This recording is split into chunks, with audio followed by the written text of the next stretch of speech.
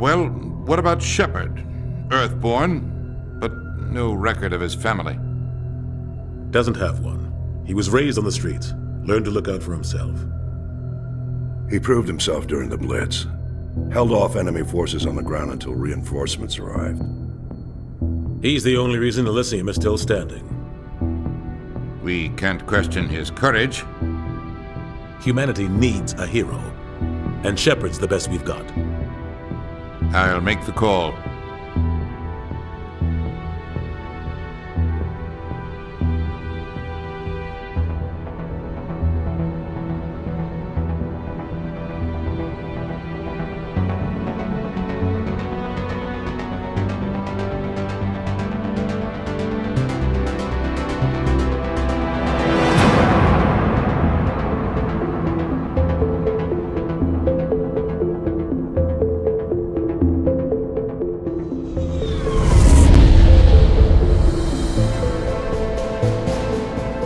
Prime relay is in range. Initiating transmission sequence. Commander?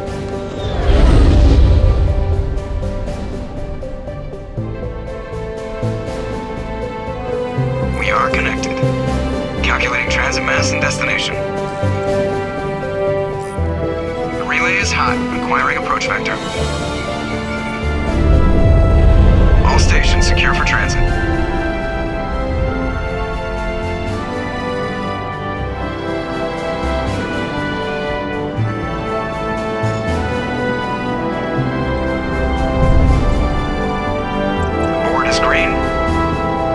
Has begun.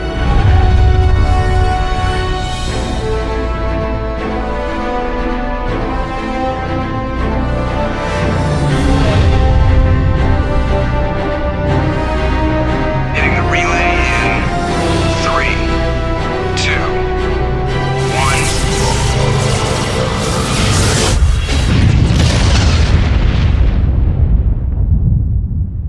1. Thrusters, check. Navigation, check. Internal emissions sync engaged. All systems online. Drift, just under 1,500K. 1,500 is good. Your captain will be pleased. I hate that guy. Nihilus gave you a compliment, so you hate him. You remember to zip up your jumpsuit on the way out of the bathroom? That's good. I just jumped us halfway across the galaxy and hit a target the size of a pinhead, so that's incredible. Besides, Spectres are trouble. I don't like having them on board. Call me paranoid. You're paranoid. The Council helped fund this project. They have a right to send someone to keep an eye on their investment. Yeah, that is the official story. But only an idiot believes the official story. They don't send Spectres on shakedown runs. So there's more going on here than the captain's letting on. Joker, status report. Just cleared the mass relay, Captain. Stealth systems engaged. Everything looks solid. Good. Find a comm buoy and link us into the network. I want mission reports relayed back to Alliance brass before we reach Eden Prime. Aye, aye, Captain. Better brace yourself, sir. I think Nihilus is headed your way. He's already here, Lieutenant.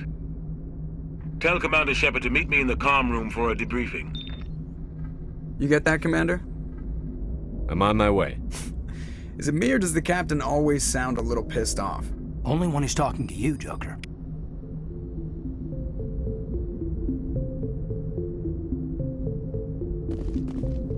The Captain's waiting for you in the comm room, Commander. You probably don't want to keep the Captain waiting, Commander. I'm telling you, I just saw him. He marched by like he was on a mission. He's a Spectre. They're always on a mission. And we're getting dragged, right along with him. Relax, Presley. You're gonna give yourself an ulcer. Congratulations, Commander. Looks like we had a smooth run. You heading down to see the Captain? Sounds like you don't trust Arturian guest. Sorry, Commander. Just having a chat with Adams down at engineering. I didn't mean to cause any trouble. But you have to admit, something's odd about this mission. The whole crew feels it. You think the Alliance brass is holding out on us?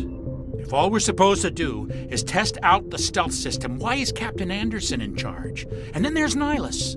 Spectres are elite operatives, top covert agents. Why send a Spectre, a Turian Spectre, on a shakedown run? It doesn't add up. What do you know about the stealth systems? I just know it masks our location from scans and sensors. Cutting-edge technology. The Normandy's the only ship with this prototype drive. But why are we fully staffed? A skeleton crew would be cheaper, less chance of security leaks too. Plus there's Nihilus.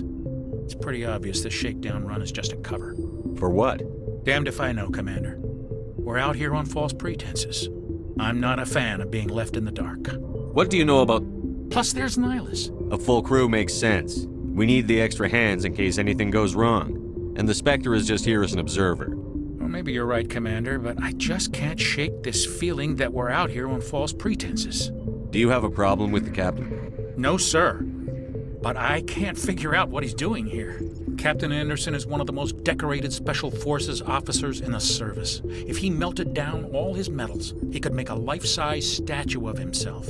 You don't send a soldier like that on a do-nothing mission. He's treating this shakedown run too seriously.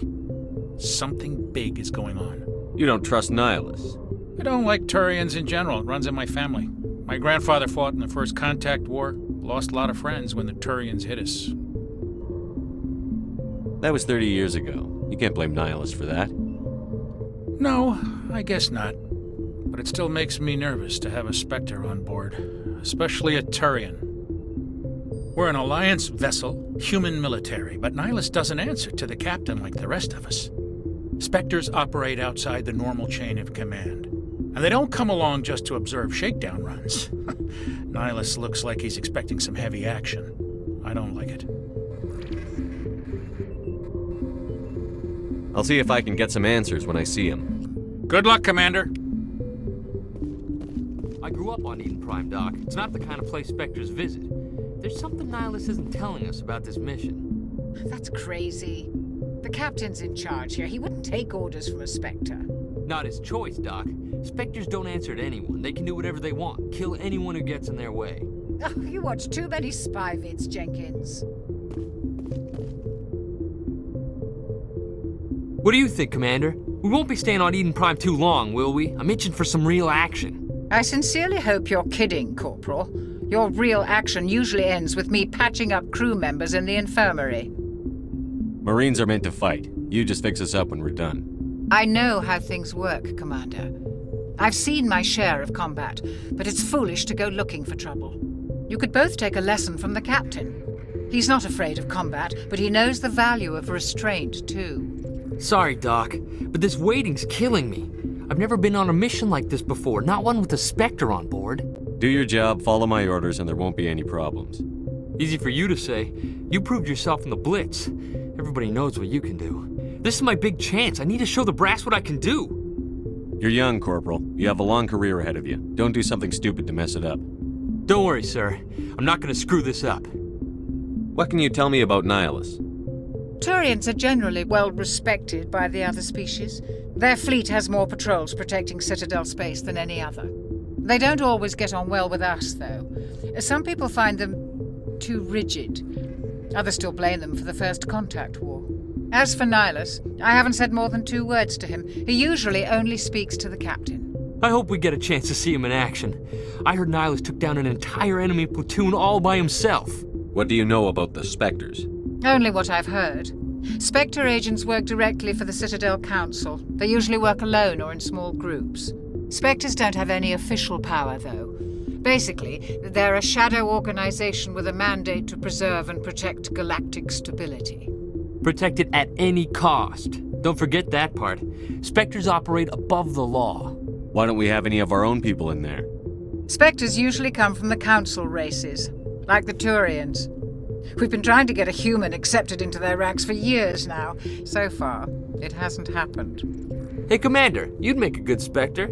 You're a war hero, right?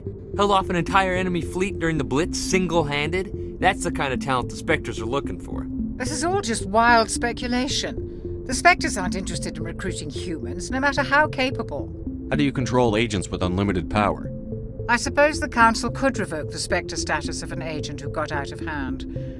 At that point, Citadel Security Services would take over. Those C-Sec grunts wouldn't stand a chance. The Spectres were 20 ordinary soldiers. The Spectres police themselves. An agent goes rogue, they send another agent to take him down. That's Spectre justice. The Corporal's confusing romantic legends with reality, Commander. You're from Eden Prime, aren't you, Jenkins? What's it like? It's very peaceful, Commander. They've been real careful with development so you don't have any city noise or pollution. My parents lived on the outskirts of the colony. At night, I used to climb this big hill and stare across the fields back at the lights from the main settlement. It was gorgeous. But when I got older, I realized it was a little too calm and quiet for me. That's why I joined the Alliance. Even Paradise gets boring after a while. Any idea why Eden Prime was chosen as our destination? Not really sure, Commander. Eden Prime's one of our most stable colonies. Good place to take the Normandy for a shakedown run, I guess. No real danger there. There's gotta be something else going on. We've got a Spectre on board. That's why I'm so wound up. I can't wait for the real mission to start. The captain's waiting for me.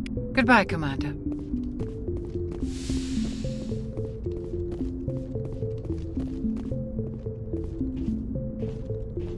Commander Shepard, I was hoping you'd get here first. It will give us a chance to talk. What about?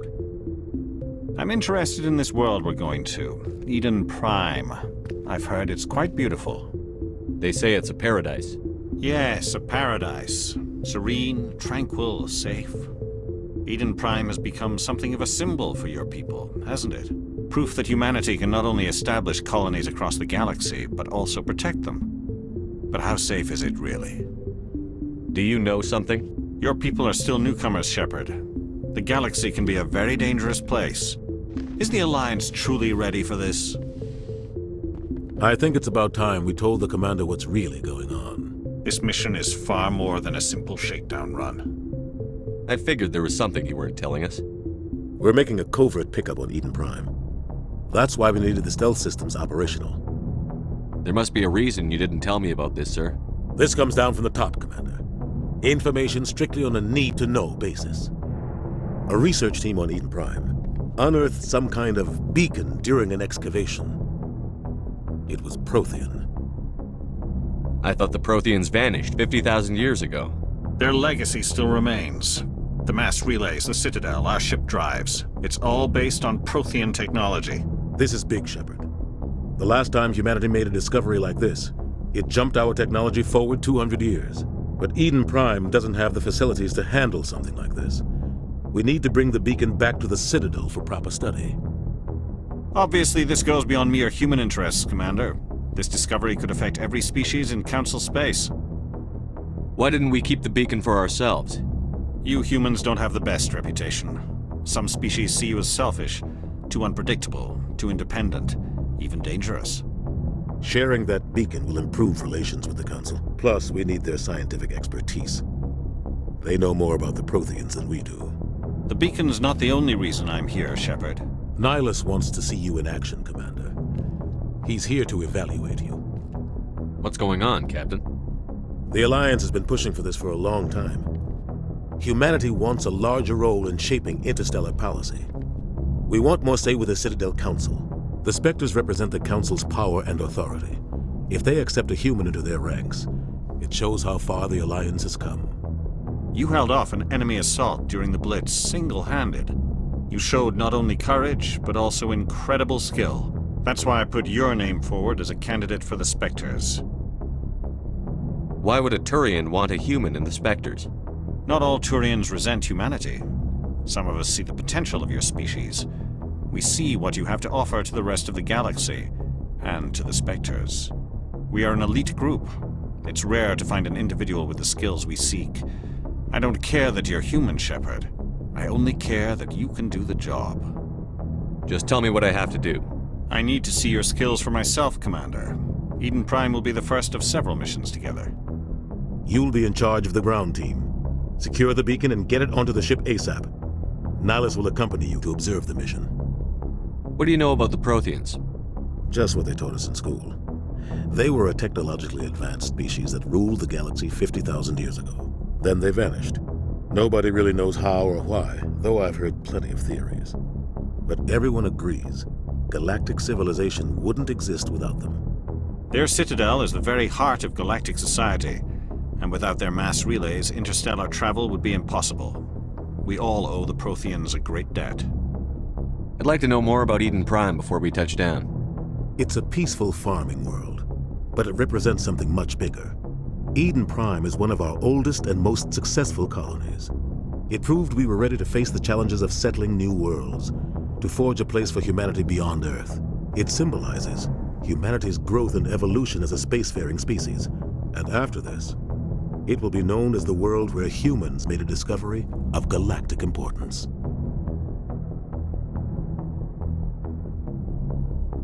Why is this beacon so important? All advanced galactic civilization is based on Prothean technology, even yours. If we hadn't discovered those Prothean ruins buried on Mars, we'd still be stuck on Earth. That was just a small data cache. Who knows what we can learn from this beacon? What if it's a weapons archive? We can't let it fall into the wrong hands. Like who? The Attican Traverse isn't the most stable sector of Citadel space. There are plenty of raiders and criminal groups active in the region. They might figure a Prothean beacon is worth the risk of attacking an Alliance ship.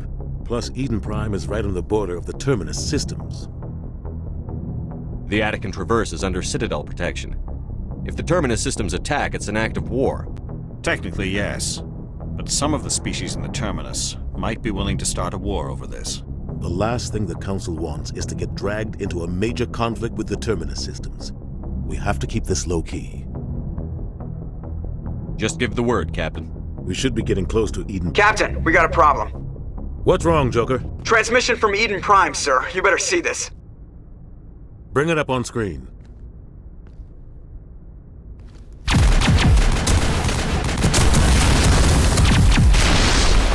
Get down!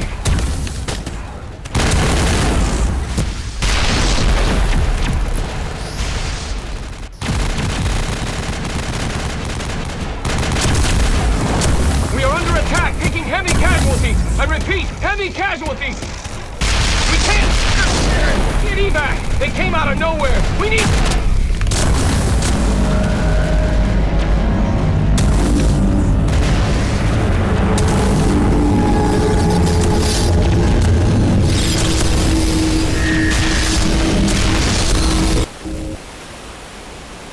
Everything cuts out after that. No comm traffic at all. Just goes dead. There's nothing. Reverse and hold at 38.5.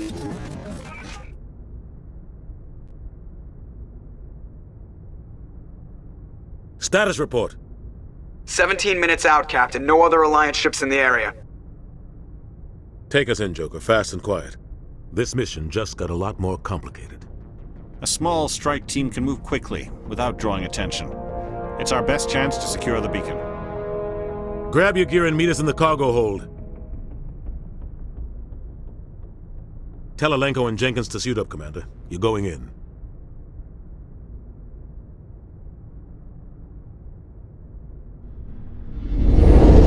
Engaging stealth systems. Somebody was doing some serious digging here, Captain. Your team's the muscle in this operation, Commander. Go in heavy and head straight for the dig site. What about survivors, Captain? Helping survivors is a secondary objective. The beacon's your top priority. Approaching drop point 1. Nihilus, you coming with us? I move faster on my own. Nihilus will scout out ahead. He'll feed you status reports throughout the mission. Otherwise, I want radio silence.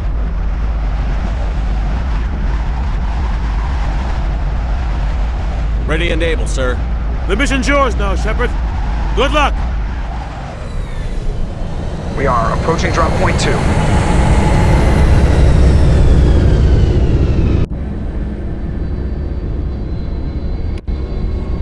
Ship perimeter secured, Commander. No sign of Nihilus. Damn, he's fast.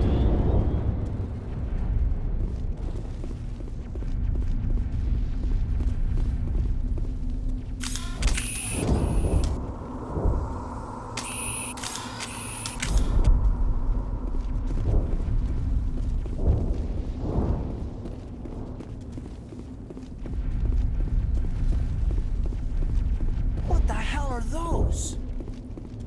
Gas bags. Don't worry, they're harmless. Freaky looking things, aren't they? Oh God, what happened here? Smells like smoke and death.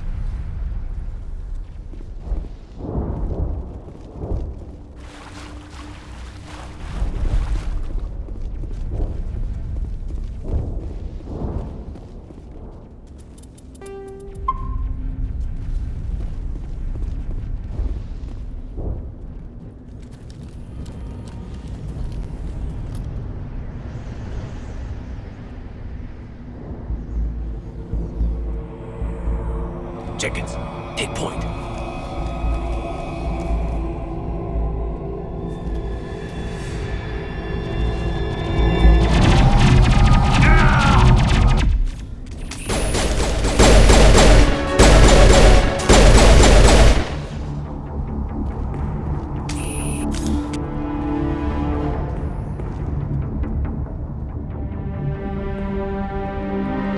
Ripped right through his shields. Never had a chance. We'll see that he receives a proper service once the mission is complete. But I need you to stay focused. Aye, aye, sir.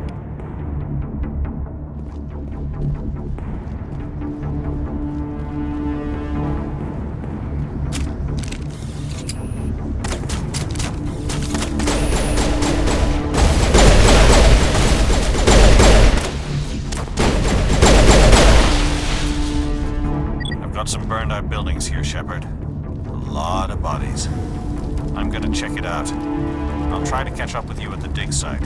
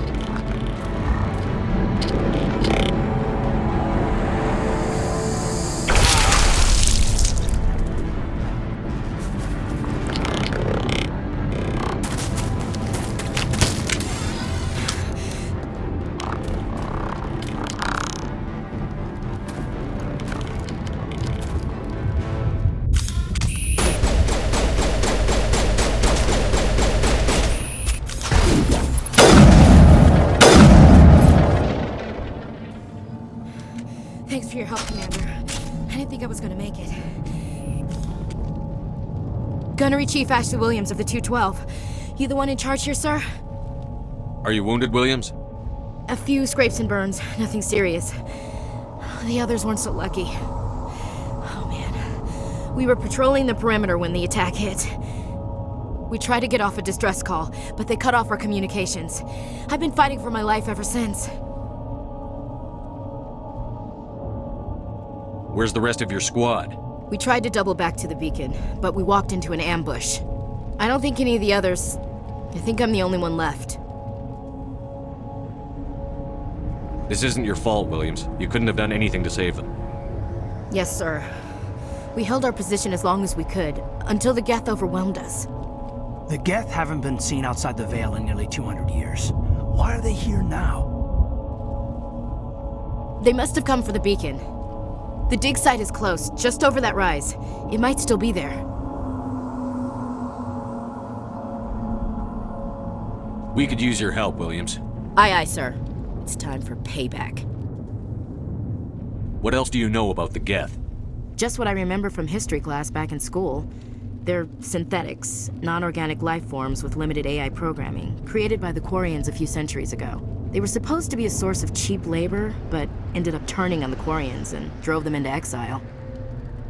Well, after that, they just kind of disappeared behind the Perseus Veil. Nobody's really heard much from them since. Tell me everything you know about the beacon.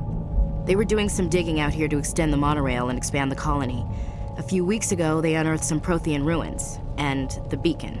Suddenly, every scientific expert in the colony was interested. That's when they brought us in to secure the site.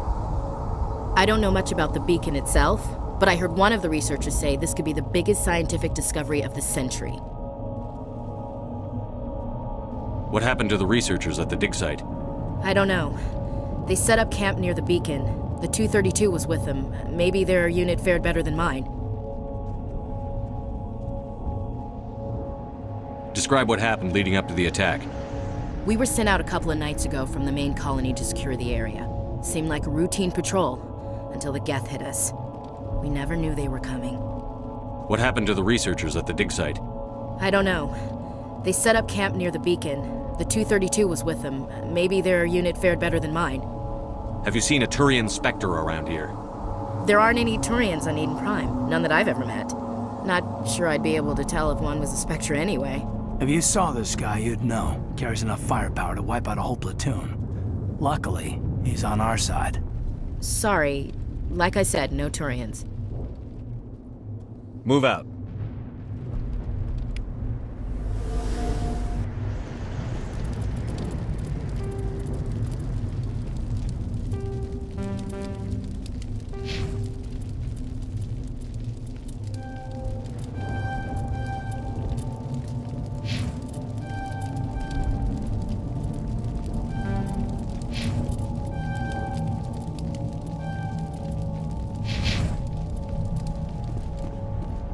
The beacon's at the far end of this trench.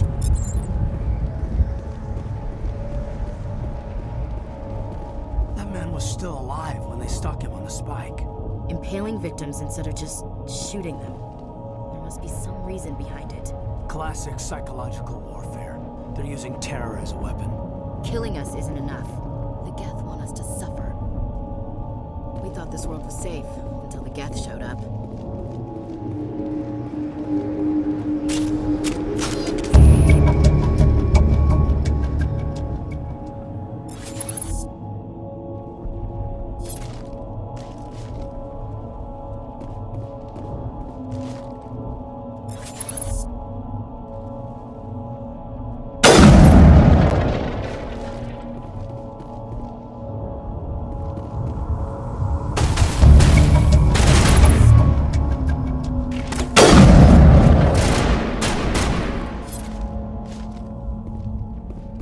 Looks like the geth beat us to it.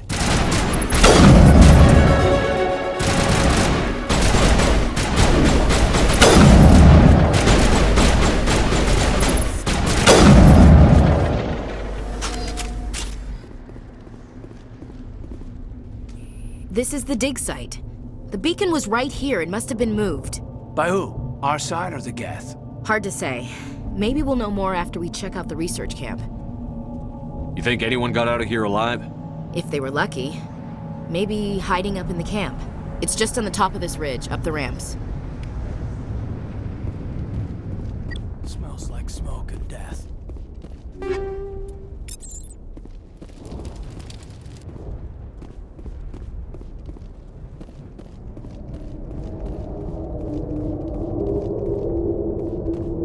Looks like they hit the camp hard.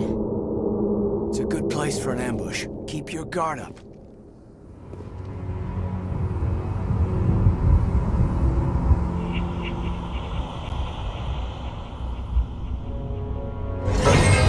Oh god, they're still alive!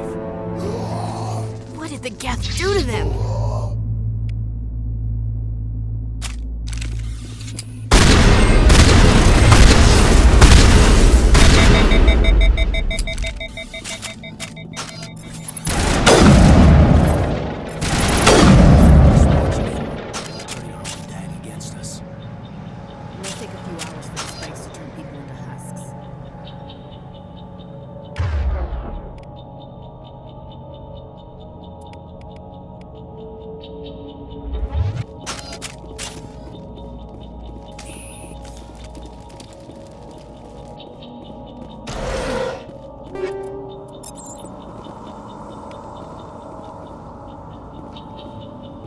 Used to be.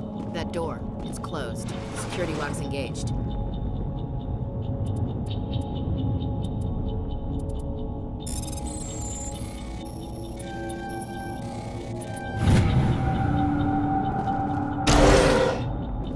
Humans. Thank the Maker. Hurry! Close the door before they come back.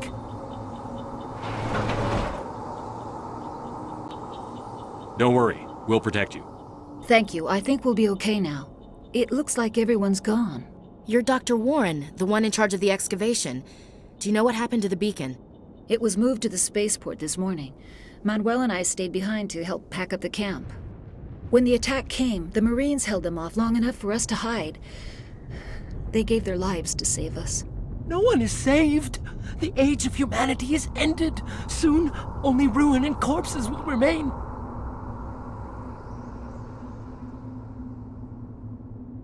What else can you tell me about the attack? It all happened so fast. One second we were gathering up our equipment, the next we were hiding in the shed while the geth swarmed over the camp. Agents of the destroyers, bringers of darkness, heralds of our extinction.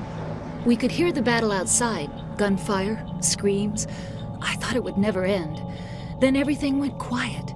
We just sat there, too afraid to move, until you came along. Did you notice a Turian in the area? I saw him, the Prophet, leader of the enemy. He was here before the attack. That's impossible. Nihilus was with us in the Normandy before the attack. He couldn't have been here. I'm sorry, Manuel's still a bit unsettled. We haven't seen your Turian. We've been hiding in here since the attack. Can you tell me anything about the beacon? It's some type of data module from a galaxy-wide communications network, remarkably well preserved. It could be the greatest scientific discovery of our lifetime. Miraculous new technologies, groundbreaking medical advances. Who knows what secrets are locked inside? We have unearthed the heart of evil, awakened the beast, unleashed the darkness. Manuel, please, this isn't the time.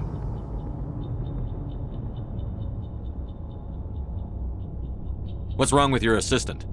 Manuel has a brilliant mind, but he's always been a bit unstable. Genius and madness are two sides of the same coin. Is it madness to see the future?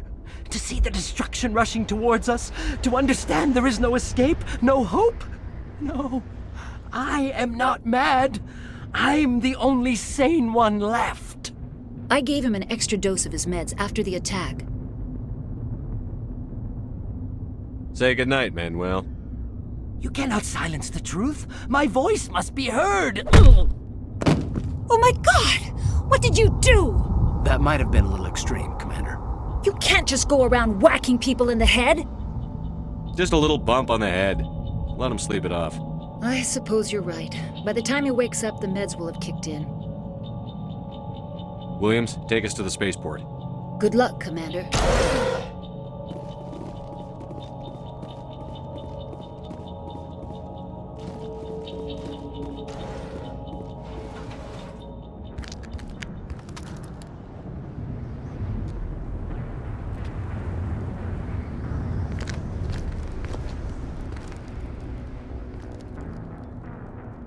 Saren.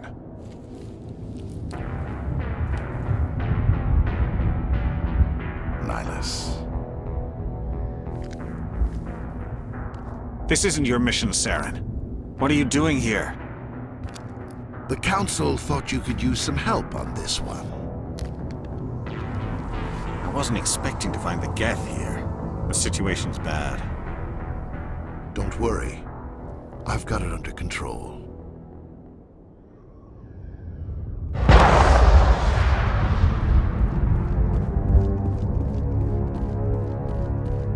What is that? Off in the distance. It's a ship. Look at the size of it.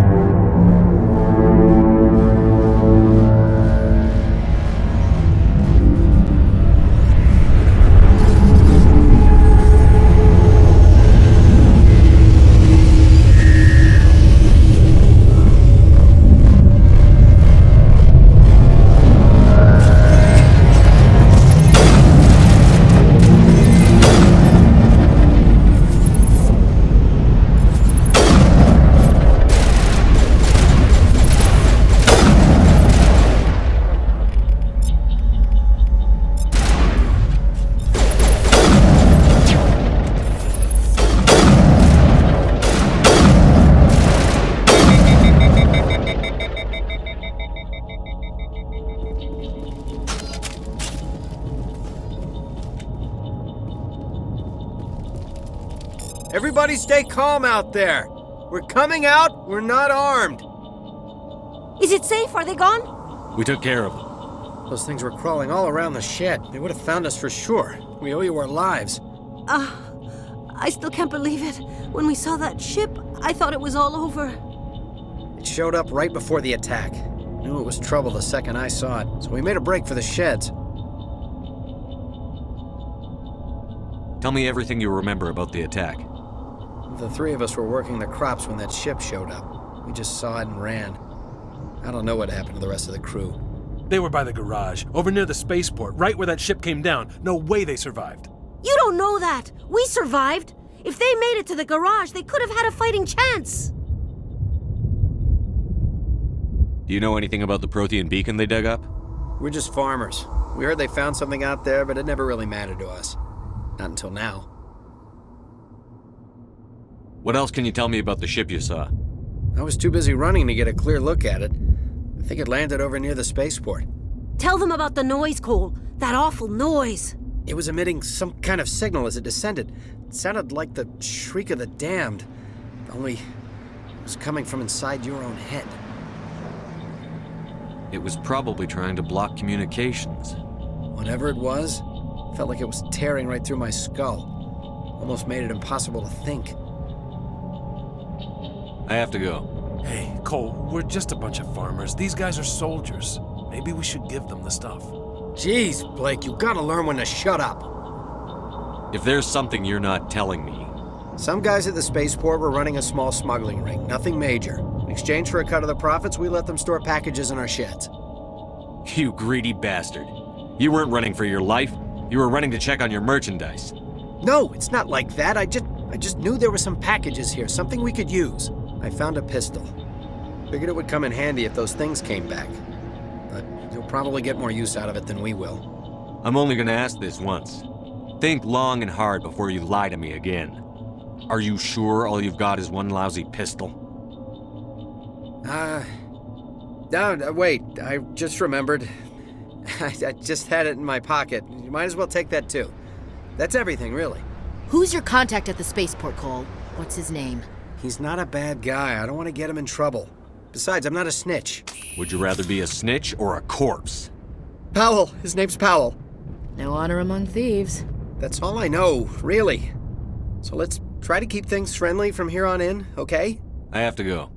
Good luck.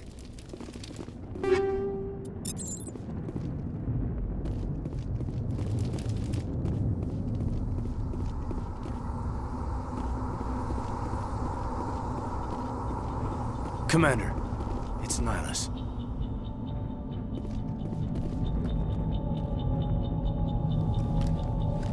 A Turian? You know him? He's a Spectre. He was with us at the Normandy. Something's moving, over behind those crates. Wait! Don't shoot! I'm one of you! I'm human! I like the way you hid behind those crates during the fight. Really helped us out. Thanks a lot. Me? But I'm just a dock worker. I don't even have a weapon. My name's Powell. I saw what happened to that Turian. The other one shot him.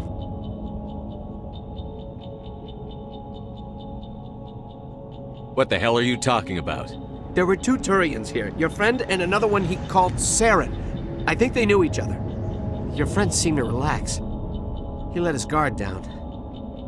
And Saren killed him. Shot him right in the back.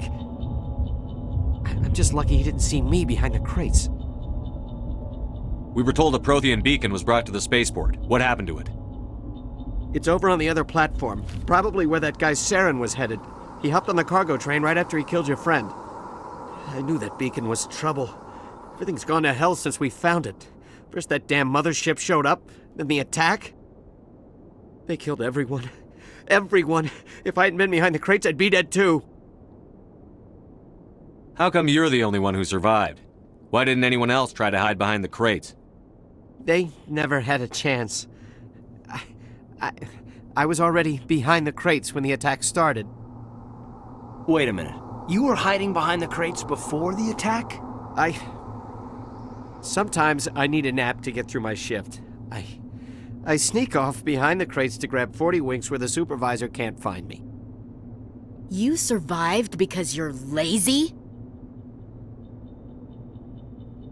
If you hadn't snuck off for that nap, you'd probably be dead just like all the others. Yeah, I guess. I don't really want to think about it. Tell me about the geth attack. It was quick. 1 minute the ship was descending, the next, those geth were swarming over the platform, thousands of them. They must have been inside that mothership. They shot anything that moved. It was a massacre. Is there anything else you can tell me about the beacon? They brought it here this morning. We loaded it up onto the train and shipped it to the other platform. Hard to believe that was only a few hours ago. Feels like a whole other life. Tell me about this mothership you saw. I've never seen anything like it before. It was huge. Landed over near that platform. The whole place got dark as it came down. And it was making this noise, this sound that bored right into your brain. That's what woke me up. The attack came a few minutes later.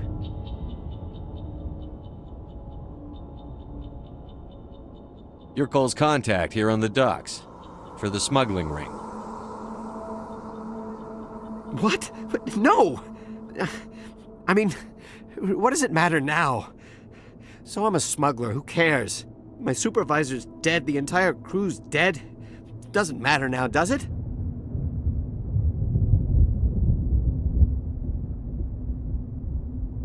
Anything hidden nearby that we could use against the geth?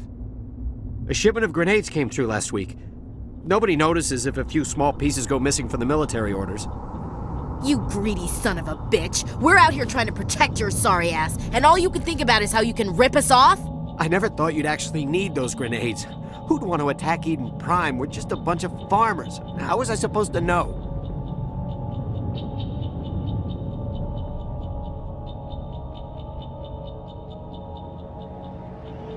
Just give me the grenades. They're yours. Take them. My smuggling days are over, I swear.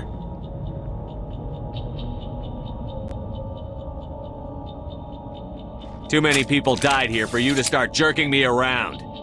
Okay, all right. There was something else. Could be worth a fortune. Experimental technology, top of the line. Take it. I don't need it. I didn't want anyone to get hurt. Really, I'm sorry. We need to find that beacon before it's too late. Take the cargo train. That's where the other Turian went. I can't stay here. I need to get away from all this.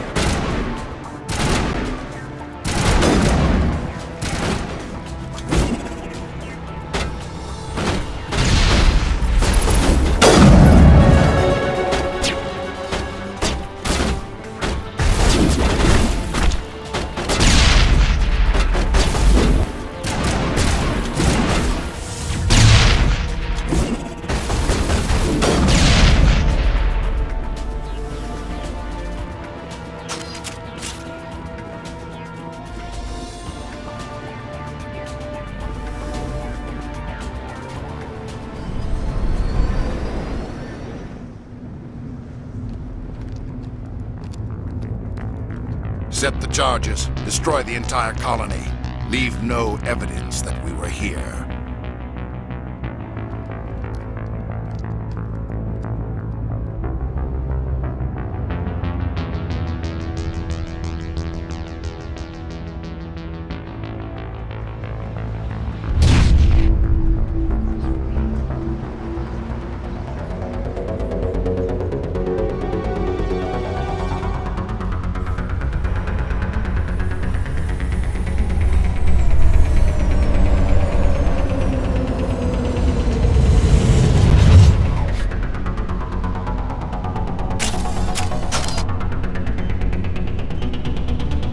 Demolition charges. The geth must have planted them. Hurry! We need to find them all and shut them down.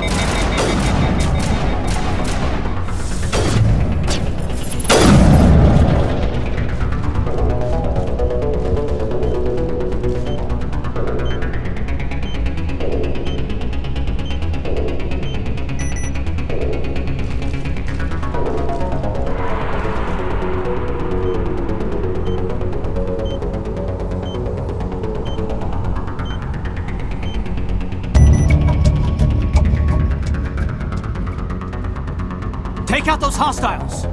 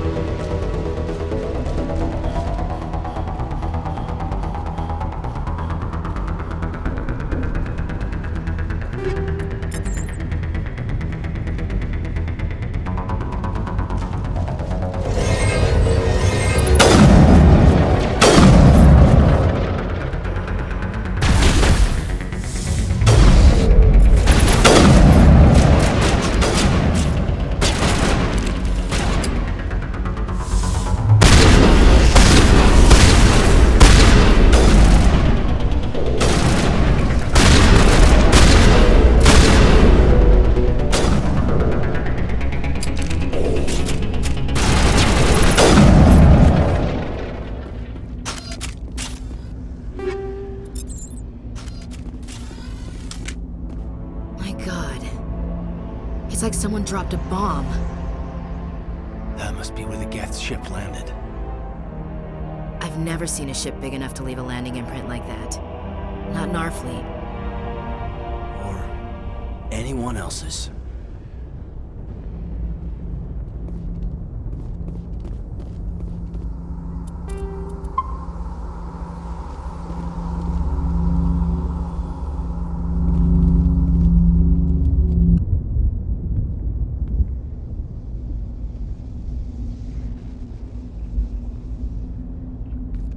Normandy, the beacon is secure. This is amazing. Actual working Prothean technology. Unbelievable. It wasn't doing anything like that when they dug it up. Something must have activated it. Roger, Normandy. Standing by.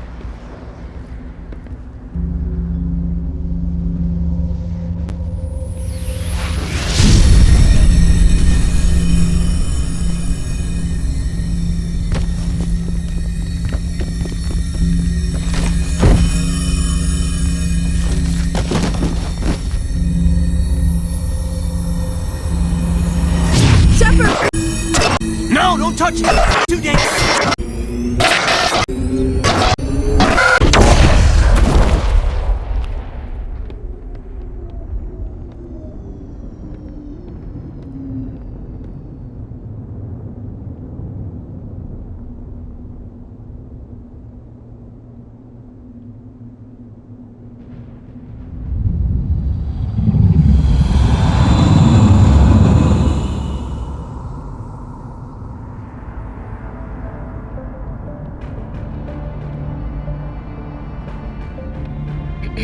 We identified the ship that touched down on Eden Prime.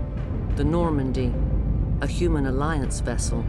It was under the command of Captain Anderson. They managed to save the colony. And the beacon. One of the humans may have used it.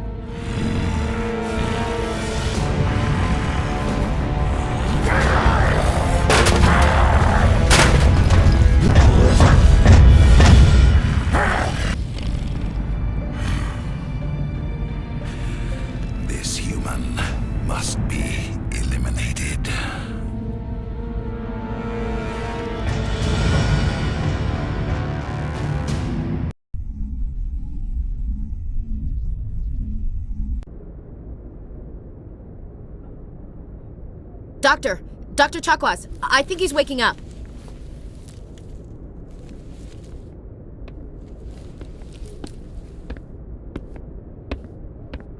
You had us worried there, Shepard.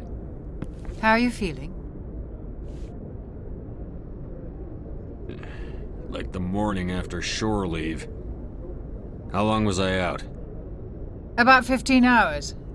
Something happened down there with the beacon, I think. It's my fault. I must have triggered some kind of security field when I approached it. You had to push me out of the way. Where's the beacon now?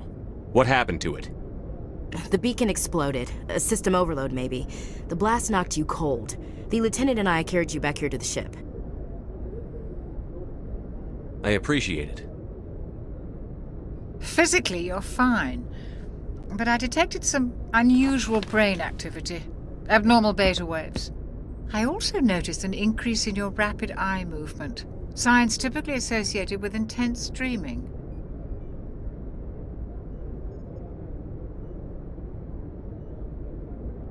I saw... I'm not sure what I saw. Death? Destruction? Nothing's really clear.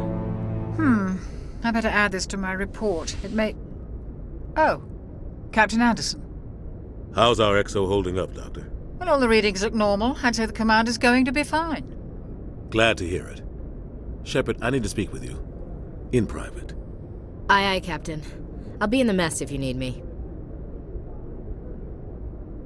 Sounds like that beacon hit you pretty hard, Commander. Are you sure you're okay?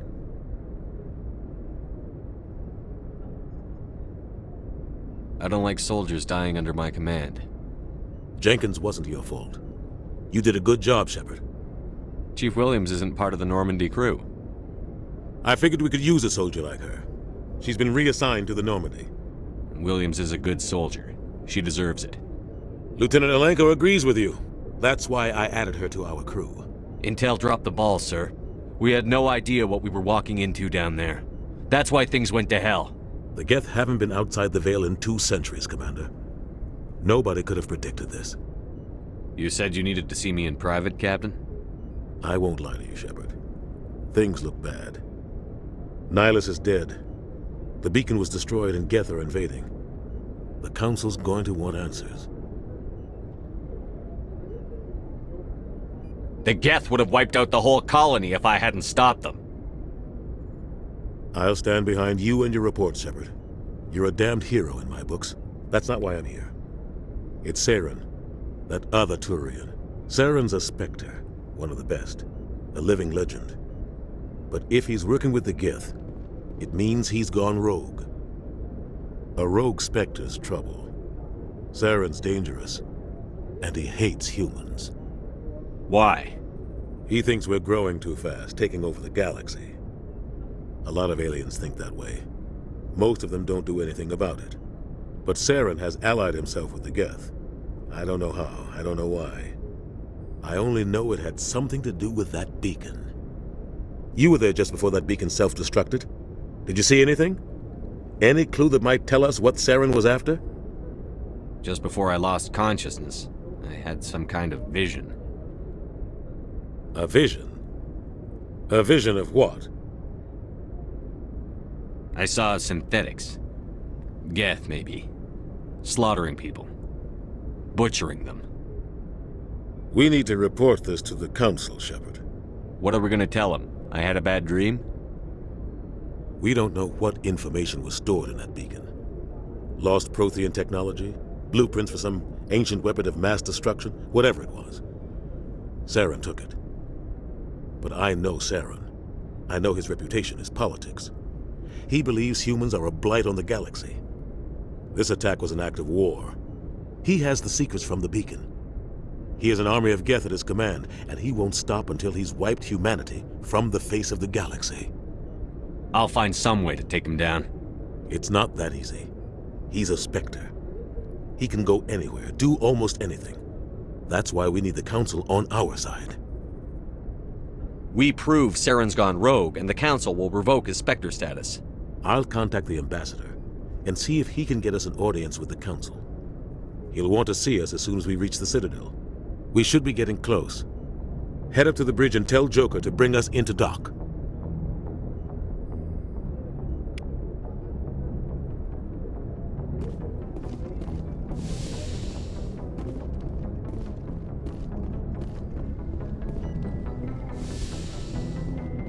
Hey, Commander. I'm glad you're okay, Commander.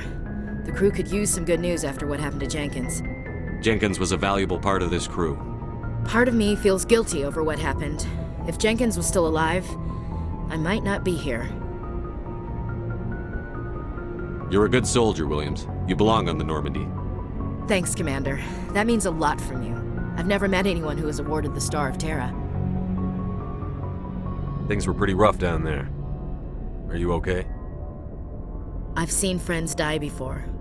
Comes with being a Marine. But to see my whole unit wiped out, And you never get used to seeing dead civilians. But things would have been a lot worse if you hadn't shown up. We couldn't have done it without you, Williams. Thanks, Commander. I have to admit, I was a little worried about being assigned to the Normandy. It's nice when someone makes you feel welcome. I think you're gonna fit in here just fine, Williams. Thanks, Commander. Joker's waiting for you on the bridge, Commander. Yes, Commander? Is there something you need? How did you end up serving on an Alliance ship? I enlisted right out of med school. Earth always seemed boring to me. Too safe, too secure. I figured the colonies were teeming with exotic adventure.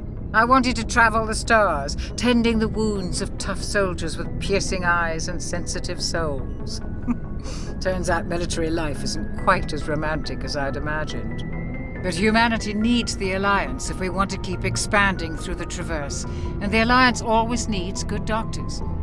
So I stayed on to do my part. Ever think you made the wrong choice? Sometimes I think about opening a private practice back on Earth, or maybe taking a position at one of the new med centers out in the colonies. But there's something special about working on soldiers. If I left the Alliance now, I'd feel like I was abandoning them. What do you know about Captain Anderson? I've served with him for a few tours now. He knows when to let things slide and when to crack the whip. The crew knows he's seen pretty much anything they'll ever run into. And he cares about the people under his command. How well do you know the lieutenant? I'd never worked with him before this mission. But he has an impressive service record, over a dozen special commendations. Tends to keep to himself, though. Maybe because of the headaches. It's not easy being an L2. What does that have to do with it? You're lucky, Commander.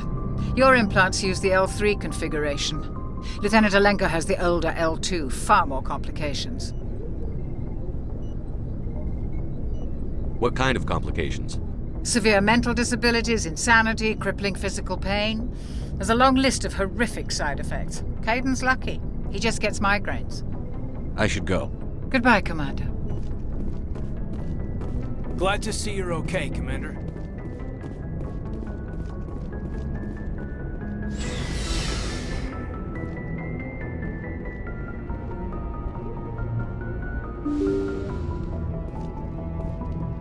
I'm glad you're okay, Commander.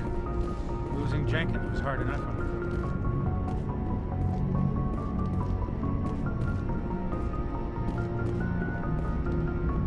Good timing, Commander. I was just about to bring us into the Citadel. See that taxpayer money at work.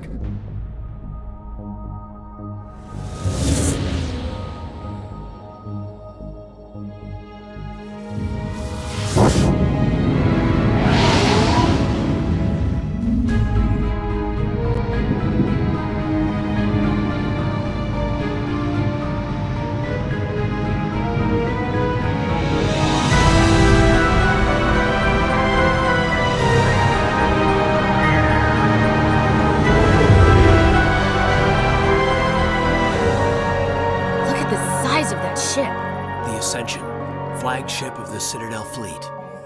Well, size isn't everything. Why so touchy, Joker? I'm just saying you need firepower, too. Look at that monster. Its main gun could rip through the barriers in any ship in the Alliance fleet.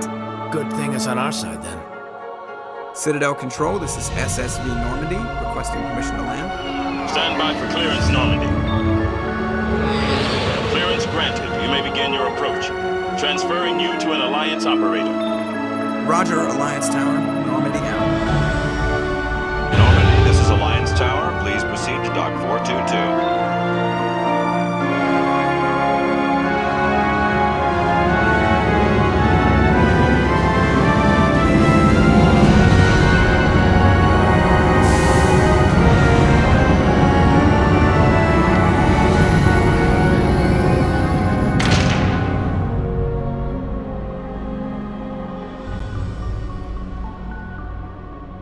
This is an outrage!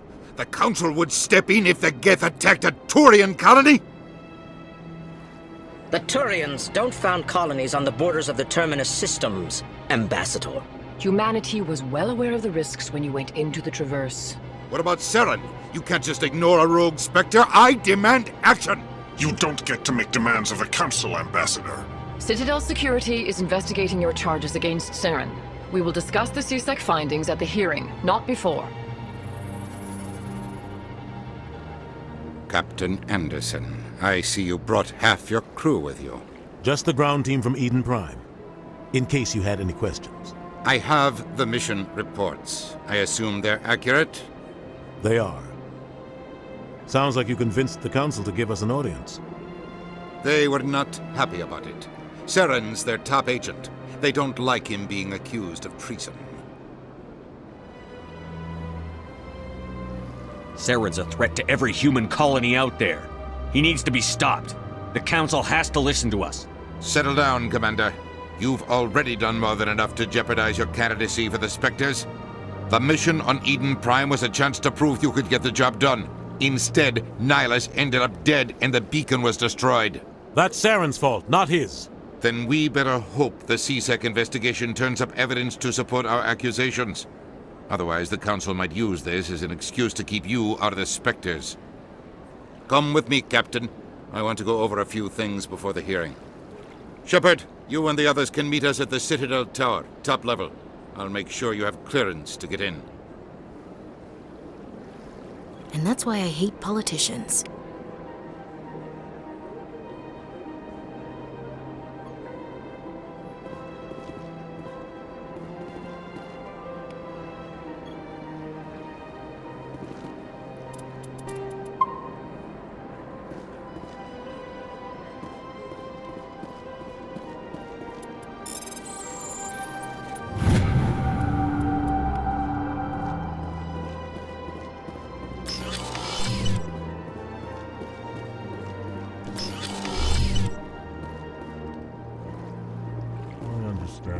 Saying, but these allegations are very serious. I can't just... This is serious. My reputation is at stake. I spoke with the consort in confidence, and her alone, and she betrayed that confidence. All right. I will look into it for you. In the meantime, do not do anything rash. Pleased greeting. Human, it is always good to see your kind. I am Ambassador Kalen. Genuine query. Is there something I can do for you this day? Why do you explain what you're about to say? Our people communicate less through words and more through scent and slight movements. Plainly, we discovered our vocal expression was not enough to convey the feelings of our conversations to other species. Why do you bother, Kalen? These Earth Clan don't really care about our ways. Remorseful response, Din. You don't truly believe that, and if you do, I am very sorry for you. Why do you explain what you're... Remorseful response. Tell me more about your species. Genuine enthusiasm. I delight in telling the history of my people. It is agreeable to share our culture with others. Tell me about the history and origins of the Elcor. The Elcor were just beginning to explore Council's space when the Asari first made contact with us. With their help, we discovered the relay closest to our system, and from there the Citadel. Proudly, within one lifetime we established a regular route to the Citadel, and quickly became one of the more active species living on this great station. I'd like to know more about the culture of the Elcor. Frankly, we Elcor prefer the safety and familiarity of our own colonies to the confines of space travel. Our society is built on small, tight-knit groups. Though we are always welcoming to outsiders, our government tends to be very stable. Our people are not very comfortable with sudden changes. What do you do here? Modestly, I work to bring the problems and the requests of the Elcor groups to the attention of the Council. Ha! They only give us these positions to keep us quiet.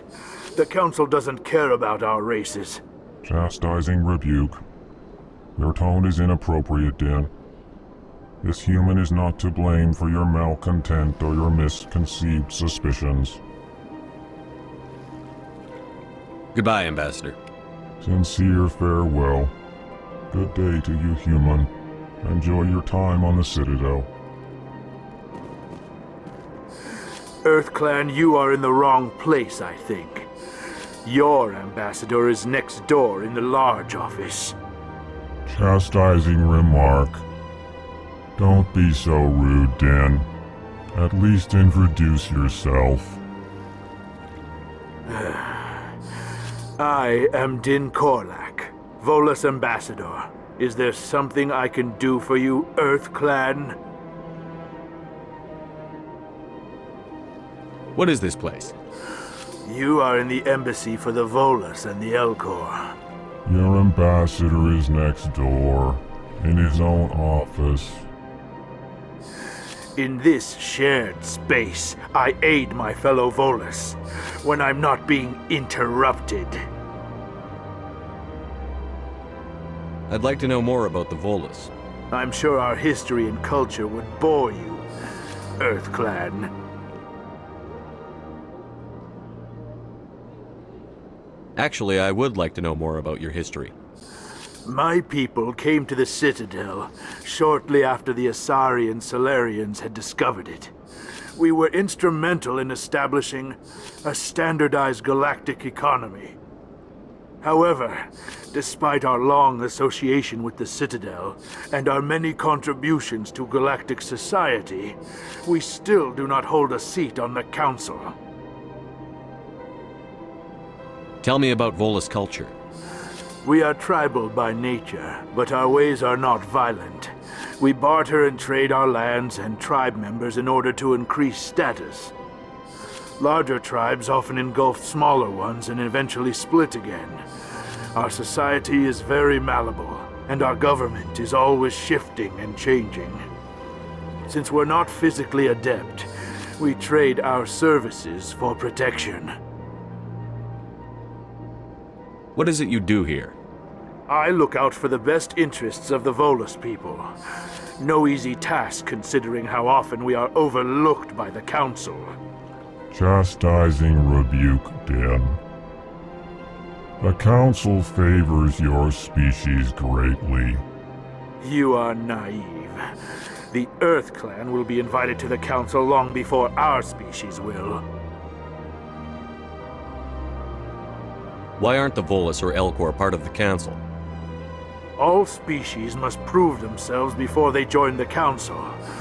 All but the EarthClans, it would seem. Dismissive. Ignore the Volus ambassador, human. He is incorrect in his assessment. Really? How long have we been waiting? How long do you think we'll continue to wait?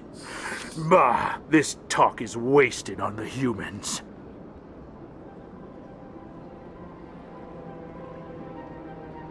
You seem to have a bit of a chip on your shoulder, Din. You humans are new to the Citadel, and yet the Council has granted you great favor. Chastising rebuke, Din. Your species has always been granted many concessions. Volus territory has expanded tenfold since coming to the Citadel. Details. We still have no real say in the decisions that affect Citadel space. Goodbye, Ambassador. Yes, yes. Good day, EarthClan. Hello there, human. Sincere apology, but I am here on business and cannot be distracted right now. You seem distressed. Is there something I can do to help? Alarmed response. You overheard that, did you? This is all going so wrong, and it is the Asari consort's fault. She's the one who started all this. What did this Asari do to get you so upset? I cannot speak more about this problem. It is too sensitive. Suffice it to say, she has compromised my authority as a diplomat. Where can I find this Asari consort? She is across the bridge from here. Her offices are easy enough to spot. Good day, human.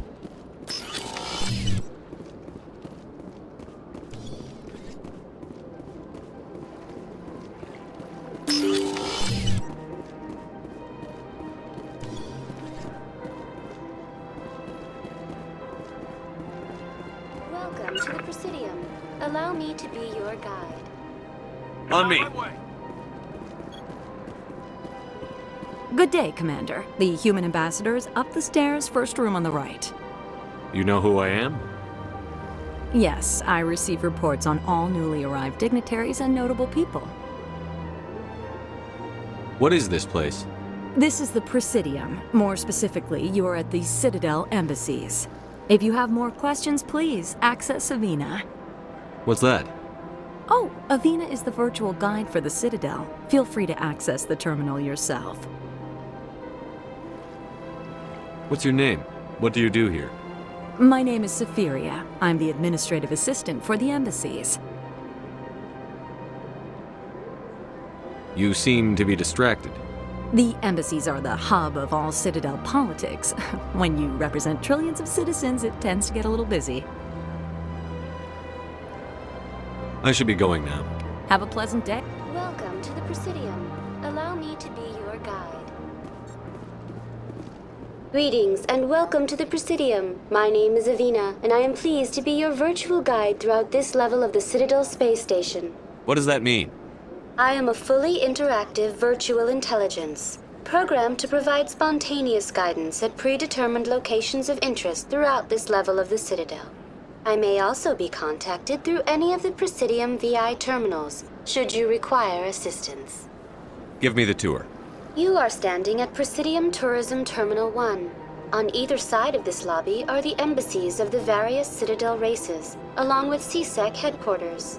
On the far end of this level, you can see the Citadel Tower, where the Council meets regularly to discuss matters of interstellar importance.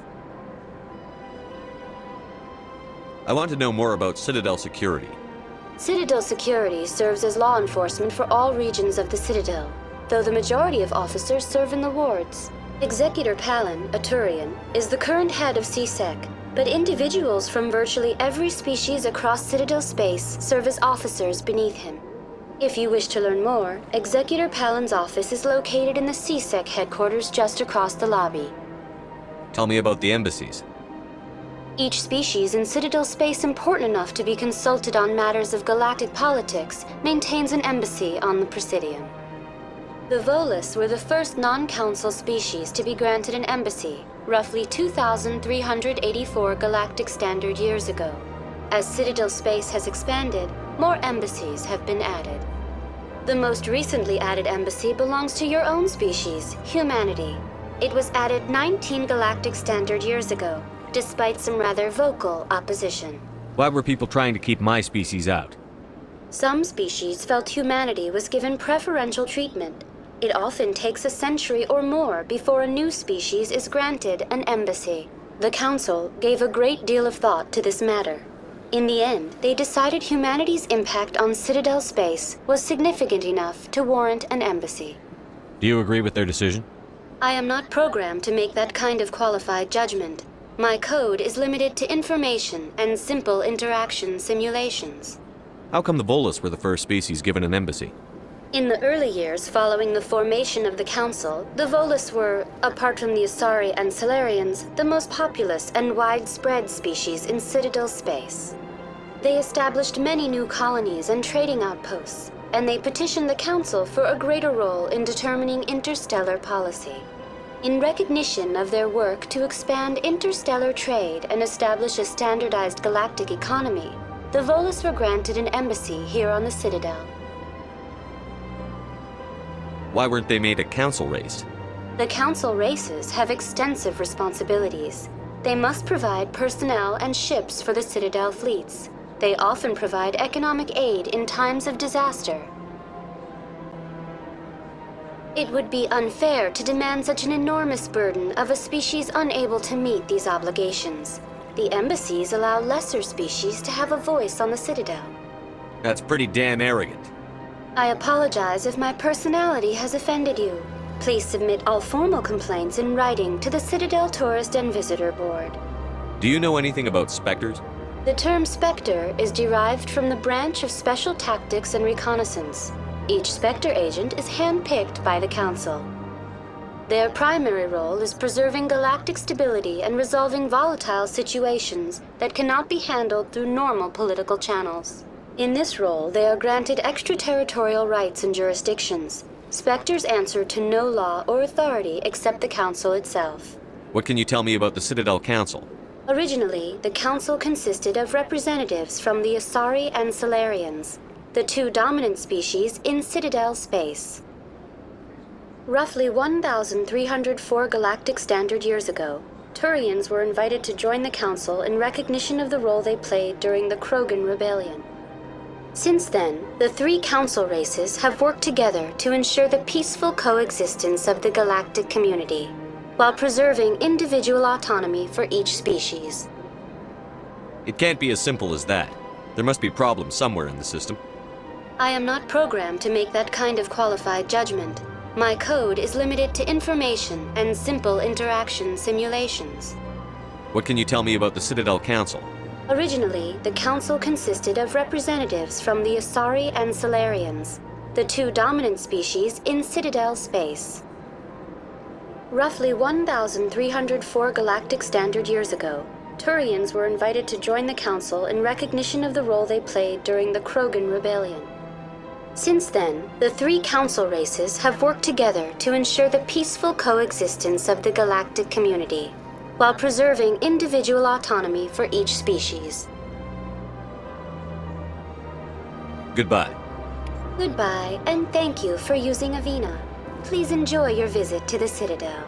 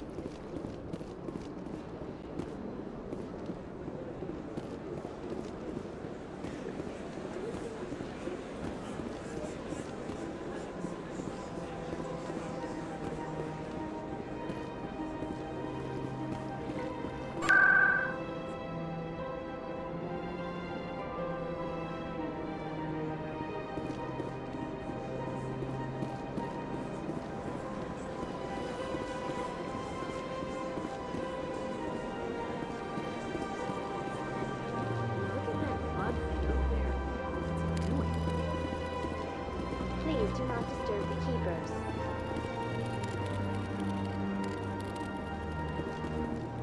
Welcome to Presidium Tourism Terminal 2. You are standing near the base of the Citadel Tower, one of the Presidium's most recognizable and important structures. Behind me is the spectacular Relay Monument, a scale model representation of a Prothean mass relay. To your left is one of the Keepers, the enigmatic caretakers of the Citadel, working on a control panel. You may see Keepers involved in various tasks throughout all levels of the Citadel. We ask that you do not interfere with them in any way. The Keepers are essential to the smooth operation of the Citadel. Obstructing their daily work will result in harsh penalties, including incarceration and rehabilitation. Tell me about the Relay Monument. Discovered by the Asari who first arrived at the Citadel, the Relay Monument is one of the station's most interesting and controversial features. What is the meaning behind this striking piece of art? Is it a tribute to Prothean vanity? A reminder of their conquest of the galaxy through mass relay technology? Or perhaps it is a symbol of unity, a Prothean acknowledgement that the relays would eventually lead other species here to the Citadel. No one can say for sure, making the Relay Monument a favorite topic of discussion among academics and scholars. Tell me about the Citadel Tower. Housing both the Council chambers and Citadel control, the tower is one of the most important buildings on the station. Access to these areas is restricted to those with the appropriate clearance.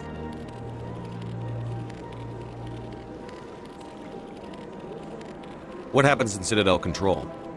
Citadel Control handles all incoming and outbound transit. Every ship within 2,000 kilometers of the Citadel is under the jurisdiction of Citadel Control. At peak capacity, they are responsible for monitoring upwards of 1,000 vessels. I'd like to hear more about the Council chambers.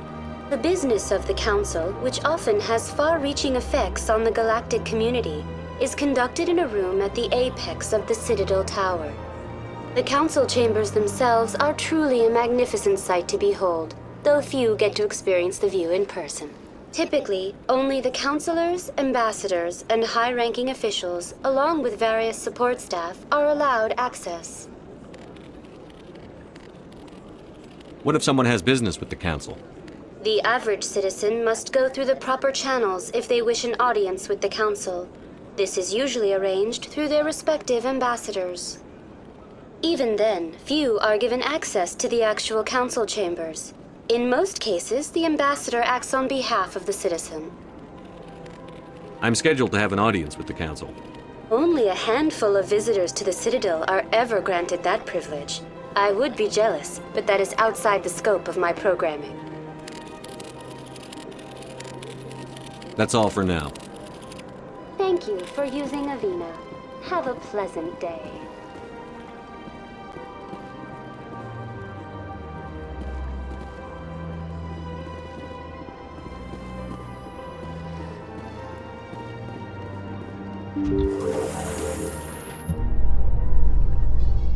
The Council isn't going to ask me any questions, are they?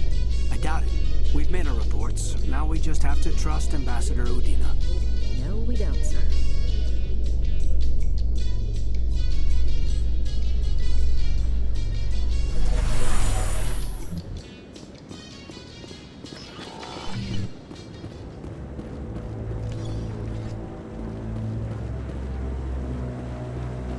Saren's hiding something.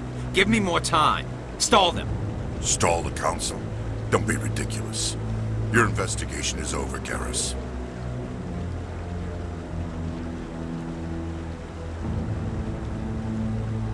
Commander Shepard, Garrus Vicarian. I was the officer in charge of the CSEC investigation into Saren. Who were you just talking to? That was Executor Palin, head of Citadel Security, my boss. He'll be presenting my findings on Saren to the Council. Come across anything I should know about? Saren's a Spectre. Most of his activities are classified. I couldn't find anything solid. But I know he's up to something. Like you humans say, I feel it in my gut. I think the Council's ready for us, Commander. Good luck, Shepard. Maybe they'll listen to you.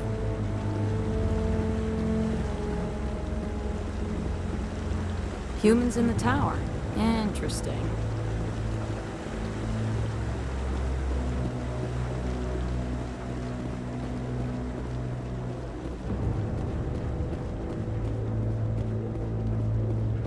Don't be ridiculous. The Volus won't be joining the Council for years. I'm not so sure. The humans are making a strong push, and you can bet the Volus will be right on their coattails if they succeed. Allowing the humans to join us is a sound strategic move. But the Volus? No. The Hanar are likely to be next, then the Elcor. You may be right. Though the Hanar need to lighten up a bit first. You just don't like them because you have trouble understanding them.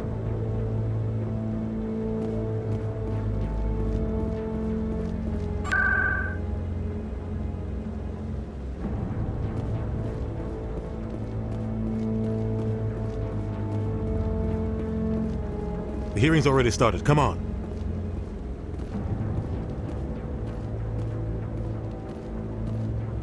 The geth attack is a matter of some concern, but there is nothing to indicate Saren was involved in any way.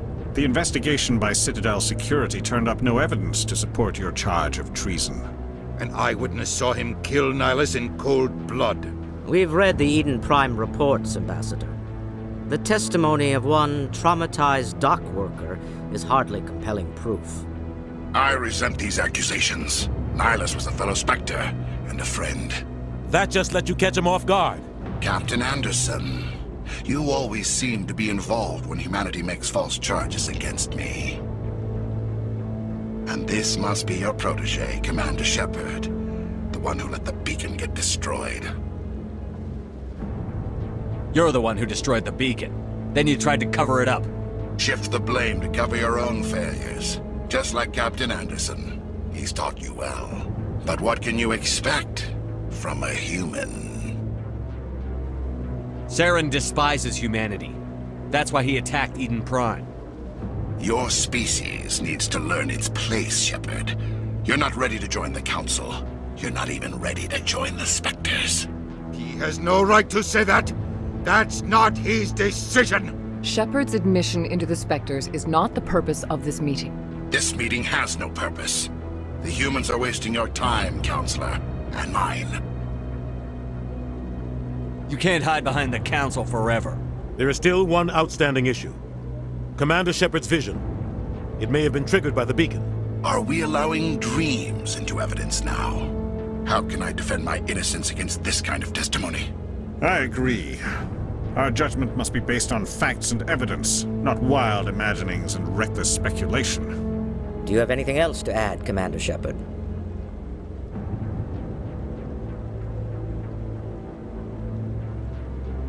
You've made your decision. I won't waste my breath.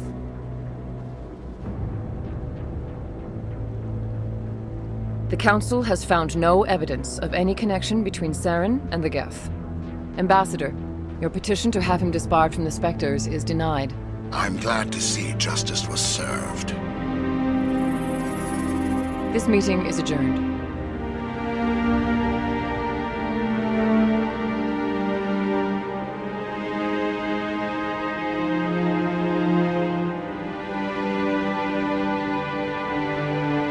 It was a mistake bringing you into that hearing, Captain. You and Saren have too much history. It made the Council question our motives. I know Saren. He's working with the geth for one reason. To exterminate the entire human race. Every colony we have is at risk. Every world we control is in danger. Even Earth isn't safe. Tell me about this history between you and Saren. I worked with him on a mission a long time ago. Things went bad. Real bad. We shouldn't talk about this here. But I know what he's like. And he has to be stopped. What's our next step? As a Spectre, he's virtually untouchable. We need to find some way to expose him. What about Garrus, that CSEC investigator? We saw him arguing with the Executor. That's right. He was asking for more time to finish his report.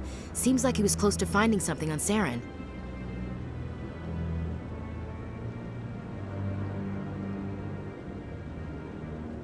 Any idea where we could find him? I have a contact in CSEC who can help us track Garrus down. His name is Harkin. Forget it. They suspended Harkin last month, drinking on the job. I won't waste my time with that loser. You won't have to. I don't want the Council using your past history with Saren as an excuse to ignore anything we turn up. Shepard will handle this. You can't just cut Captain Anderson out of this investigation. The Ambassador's right. I need to step aside. I need to take care of some business. Captain, meet me in my office later. Harkin's probably getting drunk at Cora's Den. It's a dingy little club in the lower section of the wards. Maybe there's another way to find evidence against Saren.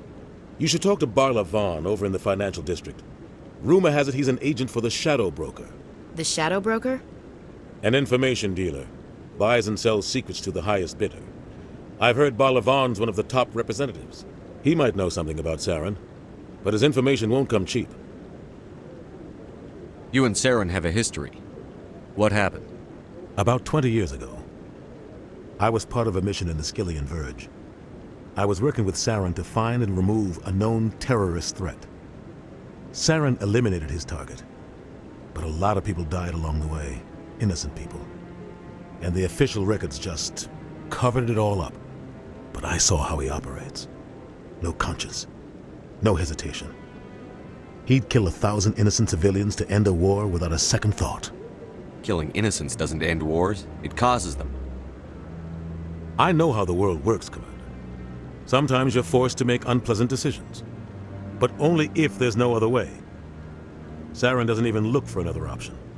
He's twisted, broken. He likes the violence, the killing. And he knows how to cover his tracks. Our ambassador doesn't seem to get along with the Council. He's just frustrated. The Council's always preaching that we need to be part of the galactic community. But for them, it's a one-way street. They want us to expand and settle unstable regions like the Skyllian Verge and the Attican Traverse. But when we run into trouble, they don't want to help us out. Everyone knows it's only a matter of time until we get a seat on the Council. The ambassador just thinks it should happen sooner rather than later. And I agree. Maybe they'd let us join the Council if we were more willing to cooperate with the other species. Of course they would. If we did everything they told us to, they'd love to have us on the Council. But it wouldn't be much of a deal for us. I understand their side. They don't want us dominating the Council. It's founded on cooperation and alliances. But we have to look out for our own interests too.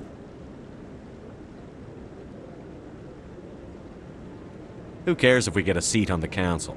What's the big deal? If the Council passes a ruling on an interstellar matter, we have to follow it. We don't have the fleets or political allies to defy them. Once we get a seat on the Council, we'll be able to influence those rulings, protect our own interests. No more jumping through hoops whenever we want something. Take this mess we're in now. If humanity had a seat on the Council, we'd just send the Citadel fleet out to take care of Saren and his geth. Problem solved. You don't think much of Harkin. The guy joined CSEC about 20 years ago. He's been an embarrassment to our species ever since. Roughing up suspects in custody, bribery accusations, alcohol and drug use.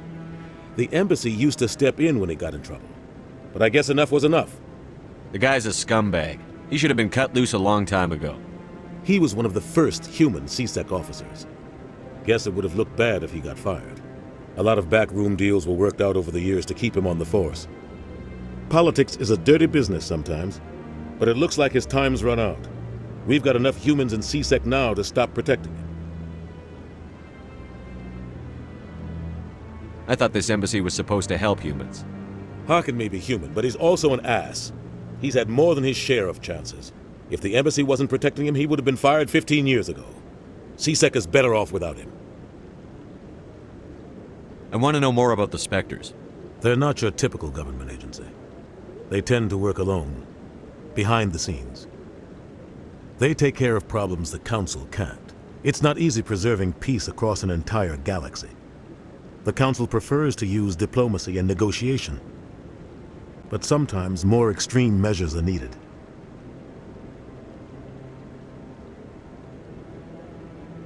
How do they decide who becomes a Spectre? You can't just apply to join. There's no training program. Spectres aren't made. They're born.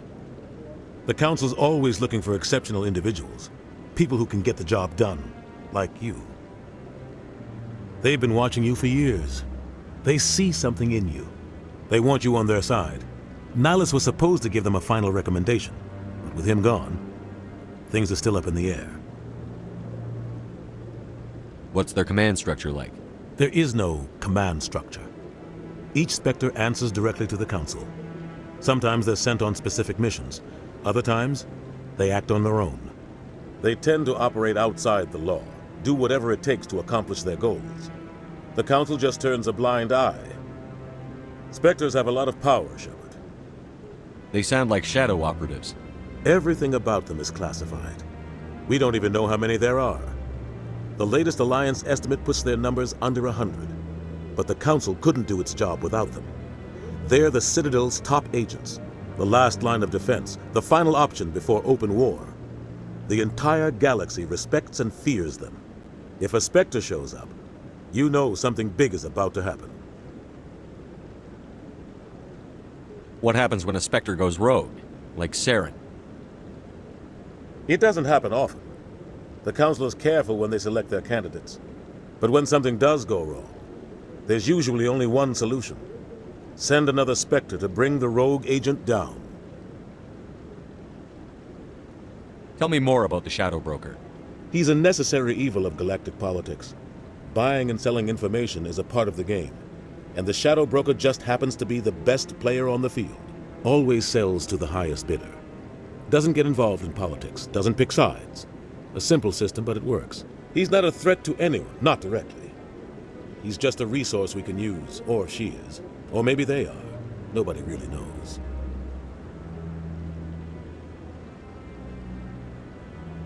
Tell me about Barlavon. He specializes in moving large sums of money without leaving a paper trail. A financial genius, doesn't do anything illegal, but he knows all the loopholes. He's got an impressive client list. Ambassadors, diplomats, Spectres. That's probably why the Shadow Broker uses him. I should go. Good luck, Shepard. I'll be over in the Ambassador's office if you need anything else.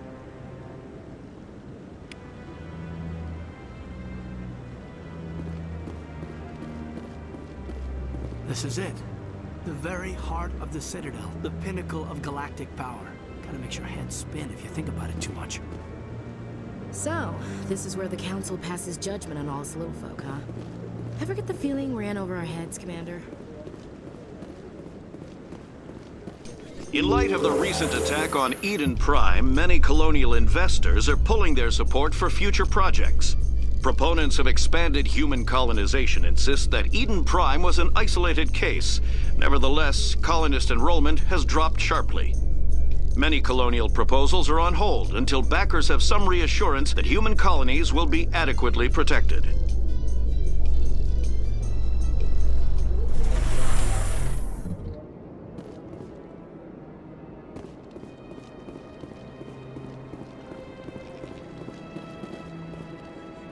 That guy's up to something. What guy? The one over by the Keeper.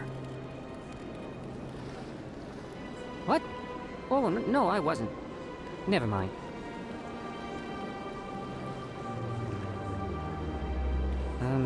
Yes, is there something you want? Why are you so interested in the Keepers? Keepers?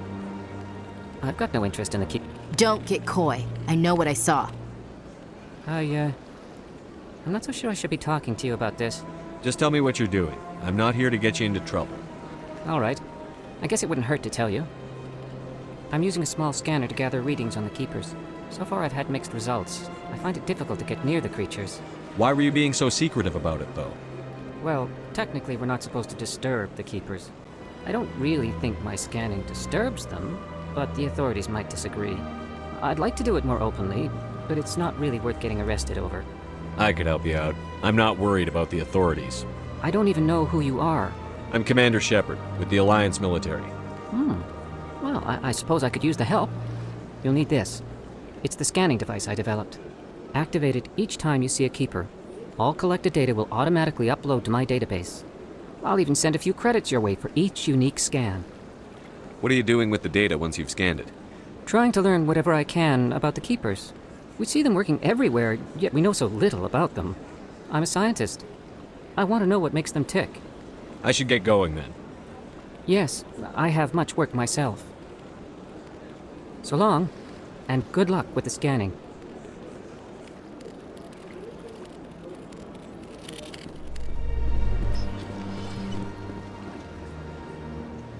A Salarian excavation team has run into an unexpected problem after unearthing a Prothean dig site. Hanar protesters have blockaded the dig site, claiming that artifacts of the Enkindlers, as the Hanar call them, should not be disturbed. The excavation team has appealed to Hanar representatives on the Citadel to reach a diplomatic solution.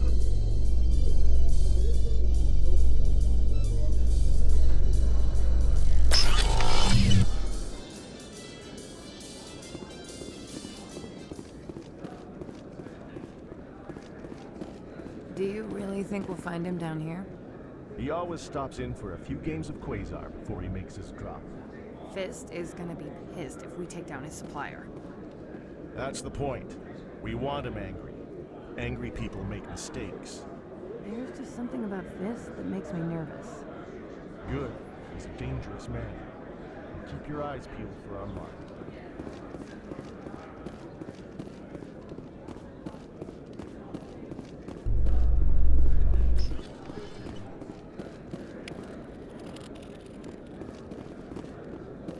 Too many lights. You can keep the Presidium. This is where the action is. Binary Helix has settled out of court with a Krogan group that had accused the Genetics Corporation of fraud.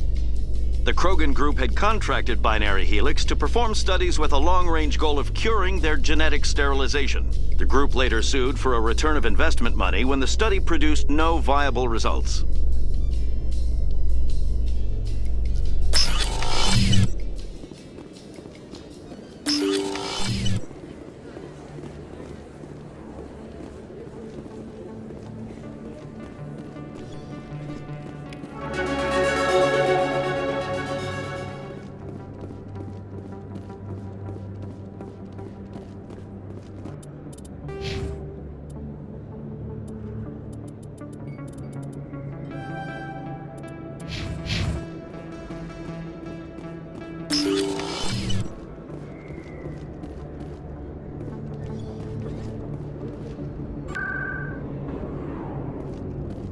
That's him.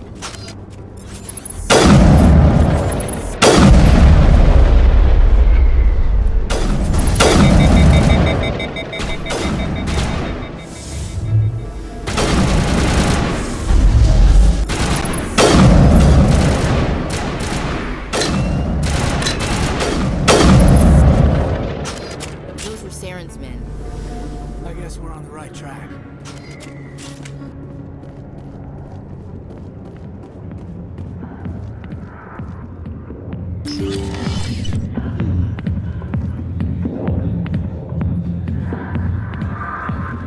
I see why this place is so popular. It's got quite the, view. Hey, Lieutenant, put your tongue back in your mouth before you trip on it. 1,000,000 light years from where humanity began, and we walk into a bar filled with men drooling over half-naked women, shaking their asses on a stage. I can't decide if that's funny or sad. What? You don't think they're here because of the food?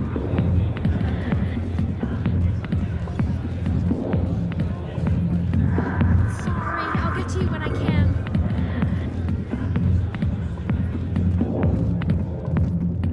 Back off, Rex.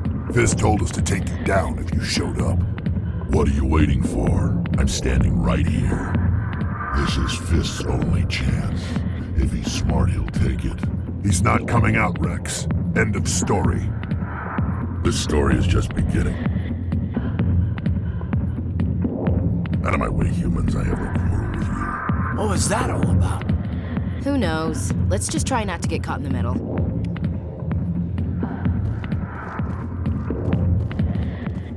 The back rooms are private, reserved for Fist and his friends. Who's Fist? He owns this club, but the customers have to stay out front. What did that other Krogan want? Rex? Personal matter. Not real chatty, is he? Goodbye. Enjoy the club.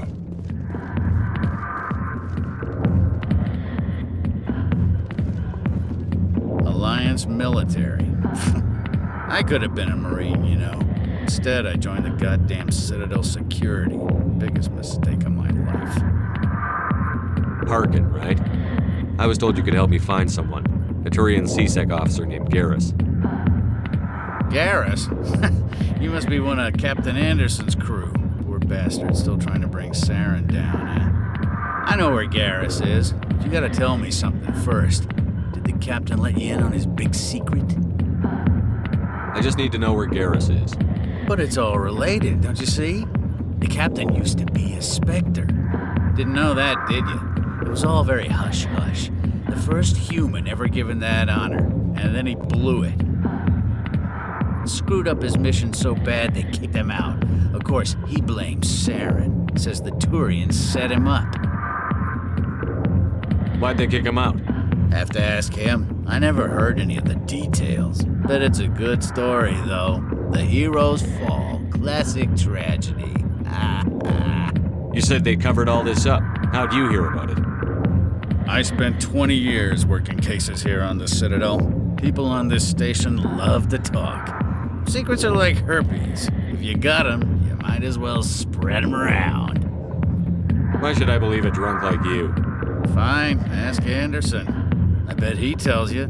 He's too stupid and proud to lie right to your face.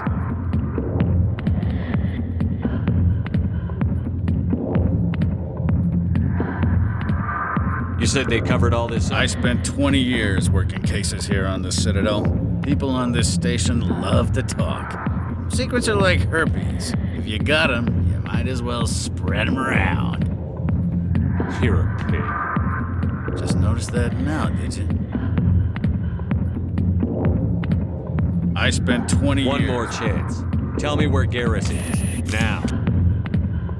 Okay, settle down. He went to speak to Dr. Michelle, over in the med clinic on the other side of the wards. How well do you know Captain Anderson? Met him a few times over the years. One of those hardcore military guys. Yes, sir. No, sir. Can't have any fun with a stick up your ass, sir. That's probably why he climbed the Alliance ranks so fast. The military loves brown-nosers. The captain's a good soldier. Sure, whatever. Dress him in a fancy suit, pin some shiny medals on his chest, and call him a hero. Everybody else does. But if he's so great, why'd the Spectres kick him out? Why'd you go ask him about that? You need to look in a mirror. Sober up and take some responsibility for yourself. Save your sermons. This ain't no church. What's it like working for CSEC? You mean, what was it like? The executor suspended me without pay. Recurring violations. CSEC was keeping a file on me. Can you believe that? Every mistake I ever made went into the books. Get a little rough with a suspect, note in the file. Have a couple of drinks on duty, note in the file. Skim a couple of credits off a drug bust, note in the file. It's a goddamn witch hunt. You got off easy, if you ask me. What the hell do you know? Working for CSEC isn't like being a Marine. People get pissed off if we shoot somebody. Investigations, inquiries, rules, regulations. Every day I plow through enough red tape to choke a rhino. That's how you gotta be to do this job. So don't talk to me about right and wrong. You soldiers got it easy. What do you know about Garrus? Damn hothead is what he is. Still figures he can save the world. Always bucking heads with the executor. He'll pay for it soon enough. The executor loves to put us lowly field agents in our place. Just look what happened to me. I'm out of here. Yeah, good. Go. Let me drink in peace.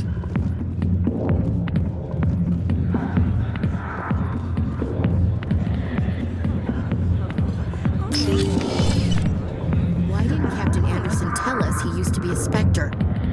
Maybe it's not true. Parkin's an ass. Bet he's just messing with our heads. You're probably right. Still, I'd like to hear what the captain has to say about all this.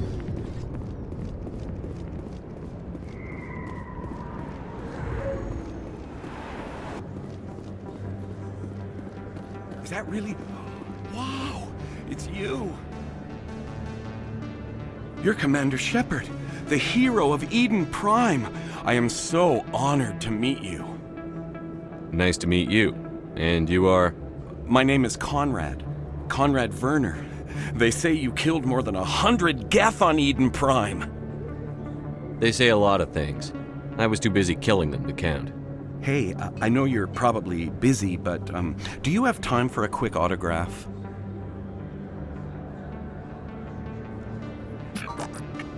Here you go.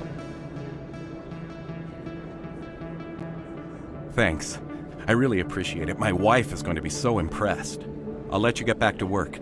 But next time you're on Earth, I'd love to buy you a drink. Thanks again!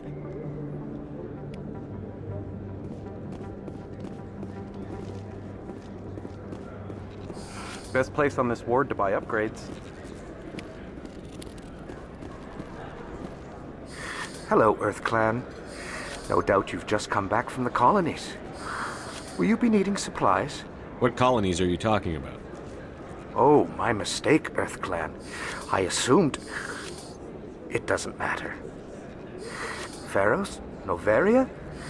Well, if you haven't heard of them yet, I'm sure you will soon. But it doesn't matter where you hail from. My goods are available to all. What can you tell me about Noveria? The corporate capital of the Attican Traverse. Very cold. Very snowy. I don't get too many clients from there. They all have their own private suppliers.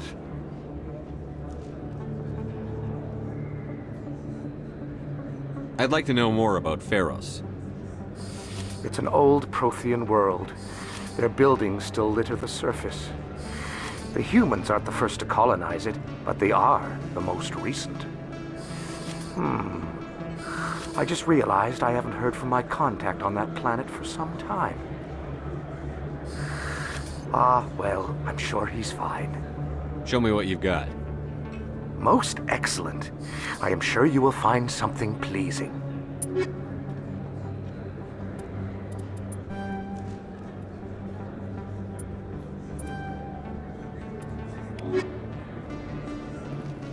I don't think you bought this here. I don't sell this model. Look, I know it was you. I remember your face. Really, that's impressive. Usually you humans can't tell one Turian from another. This was the place. Now, are you gonna give me a refund or not? Do you have your proof of purchase? What? No, I don't think you ever gave me one. I'm sorry, then. I can't help it. But, what do you... Can't help you.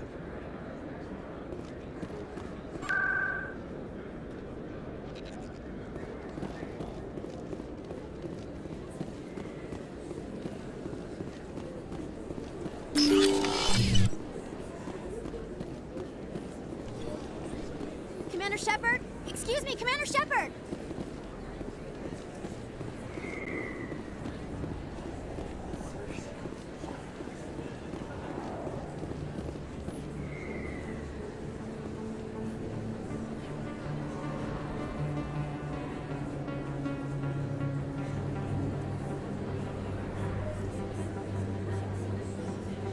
Big place. That your professional opinion, sir? This isn't a station. It's a city. There must be millions here. It can't be possible to track everyone coming and going. This makes Jump Zero look like a porta-john, and it's the largest deep space station the Alliance has. Jump Zero is big, but this is a whole nother scale. Look at the ward arms. How do they keep all that mass from flying apart? No wonder the Council treats us like outsiders. We'd be just another drop in a bucket they already can't carry. They must figure us for one more gang of F&Gs looking for a handout. I doubt it's personal. It's gotta be a balancing act, like every other government. Why not? We've got oceans, beautiful women, this emotion called love. According to the old vids, we have everything they want. If you expect to get me in a tinfoil miniskirt and thigh-high boots, I want dinner first. Sir. That will be enough, Chief. At ease, Lieutenant.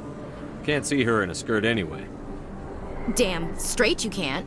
Ready to move out, sir.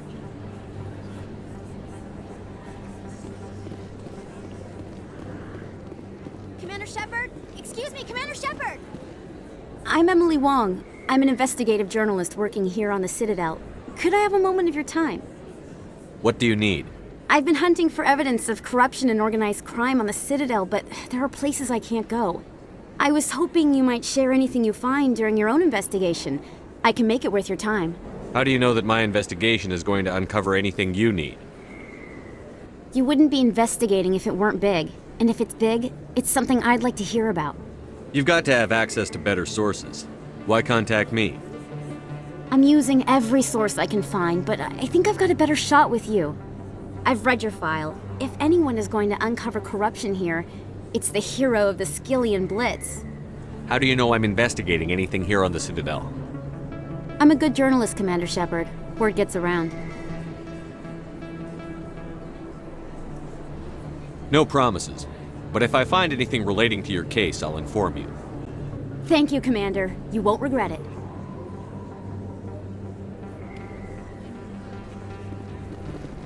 Not really my kind of place, but there sure are some spectacular views here. You think it's expensive to live here?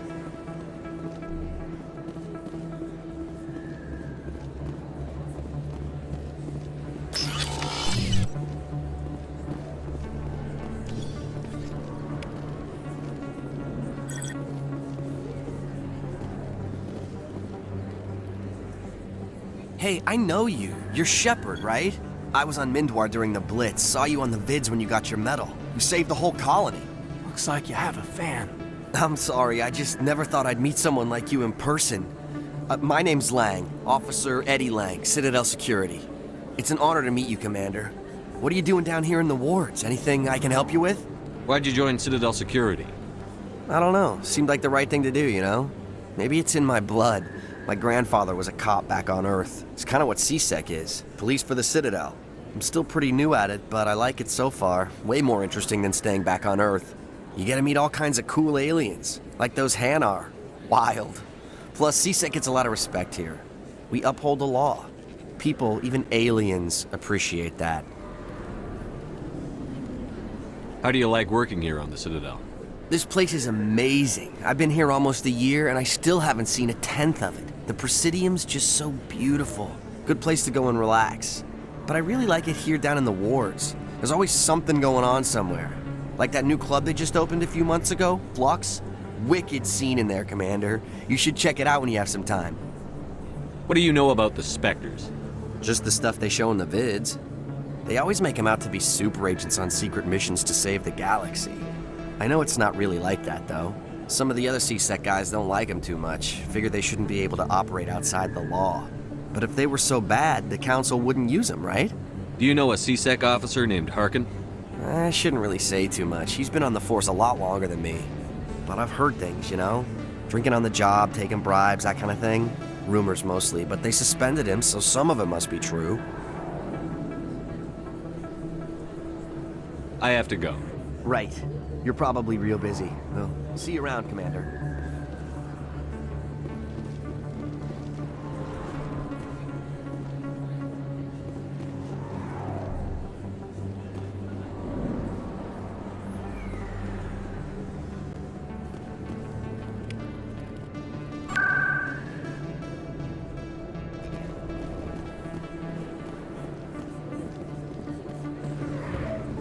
I didn't tell anyone, I swear! That was smart, Doc. Now if Garrus comes around, you stay smart. Keep your mouth shut or we'll... Who are you? Let her go! Ah!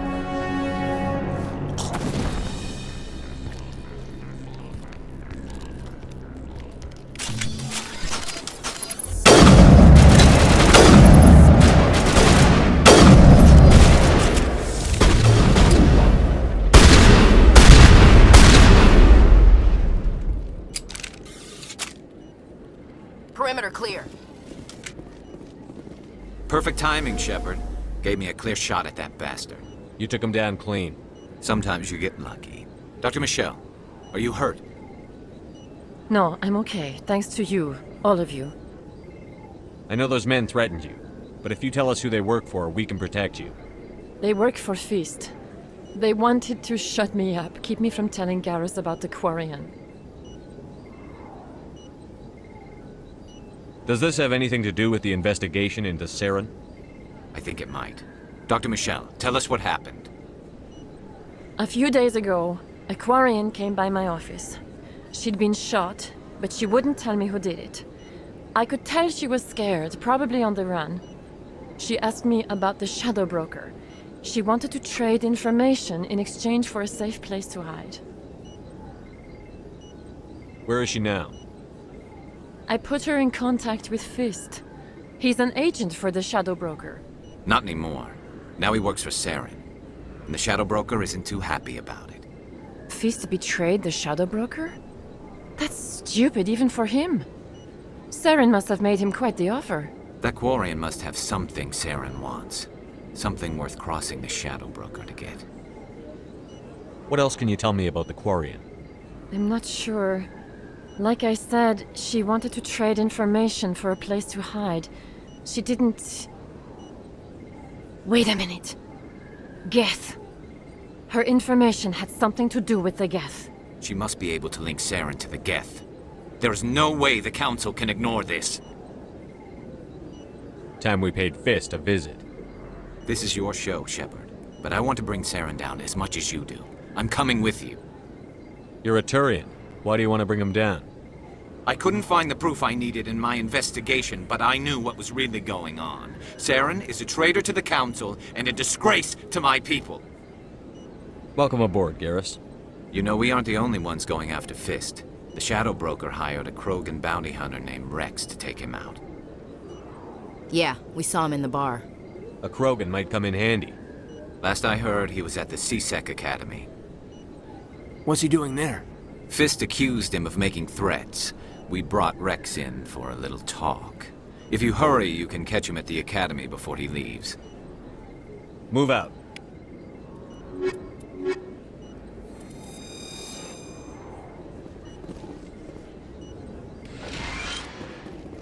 I never properly thanked you for saving me from Fist's thugs, Commander. I don't know what would have happened if you hadn't been there. I'm just glad you weren't hurt. Me too. Now, was there anything you needed? You're a doctor. How did you end up here on the Citadel? My parents brought me here when I was young. My father was a medic with the Alliance. I chose to keep the medical tradition alive, but not the military. Fixing up wounded soldiers isn't my idea of fun. Let me take a look at what you have for sale. Of course.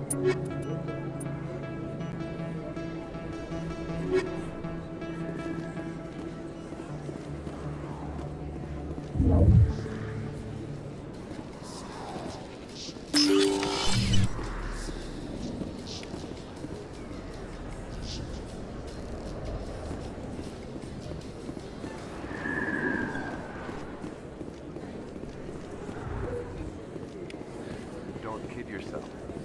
It's even bigger than it looks. How would you know? I got a tour. One of 500 to see the Ascension from the inside out. Really? Took almost 6 hours and we only saw 1/10 of the ship. I even got to meet the commander. Matriarch Ladanya. You met her? Well, she addressed everyone on the tour, but I got pretty close to her.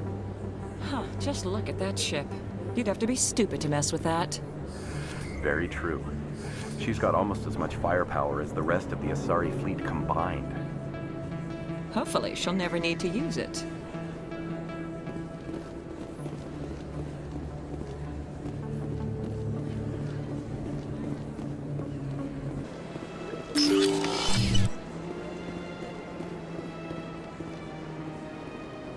What's this? One of the Earth Clan. Ah, a very famous one, yes? You are the one called Shepard. It is a great honor to welcome the heroes of the Blitz. You've got me at a disadvantage here. Forgive me, Earth Clan. My name is Barla Vaughn. My job makes it necessary for me to keep informed. I am a financial advisor to many important clients here on the Citadel. When someone as important as yourself arrives on the station, I take notice. I've heard you work for the Shadow Broker. Do you have any information about Saren? You're very blunt, Shepard. But you're right. I am an agent for the Shadow Broker, and I do know something about Saren. I hear your information can be expensive. Normally, this information would cost a small fortune. But these are exceptional circumstances, so I am going to give it to you for free. What's the catch? There is no catch. The Shadow Broker is quite upset with Saren right now. They used to do a lot of business, until Saren turned on him. Saren betrayed him. Imagine that. No matter what you think of Saren, he's not stupid. He knows the Shadow Broker is a valuable ally. Turning on him doesn't make sense. Not unless something huge was at stake. I don't know the details, but the Shadow Broker hired a freelancer to deal with it. A Krogan mercenary. I think I know him. His name's Rex. Yes, I believe he's the one. I heard he was paying a visit to Citadel security. If you hurry, you might catch him before he leaves the C-Sec Academy. Isn't it strange that a Krogan would want to speak with C-Sec? Very. However, I doubt the visit was entirely his choice.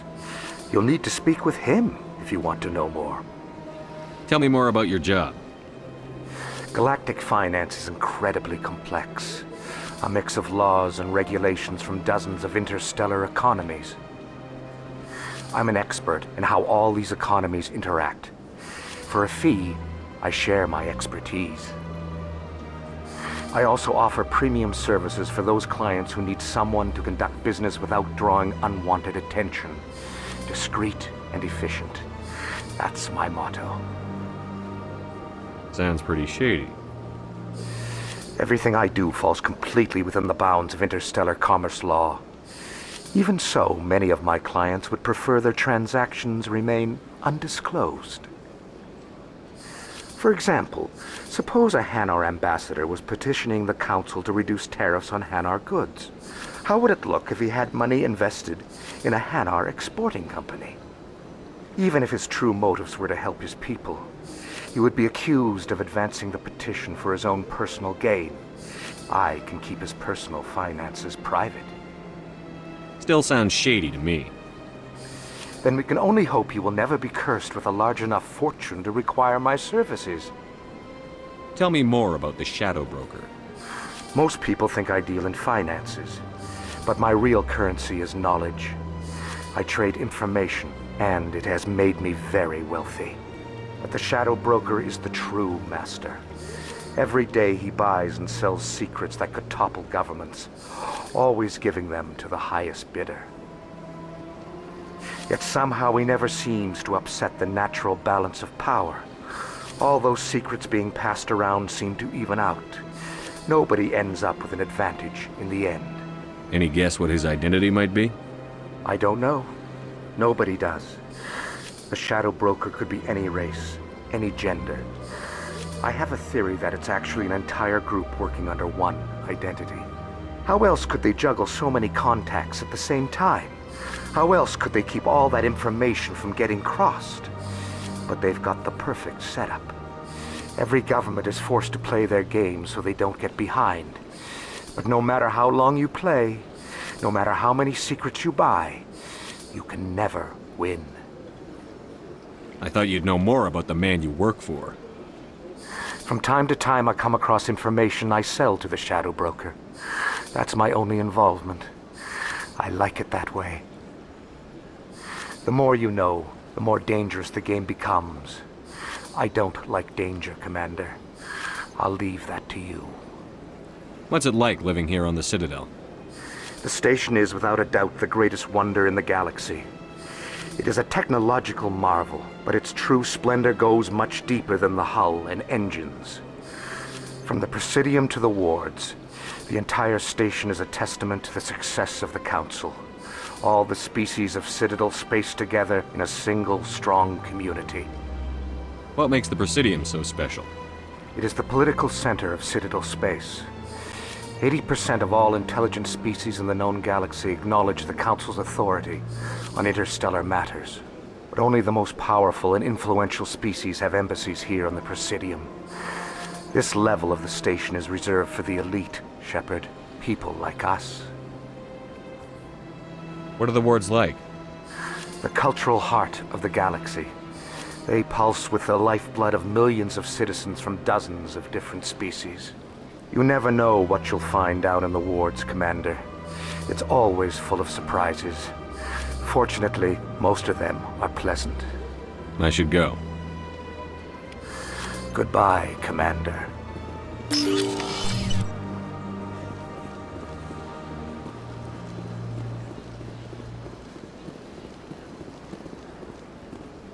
Ah, human. This one is greatly pleased to see you here in my decadent emporium. Who are you? This one's face name is Delaninder, though many in this place simply refer to it as Delan. Please take time to examine the fine goods it has for purchase, all of great worth. Show me your items. Oh, this one is pleased to do so, human. You will...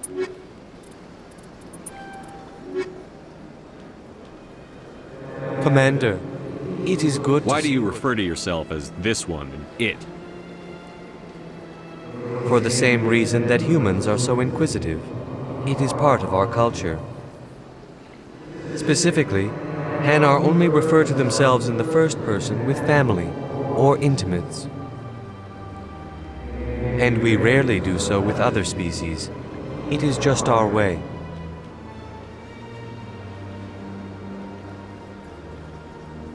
Who are you?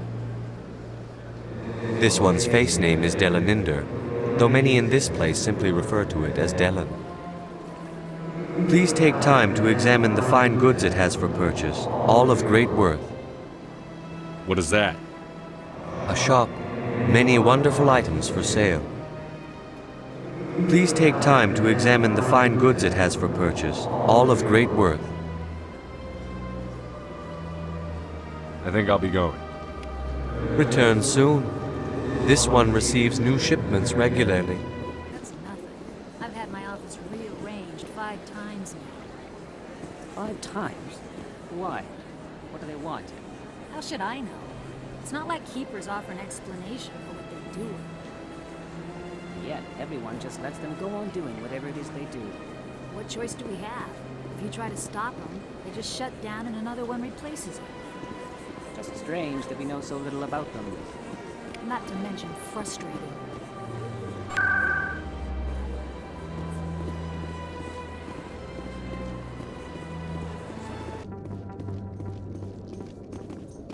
So Garrus, any regrets about leaving CSEC? Fighting a rogue Spectre with countless lives at stake and no regulations to get in the way? I'd say that beats CSEC. True enough. I'd rather be fighting than trusted to somebody else.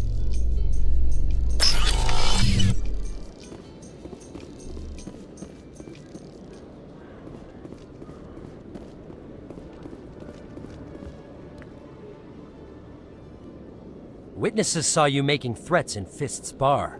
Stay away from him. I don't take orders from you. This is your only warning, Rex. You should warn Fist. I will kill him. You want me to arrest you? I want you to try.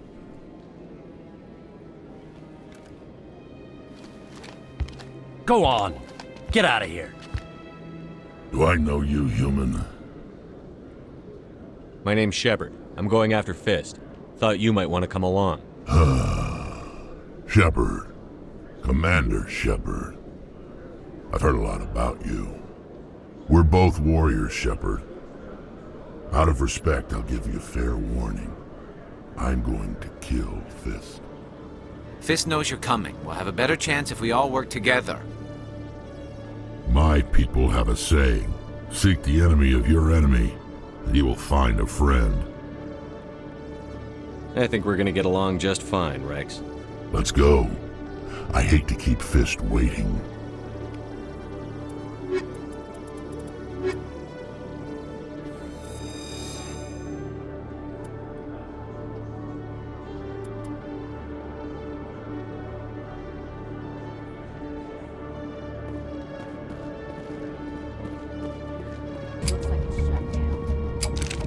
Fist knows we're coming.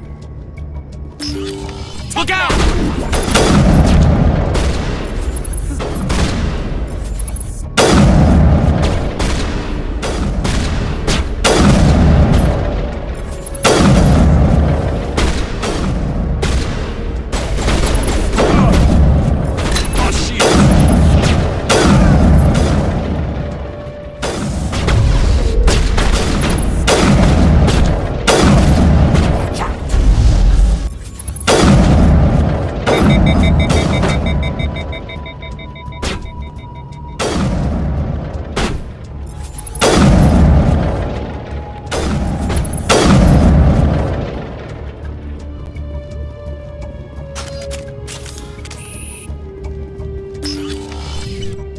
Stop right there. Don't come any closer.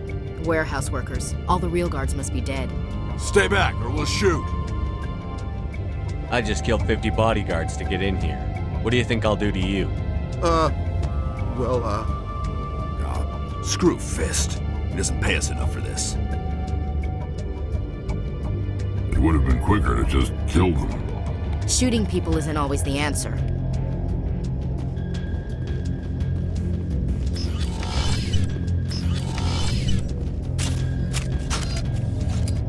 Why do I time to die? Wait! Don't kill me, I surrender! Tell me where the Quarian is, and I won't have to shoot you in the kneecaps. She's not here. I don't know where she is. That's the truth. He's no use to you now. Let me kill him. Wait, I don't know where the Quarian is, but I know where you can find her. The Quarian isn't here, said you'd only deal with the Shadow Broker himself. Face to face? Impossible. Even I was hired through an agent. Nobody meets the Shadow Broker, ever. Even I don't know his true identity. But she didn't know that. I told her I'd set a meeting up. But when she shows up, it'll be Saren's men waiting for her. Tell me where that meeting is before I blow your lying head off. Here on the wards, the back alley by the markets. She's supposed to meet them right now. You can make it if you hurry.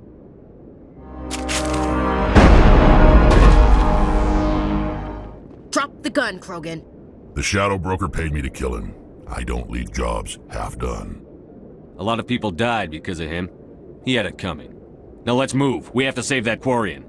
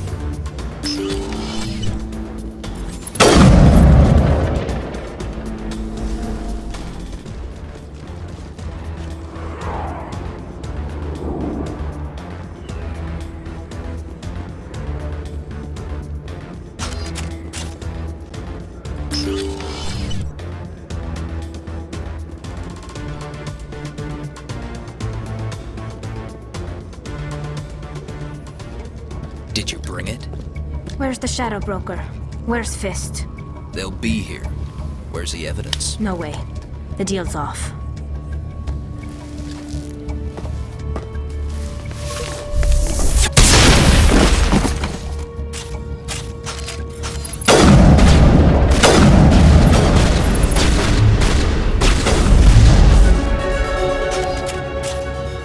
Fist set me up. I knew I couldn't trust him. Don't worry about Fist. He got what was coming to him. Then I guess there are two things I need to thank you for. Who are you?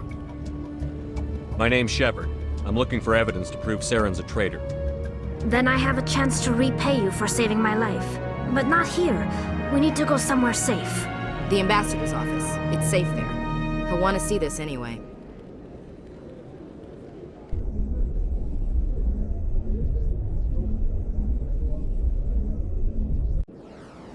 You're not making my life easy, Shepard. Firefights in the wards, an all-out assault on Korra's den. Do you know how many... Who's this? The Quarian? What are you up to, Shepard? You wanted proof Saren's a traitor. This is it. Really? Maybe you better start at the beginning, Miss... My name is Tali. Tali Zora Naraya. We don't see many Quarians here. Why did you leave the flotilla? I was on my pilgrimage. My rite of passage into adulthood. I've never heard of this before. It is a tradition among my people. When we reach maturity, we leave the ships of our parents and our people behind. Alone, we search the stars, only returning to the flotilla once we have discovered something of value. In this way, we prove ourselves worthy of adulthood. What kinds of things do you look for? It could be resources like food or fuel, or some type of useful technology, or even knowledge that will make life easier on the flotilla. Through our pilgrimage, we prove that we will contribute to the community, rather than being a burden on our limited resources. Tell us what you found. During my travels, I began hearing reports of geth. Since they drove my people into exile, the geth have never ventured beyond the Veil. I was curious. I tracked a patrol of geth to an uncharted world. I waited for one to become separated from its unit. Then I disabled it and removed its memory core. I thought the geth fried their memory cores when they died. Some kind of defense mechanism. How did you manage to preserve the memory core? My people created the geth. If you're quick, careful, and lucky, small caches of data can sometimes be saved. Most of the core was wiped clean, but I salvaged something from its audio banks. Eden Prime was a major victory. The beacon has brought us one step closer to finding the conduit. That's Saren's voice. This proves he was involved in the attack. He said Eden Prime brought him one step closer to finding the conduit. Any idea what that means? The conduit must have something to do with the beacon. Maybe it's some kind of Prothean technology. Like a weapon. Wait, there's more. Saren wasn't working alone. Eden Prime was a major victory. The beacon has brought us one step closer to finding the conduit. And one step closer to the return of the Reapers. I don't recognize that other voice, the one talking about Reapers. Are they some kind of new alien species? According to the memory core, the Reapers were a hyper-advanced machine race that existed 50,000 years ago. The Reapers hunted the Protheans to total extinction, and then they vanished. At least, that's what the geth believe. Sounds a little far-fetched. The vision on Eden Prime. I understand it now. I saw the Protheans being wiped out by the Reapers. The geth revere the Reapers as gods, the pinnacle of non-organic life, and they believe Saren knows how to bring the Reapers back. The Council is just going to love this. The Reapers are a threat to every species in Citadel space. We have to tell them. No matter what they think about the rest of this, those audio files prove Saren's a traitor. The Captain's right. We need to present this to the Council right away. What about her? The Quarian? My name is Tali. You saw me in the alley, Commander. You know what I can do. Let me come with you. I thought you were on your pilgrimage. The pilgrimage proves we are willing to give of ourselves for the greater good. What does it say about me if I turn my back on this? Saren is a danger to the entire galaxy. My pilgrimage can wait. I'll take all the help I can get. Thanks. You won't regret this. Anderson and I will go ahead to get things ready with the Council. Take a few minutes to collect yourself, then meet us in the tower.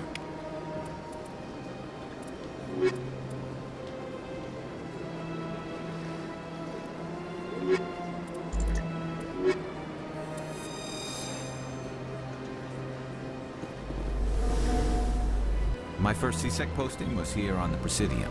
Mostly for show, not much crime up here.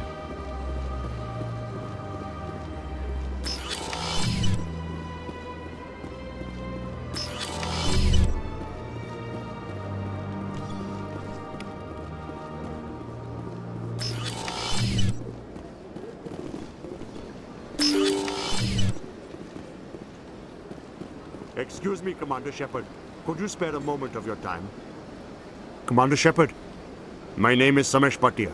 Forgive the intrusion, but I have nowhere else to turn. What do you need? My wife was a Marine. She was in the 212 on Eden Prime. Wait, the 212? Your wife was serviceman Nirali Bhatia. I'm Gunnery Chief Ashley Williams. I served in her unit. Chief Williams, it is a pleasure. Nirali spoke of you with great respect. I'm so sorry for your loss, Mr. Bhatia. Nirali was a good woman. What can we do for you? I've requested that my wife's body be returned to me for cremation, but the military has refused my request. Why did they refuse your request? There's got to be some reason. I don't know. All I know is that they have declared it impossible for my wife to be returned to me. There's no reason for your wife's body to be held like this. Just wait here. The man in charge of my case is Mr. Bosker. When I last saw him, he was in the expensive bar over there. Thank you for your time. I just want to give my wife a proper funeral, and the respect she deserves.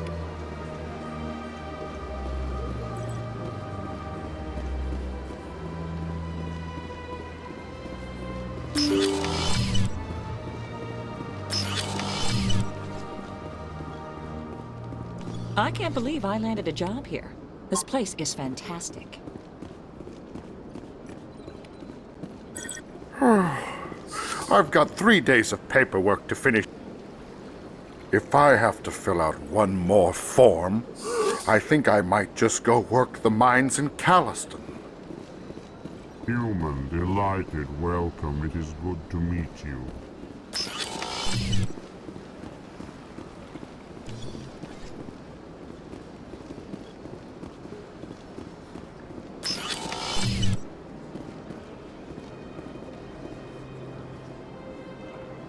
My goodness, you're Commander Shepard.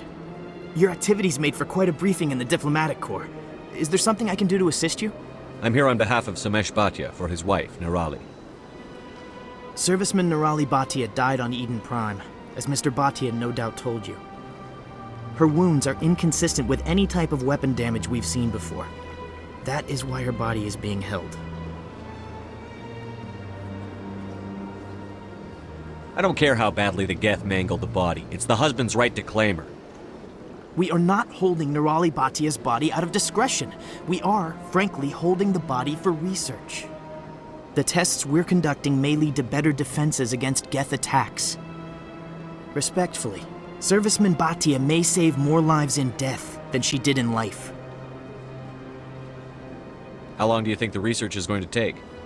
This is a long-term study. I wouldn't expect the bodies to be released for a year or longer. You've got to have a lot of bodies. Can't you release one? Very few bodies had this new type of weapon damage, and very few were in good enough condition to study. Beyond that, Commander, we need as many bodies as we can to get a reasonable sample size. When will this research result in actual new technology? If we're lucky, we'll actually realize usable technology from this study in a few years.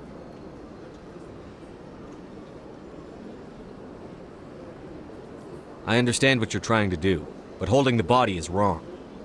Commander, you of all people should understand how far we must go to protect humanity.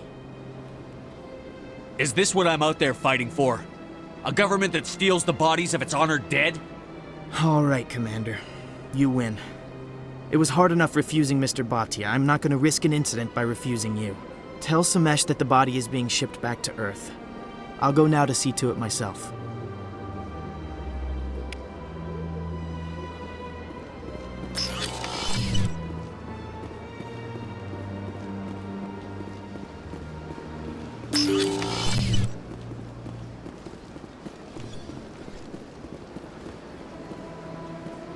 Hello again, Commander. Has there been any word?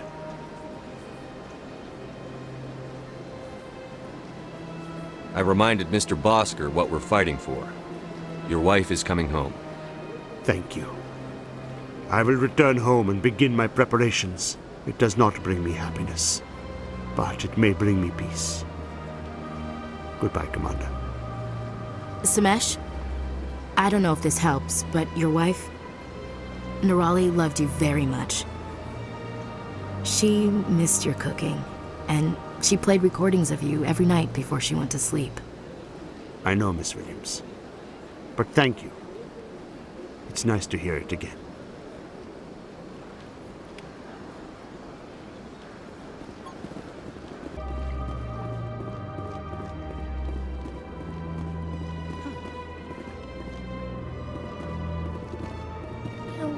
Art doesn't normally do much for me, but that relay statue, I like.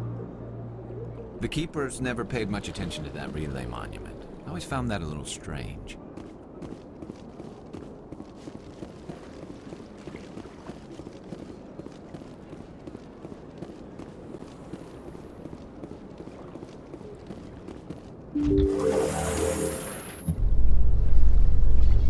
I'm gonna enjoy the look on the Council's face when they see evidence they can't just ignore. If they had listened to me earlier, Saren would already be in custody. Every lost life because of that delay is on the Council's head.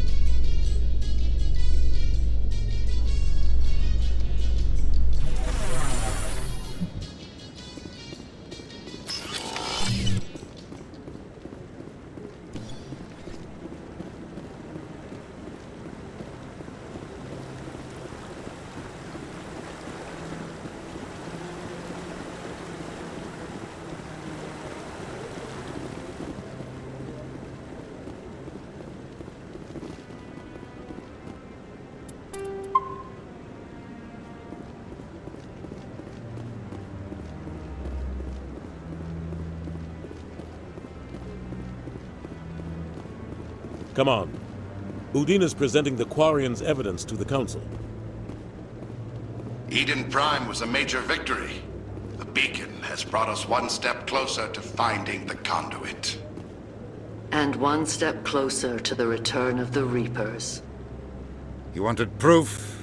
There it is. This evidence is irrefutable, Ambassador. Saren will be stripped of his Spectre status, and all efforts will be made to bring him in to answer for his crimes. I recognize the other voice, the one speaking with Saren. Matriarch Benezia. She must be working with the geth, too. Matriarch Benezia is a powerful biotic, and she had many followers. She will make a formidable ally for Saren. I'm more interested in the Reapers. What do you know about them? Only what was extracted from the Geth's memory core. The Reapers were an ancient race of machines that wiped out the Protheans. Then they vanished. The geth believe the Reapers are gods, and Saren is the prophet for their return. We think the conduit is the key to bringing them back. Saren's searching for it. That's why he attacked Eden Prime. Do we even know what this conduit is? Saren thinks it can bring back the Reapers. That's bad enough. Listen to what you're saying. Saren wants to bring back the machines that wiped out all life in the galaxy? Impossible. It has to be. Where did the Reapers go? Why did they vanish? How come we found no trace of their existence? If they were real, we'd have found something. I tried to warn you about Saren, and you refused to face the truth. Don't make the same mistake again. This is different. You proved Saren betrayed the Council. We all agree he's using the geth to search for the conduit, but we don't really know why. The Reapers are obviously just a myth, Commander. A convenient lie to cover Saren's true purpose. A legend he is using to bend the geth to his will. 50,000 years ago, the Reapers wiped out all galactic civilization. If Saren finds the conduit, it will happen again. Saren is a rogue agent on the run for his life. He no longer has the rights or resources of a Spectre. The Council has stripped him of his position. That is not good enough. You know he's hiding somewhere in the Traverse. Send your fleet in! A fleet cannot track down one man. A Citadel fleet could secure the entire region, keep the geth from attacking any more of our colonies. Or it could trigger a war with the Terminus systems. We won't be dragged into a galactic confrontation over a few dozen human colonies. I can take Saren down. The Commander's right. There is a way to stop Saren that doesn't require fleets or armies. No, it's too soon. Humanity is not ready for the responsibilities that come with joining the Spectres.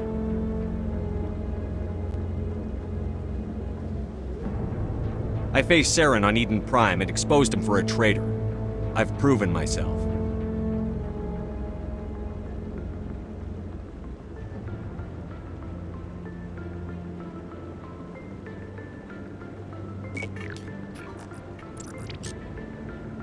Commander Shepard, step forward.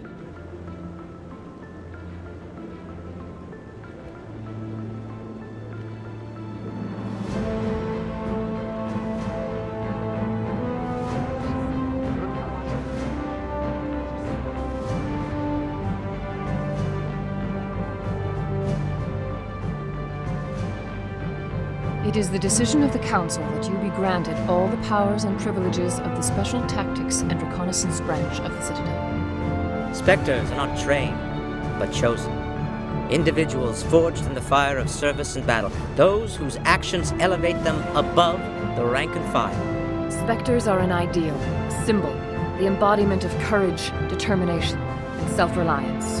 They are the right hand of the Council, instruments of our will. Spectres bear a great burden. They are protectors of galactic peace, both our first and last line of defense. The safety of the galaxy is theirs to uphold. You are the first human Spectre, Commander. This is a great accomplishment for you and your entire species.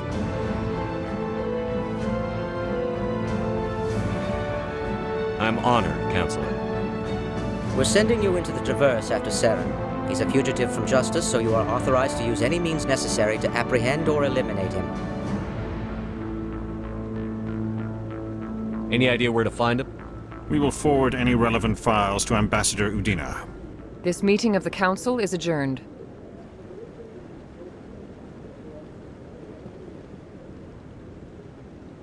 Congratulations, Commander. We've got a lot of work to do, Shepard. You're going to need a ship, a crew, supplies. You'll get access to special equipment and training now. You should go down to the C-Sec Academy and speak to the Spectre Requisitions Officer. Anderson, come with me. I'll need your help to set all this up.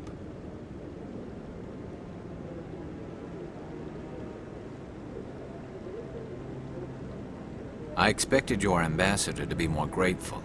He didn't even thank you. What do you expect from a politician? Come on. Right behind you, Commander.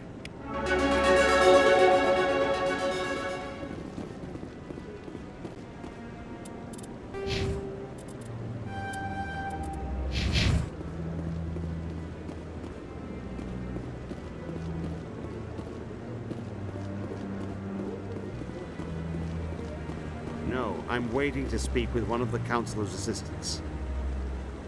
Congratulations on becoming the first human Spectre, Commander. I'm certain you'll be up to the challenge. I appreciate that. My name is Admiral Kahoku. It's about time the Alliance got one of our own in with the Spectres. We need people like you to deal with our problems. I have to go, Admiral. Commander. I'm on a break. Talk to someone else if you need anything. I've got a lot on my mind. Maybe I can help. Well, maybe you can. You're a soldier, right? You ever head out to the Traverse? The Traverse is a rough place. We're out there quite a bit. My brother's the captain of a ship called the Majesty. It was crossing the Traverse a few days ago when it disappeared. Just dropped right off the grid. And that usually means one of two things. They had massive mechanical failure, or they were attacked. Any idea why someone would attack them? Privateers, slavers, mercs looking for an easy score. There's a lot of nasty sorts out in the Traverse. I won't give up on my brother. Not yet. I've got the coordinates for the last transmission from his vessel. What kind of ship was it? Don't let the name fool you. The Majesty's just a small trading vessel, only a handful of crew. But he kept it in good condition. I don't think mechanical failure is too likely. But they don't have any real weapons or shields. If anyone did come after them, the Majesty'd be a sitting duck. What's in this for me? I can't afford to pay you anything. If I had that kind of cash, I'd have hired a recovery team to track him down already. Maybe you could look into this as a personal favor, you know? We humans have to stick together. Isn't anyone else looking into this? My brother's just a small independent trader. Ships like his disappear in the Traverse all the time. If your brother's still alive, I'll find him. Give me the coordinates. I'll forward them to your ship right away. Please let me know as soon as you find him.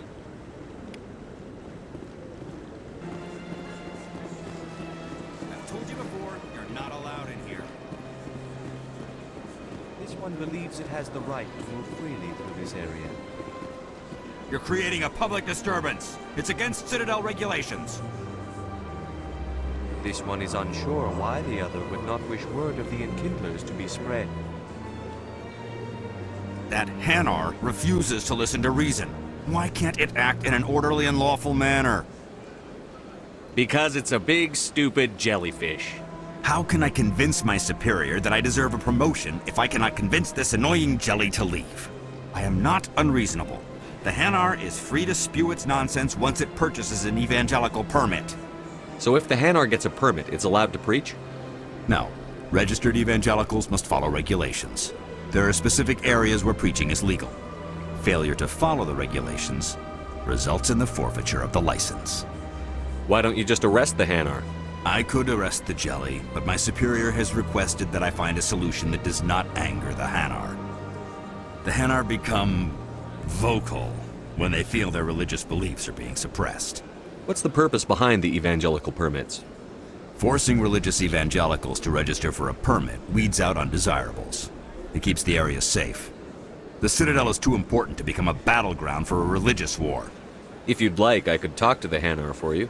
I have argued with the stubborn jelly all afternoon. You are certainly welcome to try. Do you desire to learn of the Enkindlers? Or has the Honorable C-Sec officer enlisted assistance? Is this really how you want to represent the Enkindlers? The truth of the Enkindlers must be made known. They gave the Hanar language, and gave the universe the mass relays. This one only wishes to spread the truth to any who will listen. There is no intent to cause trouble. I don't care about your intent. You're making all Hanar look like troublemaking zealots. This one does not wish to prejudice the listeners against the Hanar. If you want people's respect, you have to follow the rules. Buy the permit and stay out of here. This one will obey. It does not wish to prejudice other species against the Hanar. This one departs now, and will not intrude upon the Presidium again. I see the Hanar is left. Thank you. Happy to help. Here, for your assistance in this matter. Now, if you'll excuse me, I should report to my superiors. Got a moment, Spectre? Hello, Spectre. I have a business proposition for you. How did you know I'm a Spectre? Word travels. Your name comes up in certain circles. I'm acquainted with a pair of powerful crime bosses. They're hiding on remote worlds, and I have the coordinates. You could do the galaxy a favor. What kind of defenses would these two have? I haven't the faintest idea, but they're certain to be armed. Their partnership's soured, and each believes that the other intends to kill him. They will be well prepared. I eliminate them, and then you take over and try to eliminate me. How stupid do I look? While I appreciate your estimation of my bravado, I have no intention of attempting to murder you. You are the first human Spectre, and you are doing important work for humanity. I have no interest in red sand or slavery. Anyone who does deserves to die. Our needs are aligned. You're obviously with them. Why don't I just arrest you instead? Arrested for what? You and I are simply having a conversation. I have excellent legal representation. Arresting me would be a waste of your time. And what do you get out of this? We share interests in certain cooperative ventures, but their business practices have forced me to terminate our relationship. Once they are dead, I will manage our organization in a more tasteful manner. What crimes did these men commit? They're red sand dealers who make victims of their customers. Those who can no longer pay are sold to Batarians as slaves. They're loathsome, hurting innocent people. They must be ended.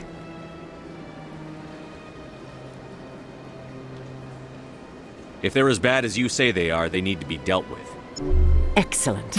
Here are the coordinates. When these men are dead, I will wait for you at the third set of coordinates.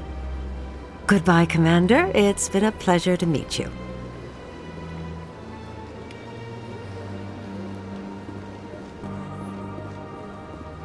Welcome. I am Naelina. I don't recognize you as one of our expected clients today.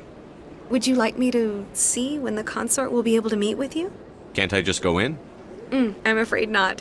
Yeah, you must understand there are many who seek the consort services. But if you wish to leave your name, she'll make every effort to meet with you. Commander Shepard. I'm with the Spectres. Excellent. You should hear something in 3 or 4 months. Nobody's worth that much of a wait. Well, that's not for me to judge. I have your name and you'll be contacted. Is there anything else?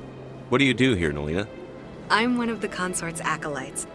Many of the people here today will not see the consort, but they expect to be attended to just the same. It's our job to ensure that they leave contented. What exactly do you attend to? Well, each acolyte has her unique abilities. Some soothe with song, others with conversation. As much as possible, we seek to match the needs of our clients to the skills of our acolytes. My specialty is touch. My fingertips can find every tension point in your body and relieve it. What is the consort? What does she do? It's difficult to explain. She's many things to many people, and something different for each. Some seek her for advice, some for entertainment, others still for pleasure. Most of the time, our clients won't realize what they were seeking until after she has provided it for them. You make her sound like some kind of oracle. No, not in the usual sense. She's merely a woman with remarkable compassion and a generous spirit. I suggest you make an appointment and see for yourself. I think I'm done here. Oh, well, I hope you'll return again in the future. We always enjoy seeing new clients. Nalina. Yes, Shaira? Send the commander up to see me. I wish to speak with him. Yes, of course, mistress.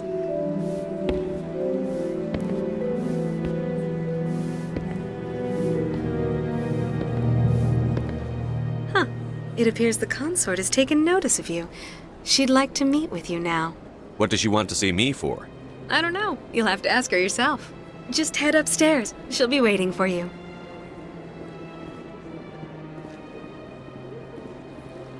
I see even the humans find the consort irresistible. This is my first time. I can't believe I'd even come sooner. You're with the Alliance? My brother's a private back on Earth.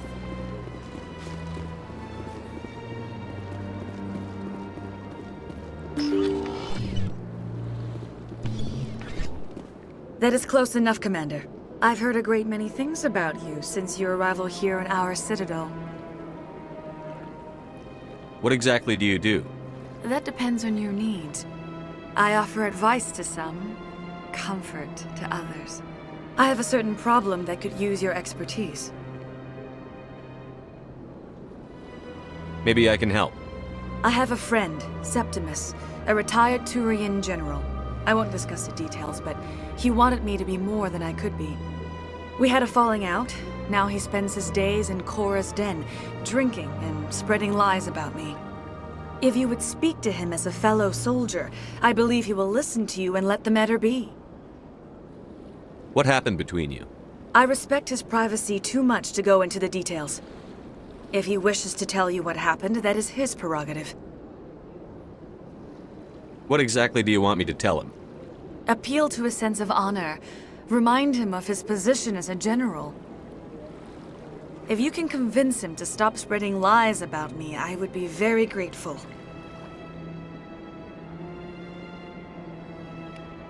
Now I must ask you to take your leave. I have many clients waiting to see me.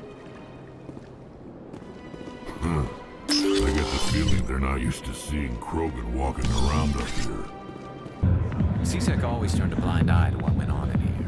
I think Fist was paying someone off. A million light years from where humanity began, and we walk into a bar filled with men drooling over half-naked women, shaking their asses on a stage. I can't decide if that's funny or sad. Commander! What do you want? I'm here on Shaira's behalf. Your lies are hurting her. Good! Her lies have been killing me for days. I've seen a lot of horrible things in my days, and there's only one woman in this damn galaxy that helps me forget it. This is pathetic. What could a woman do to put you in this state? 'Cause she rejected me! Me! Septimus Oraka, General of the Turian Fleet! Some general. What kind of example are you to your troops? The troops can kiss my leathery backside.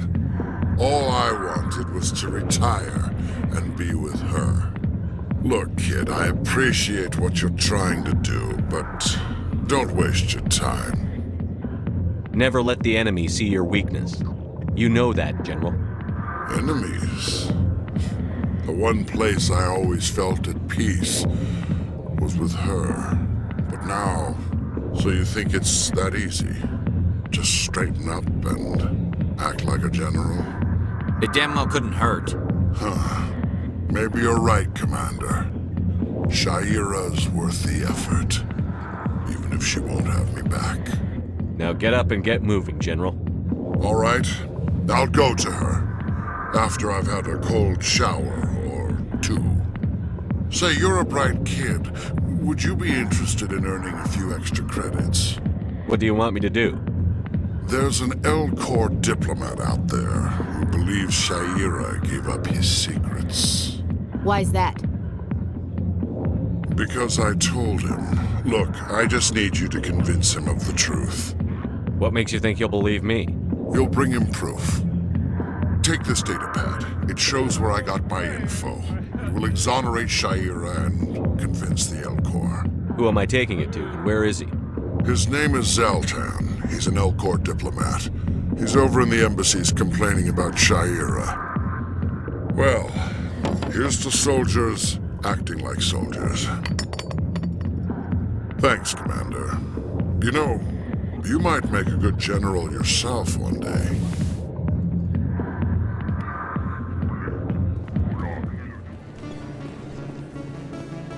Word on the street is that you've been busy. Congratulations on taking down Fist. I was sure he was a big player in anything going on here. Did you find anything in his office that could help me?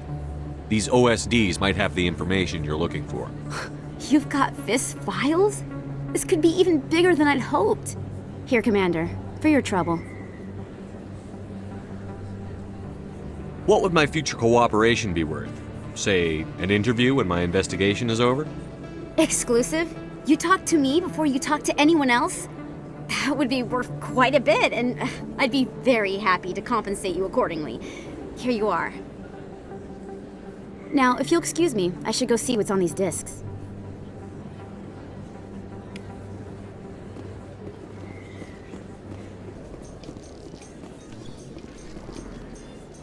I need those supplies for my clinic. I can't. You can and you will, or your story won't stay secret for long. Don't disappoint me, Doctor. Oh, Commander Shepard. I didn't see you come in. Every time I come in here, I see someone threatening you. Who was that? Someone from my past. I can take care of it.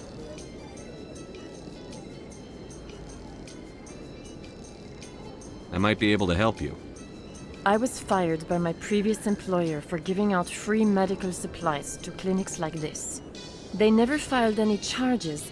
They just wanted me to leave without any fuss. But somebody must have found out.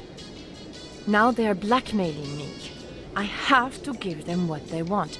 If the board finds out about my past, I could lose my license. They'll shut my clinic down. Maybe I can get you out of this. Tell me what they want. I have to give some of my medical supplies to a merchant in the markets. They expect delivery today. Give me your contact's name. I'll deal with this guy, whoever he is. Deal with him? But won't they expose my past? I'll make sure they don't tell anyone. I was told to speak with a merchant named Morlan down in the markets. I really appreciate this, Commander. Thank you. Don't worry. I'll take care of this. Good luck, Commander. Be careful down there.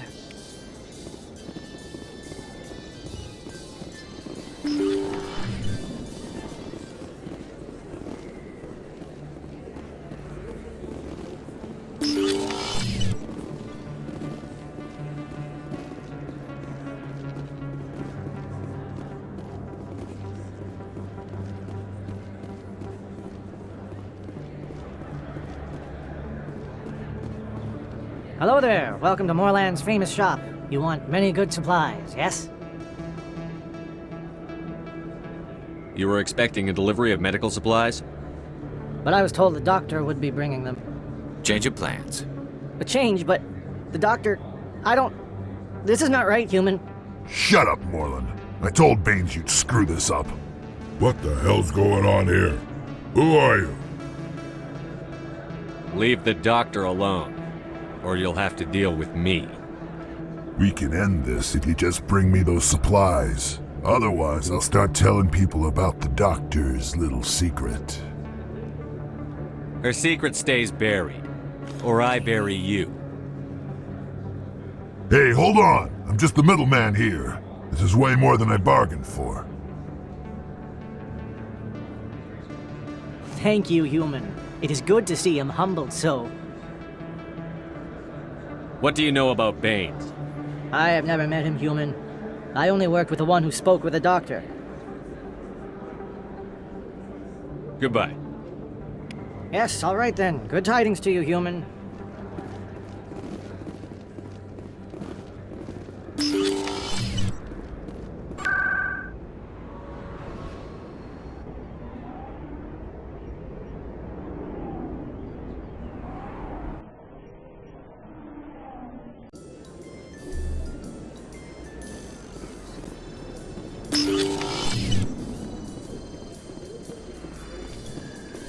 Commander, how did things go? He won't be bothering you anymore. Really? That's a great relief, Commander. Thank you. I can't pay you for your help, but I can give you a discount on any supplies you purchase here. The thug said he worked for a man named Baines. Sound familiar? Baines? I wonder if he means Armiston Baines. We worked together a long time ago.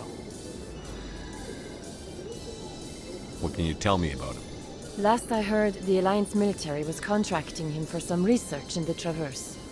I wonder if the captain knows him. We'll see what the captain can tell us. I wish I could tell you more. Is there anything else I can help you with, Commander? I'll be going now. Goodbye, Commander. Nice talking to you.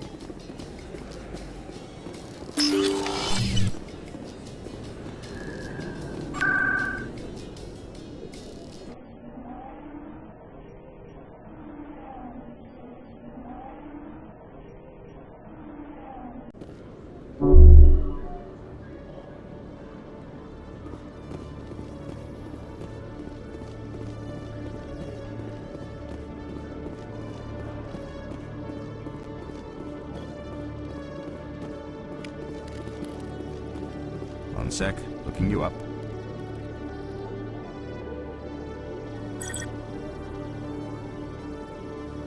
Commander Shepard, here with the Alliance military. First time on the Citadel, that about right? How did you know all that?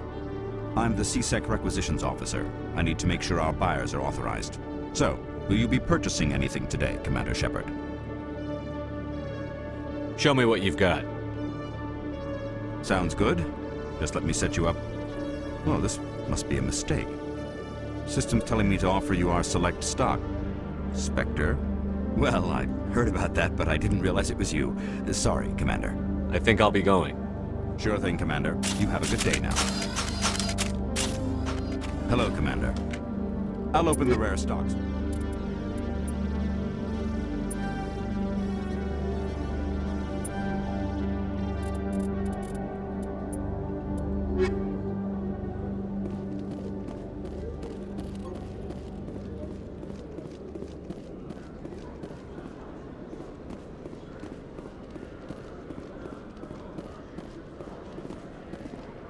Saren was one of the most respected Turians in the galaxy, Garrus.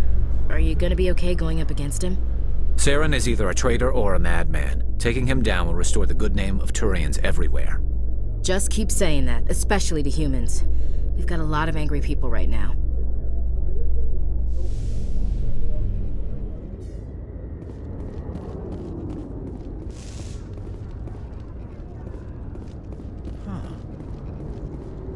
The Normandy combines the best of Alliance technology and Turian engineering.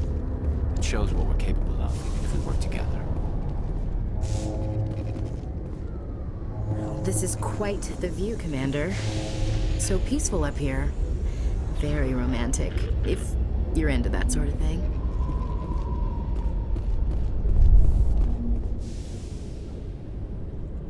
I've got big news for you, Shepard. Captain Anderson is stepping down as commanding officer of the Normandy. The ship is yours now. She's quick and quiet, and you know the crew. Perfect ship for a Spectre. Treat her well, Commander. I'll take good care of her, sir. I know you will, Commander. I want the truth. Why are you stepping down, sir? You needed your own ship. A Spectre can't answer to anyone but the Council. And it's time for me to step down. Come clean with me, Captain. You owe me that much. I was in your shoes 20 years ago, Shepard. They were considering me for the Spectres. Why didn't you ever mention this? What was I supposed to say? I could have been a Spectre, but I blew it? I failed, Commander. It's not something I'm proud of. Ask me later and I'll tell you the whole story. For now, all you need to know is, I was sent on a mission with Saren, and he made sure the Council rejected me. I had my shot. It came and went. Now you have a chance to make up for my mistakes. Saren's not going to get away this time. Saren's gone. Don't even try to find him. But we know what he's after. The conduit. He's got his geth scouring the Traverse looking for clues. We had reports of geth in the Pharos system shortly before our colony there dropped out of contact, and there have been sightings around Noveria. Find out what Saren was after on Pharos and Noveria. Maybe you can figure out where the conduit is before he does. The Reapers are the real threat. I'm with the Council on this one, Shepard. I'm not sure they even exist. But if they do exist, the conduit's the key to bringing them back. Stop Saren from getting the conduit, and we stop the Reapers from returning. Anything else? We have one more lead. Matriarch Benezia, the other voice in that recording. She has a daughter, a scientist who specializes in the Protheans. We don't know if she's involved, but it might be a good idea to try and find her. See what she knows. Her name's Liara, Dr. Liara Tassoni. We have reports she was exploring an archaeological dig on one of the uncharted worlds in the Artemis Tau cluster.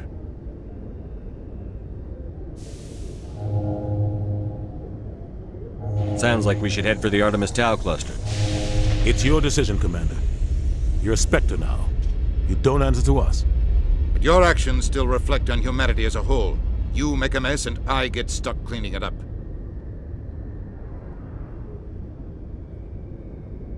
I'll try not to make things any harder on you, Ambassador. Glad to hear it, Commander. Remember, you were a human long before you were a Spectre. I have a meeting to get to. Captain Anderson can answer any questions you might have. Yes, Commander? How are you holding up? Honestly, this isn't how I pictured my career coming to an end. Pushing papers really isn't my thing, but you're the one who can stop Saren. I believe in you, Shepard. If that means I have to step aside, so be it. Tell me what happened with you and Saren 20 years ago. It's close to 20 years ago now. Ambassador Goyle was our representative here on the Citadel. Like Udina, she wanted to get a human into the Spectres. She chose me. The Council sent Saren to keep an eye on me and evaluate my performance, just like they sent Nihilus to keep tabs on you. Why weren't you honest with me? It's not something I'm proud of. I had a chance to become the first human Spectre, and I failed. Saren made sure of that. I think I deserve the whole story. We had intel on a rogue scientist being funded by Batarian interests.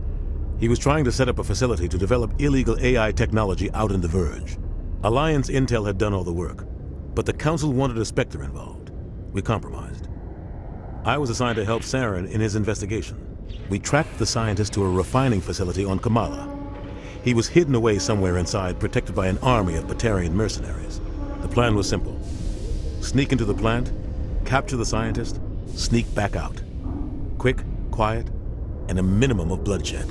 I'm guessing things didn't go as planned. Saren and I split up to cover more ground.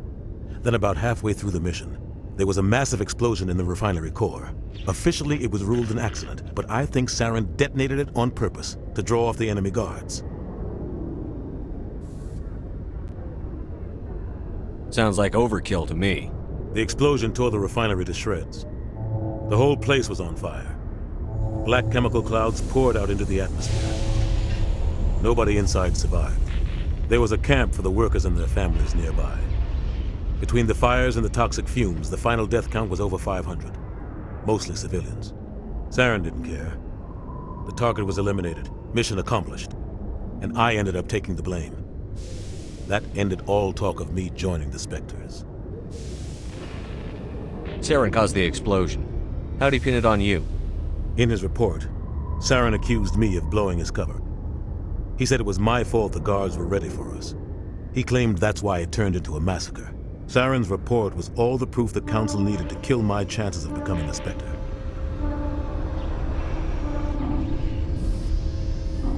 Don't blame yourself, Captain. I don't. I blame Saren. I think he wanted things to go bad. He was looking for an excuse to blow that refinery. Maybe he just likes the violence. Maybe he was just trying to make me look bad to keep humans out of the Spectres.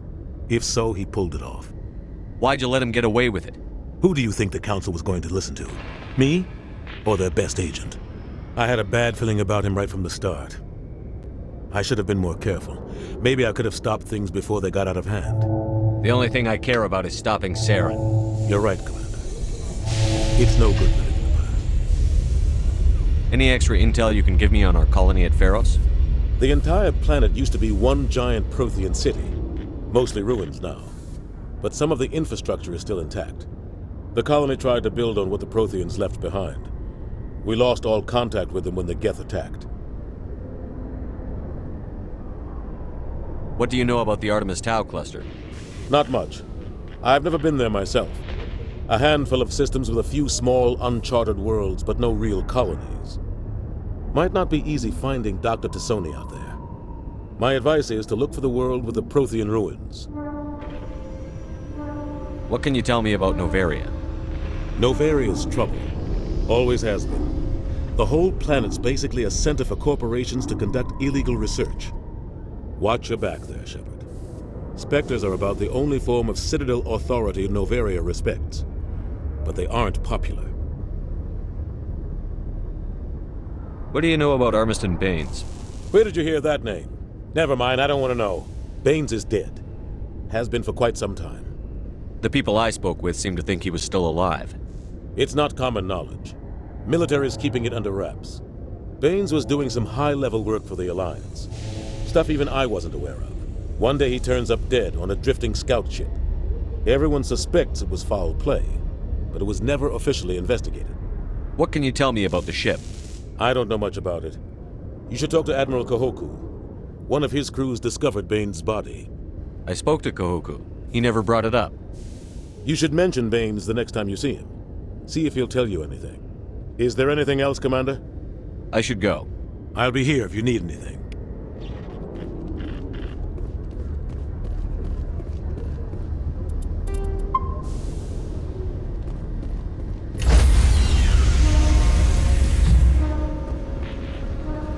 Stand by, shore party. Decontamination in progress.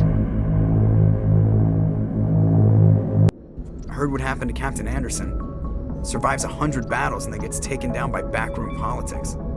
Just watch your back, Commander. Things go bad on this mission, you're next on their chopping block. Captain Anderson should be the one in charge. It's like I'm stealing the ship from him. Yeah, the captain got screwed. But it's not like you could have stopped it. Nobody's blaming you. Everyone on this ship's behind you, Commander. 100%. Intercom's open. If you got anything you want to say to the crew, now's the time.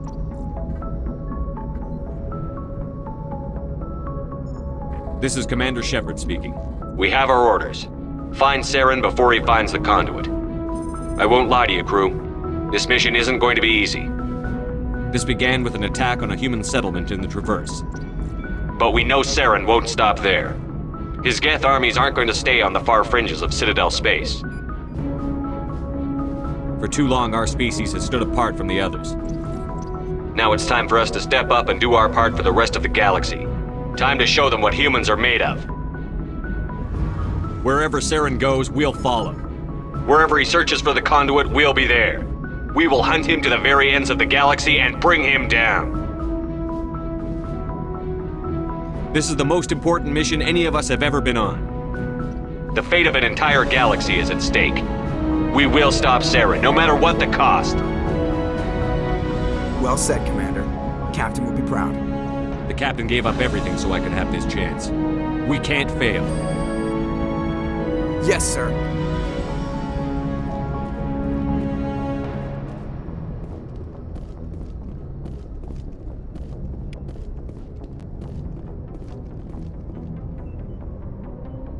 If anyone has to take over for Captain Anderson, I'm glad it's you. I'm not sure about having non-humans on our ship, though. We're all on the same team here, Presley. With all due respect, sir, that's what they said about Nihilus. Look how that turned out. I'm in charge here, Presley. I decide if we have non-humans on this vessel. Yes, sir. Understood, sir. Speak freely, Presley. I want to know if you have a problem with non-humans.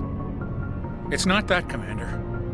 Humanity has always handled its own problems. Saren attacked one of our colonies. We should be the ones to stop him. We don't need their help. Some people think asking for help is a sign of weakness. That's just being stupid and stubborn. No matter how strong you are, allies can make you stronger. I guess so. Maybe I'm just stuck in the old ways of thinking. But don't worry, Commander, this won't be a problem. How did you end up assigned to the Normandy? I signed up with the Alliance as a navigator right out of school, following in my grandfather's footsteps, I guess. My first posting was on the Agincourt. We were one of the first reinforcements to arrive at Elysium after the Blitz hit, and those raiders were no match for an Alliance frigate. Of course, the only reason the colony was still standing was because of you, Commander. I can't believe you held out as long as you did. How'd you end up on the Normandy? I got my officer's commission after Elysium. Must have made an impression on the right people. Captain asked for me when he was picking his crew. Carry on, Presley. Yes, sir.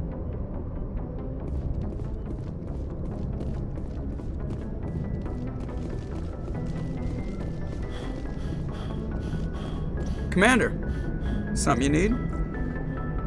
How's the Normandy performing? Is she everything they said she'd be? She's the best ship in the fleet, if you've got a pilot who knows how to handle her. Balance isn't what you'd expect. Takes a while to get used to that oversized drive core we got stuffed in the back, and her power can sneak up on you if you're not careful. The Normandy's probably too much ship for your average Alliance pilot, Commander. Lucky for you, I'm anything but average. I like to know my crew. Mind if I ask you a few questions? I can see where this is going. You did a background check on me, didn't you? Well, I'll tell you the same thing I told the captain. You want me as your pilot. I'm not good. I'm not even great. I am the best damn helmsman in the Alliance fleet. Top of my class in flight school, I earned that. All those commendations in my file, I earned every single one. Those weren't given to me as charity for my disease. I'm sorry, Joker. I didn't even know you were sick. You mean you didn't know? Oh, crap. Okay, I've got Vrolik syndrome, brittle bone disease. The bones in my legs never develop properly. They're basically hollow, too much force and they'll shatter. Even with crutches and my leg braces, it's hard to get around. One wrong step and crack! It's very dramatic. But I've learned to manage my condition, Commander. Put the Normandy in my hands and I'll make her dance for you. Just don't ask me to get up and dance unless, you like the sound of snapping shin bones. Why does everyone call you Joker? It's a lot shorter than saying Alliance Flight Lieutenant Jeff Moreau. Plus, I love to make little children laugh. I was just thinking how much you remind me of Santa Claus. Look, I didn't pick the name. One of the instructors in flight school used to bug me about never smiling. She started calling me Joker, and it stuck. Why didn't you ever smile? Hey, I worked my ass off in flight school, Commander. The world's not gonna hand you anything if you go around grinning like an idiot. By the end of the year, I was the best pilot in the academy, even better than the instructors, and everybody knew it. They'd all got their asses kicked by the sickly kid with the creaky little legs. One guess who was smiling at graduation? I need to know more about this Vrolik syndrome if I'm putting my ship in your hands. Yeah, of course you do. It's an extremely rare condition. Nobody knows exactly what causes it. Genetic, maybe. It's treatable, but there's no cure. They classify my case as moderate to severe. I was born with over a dozen fractures, hip, thighs, ankles. My bones were already breaking in the womb. 100 years ago, I wouldn't have survived past my first year. Lucky for me, modern medical science has turned me into a productive member of society. You're not gonna break a bone trying to fly the ship, are you? I don't fly with my feet, Commander, so I'm fine as long as I'm in this chair. I gotta be real careful when I get up to take a piss, though. I can do my job as well as anyone on the ship. Better, actually. So don't worry about it. I'm not trying to make you uncomfortable. Let's talk about something else. Whatever you want, Commander. I have to go. All right, see ya.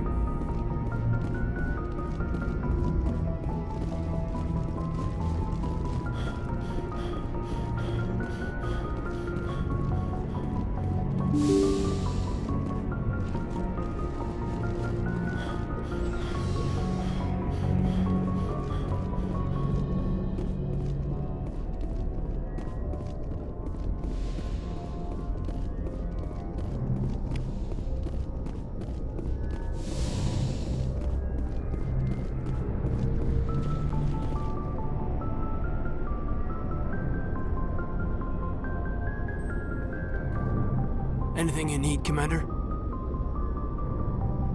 What's your opinion on the last mission? I don't see how we could have done things any better. At least not without getting to Eden Prime sooner. And we were on the scene faster than any other Alliance ship could have been. Just trying to get a sense of where the crew's at. Thoughts? I've wasted enough of your time for now, Commander. We'll have time for personal debriefings later. We'll talk another time, Lieutenant. Commander?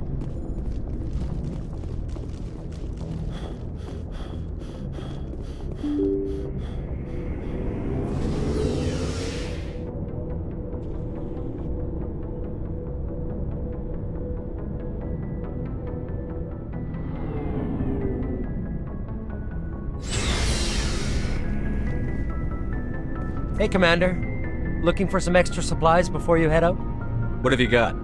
Whatever you want. Armor, weapons, mods. It's not standard Alliance issue, but that's not necessarily a bad thing. Well, as long as you don't mind paying for it. Why should I pay you for my weapons and armor? My stuff doesn't come from the Alliance. I have to purchase it myself, and it's not cheap. Hell, the licenses alone have set me back more than I'd like. But no licenses, no goods. Without the goods, I'm out of a job.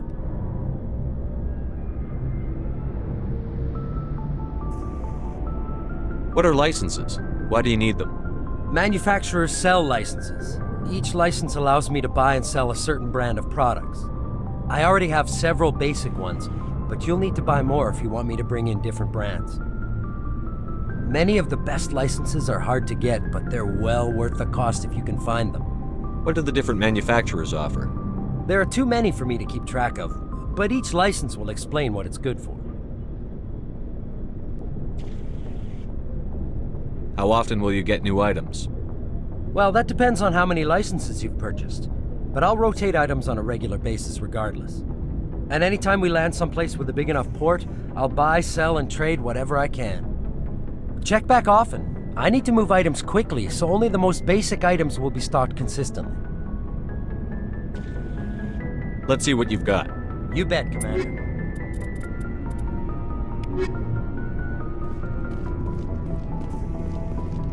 Thanks for bringing me on board, Commander.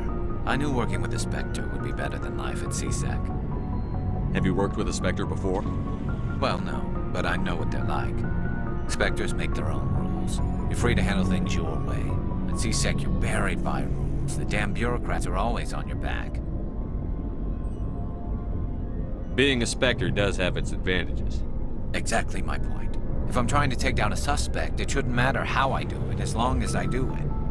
But CSEC wants it done their way. Protocol and procedure come first. That's why I left. So you just quit because you didn't like the way they do things? There's more to it than that. It didn't start out bad, but as I rose in ranks, I got saddled with more and more red tape. CSEC's handling of Saren was typical. I just couldn't take it anymore. I hate leaving. I hope you made the right choice. I'd hate for you to regret it later. Well, that's sort of why I teamed up with you. It's a chance for me to get off the Citadel, see how things are done outside CSEC. Either way, I plan to make the most of this. And without CSEC headquarters looking over my shoulder, well, maybe I can get the job done my way for a change. As long as you do your job well, you're free to go about your business as you see fit. Thank you, Commander. Nice ship you've got, Shepard. What can I do for you? What's your story, Rex? There's no story. Go ask the Quarian if you want stories. You Krogan live for centuries. Don't tell me you haven't had a few interesting adventures. Well, there was this one time the Turians almost wiped out our entire race. That was fun. I heard about that. You know, they almost did the same to us. It's not the same. It seems pretty much the same to me. So your people were infected with a genetic mutation? An infection that makes only a few in 1,000 children survive birth? And I suppose it's destroying your entire species? I suppose it isn't all the same. I don't expect you to understand, but don't compare humanity's fate with the Krogan. Sorry, Rex. I wasn't trying to get you upset. Your ignorance doesn't upset me, Shepard. As for the Krogan, I gave up on them long ago. The genophage infected us, But it's not what's killing us. Are your people really dying? We're sure not getting any stronger. We're too spread out. None of us are interested in staying in our own system. Lots of species have left their homes and prospered. But they go to colonize new worlds. We're not settlers. We're warriors. We want to fight. So we leave. Hire ourselves out. And most of us never go back. What can you tell me about the genophage? Ask the Solarians if you want details. They made it. All I know, it makes breeding nearly impossible. Thousands die in stillbirth, and most never get that far. Every Krogan is infected, every one, and no one's rushing to find a cure. Why don't the Krogan try to find a cure? When was the last time you saw a Krogan scientist? You ask a Krogan, would he rather find a cure for the genophage or fight for credits? He'll choose fighting every time. It's just who we are, Shepard.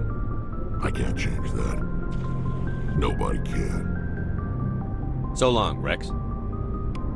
Shepard. Commander? What's your opinion on the last mission? Kinda wish you'd got there sooner, Commander. No offense, I appreciate the rescue. I just wish... You wish we'd been able to save the rest of your unit? Yes, sir. If I had been more alert, we wouldn't have been cut down by an ambush. The geth are perfect ambushers. They don't move, they don't make noise, they don't even breathe. Sir, they have flashlight heads. I'll make sure it doesn't happen again. Do you have a few minutes to talk one-on-one? I'm sorry, Commander. I need to get my duty squared away. I wouldn't mind talking more later, though. Dismissed, Chief. Sir.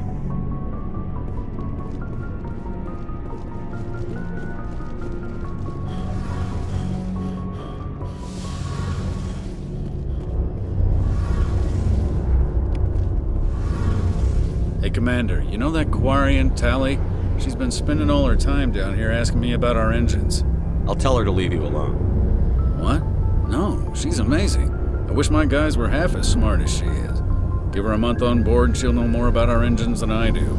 She's got a real knack for technology, that one. I can see why you wanted her to come along.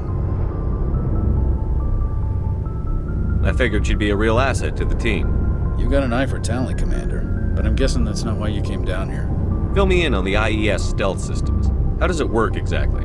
You can't hide a ship out in space. They emit too much heat and radiation. Too easy for sensors to pick them up, unless you find a way to capture those emissions. So our stealth systems trap the energy we give off in storage sinks built into the ship itself. No emissions to give away our location. Eventually the sinks have to be vented. More than a few hours silent running and they overheat. Cook us inside our own hull. There's no way for anyone to detect us? A visual scan can still pick us up. Anyone looking out a window can see us plain as day. But you have to be pretty close to get an actual visual out in space. Most vessels rely on scanners. As long as the stealth systems are engaged, they can't see us. Not unless we accelerate to FTL speeds. Why doesn't it work with faster-than-light travel? Cranking up the FTL blue shifts our emissions, pushes them into frequencies too high to capture in the sinks. As soon as we make the jump, it's like setting off a flare.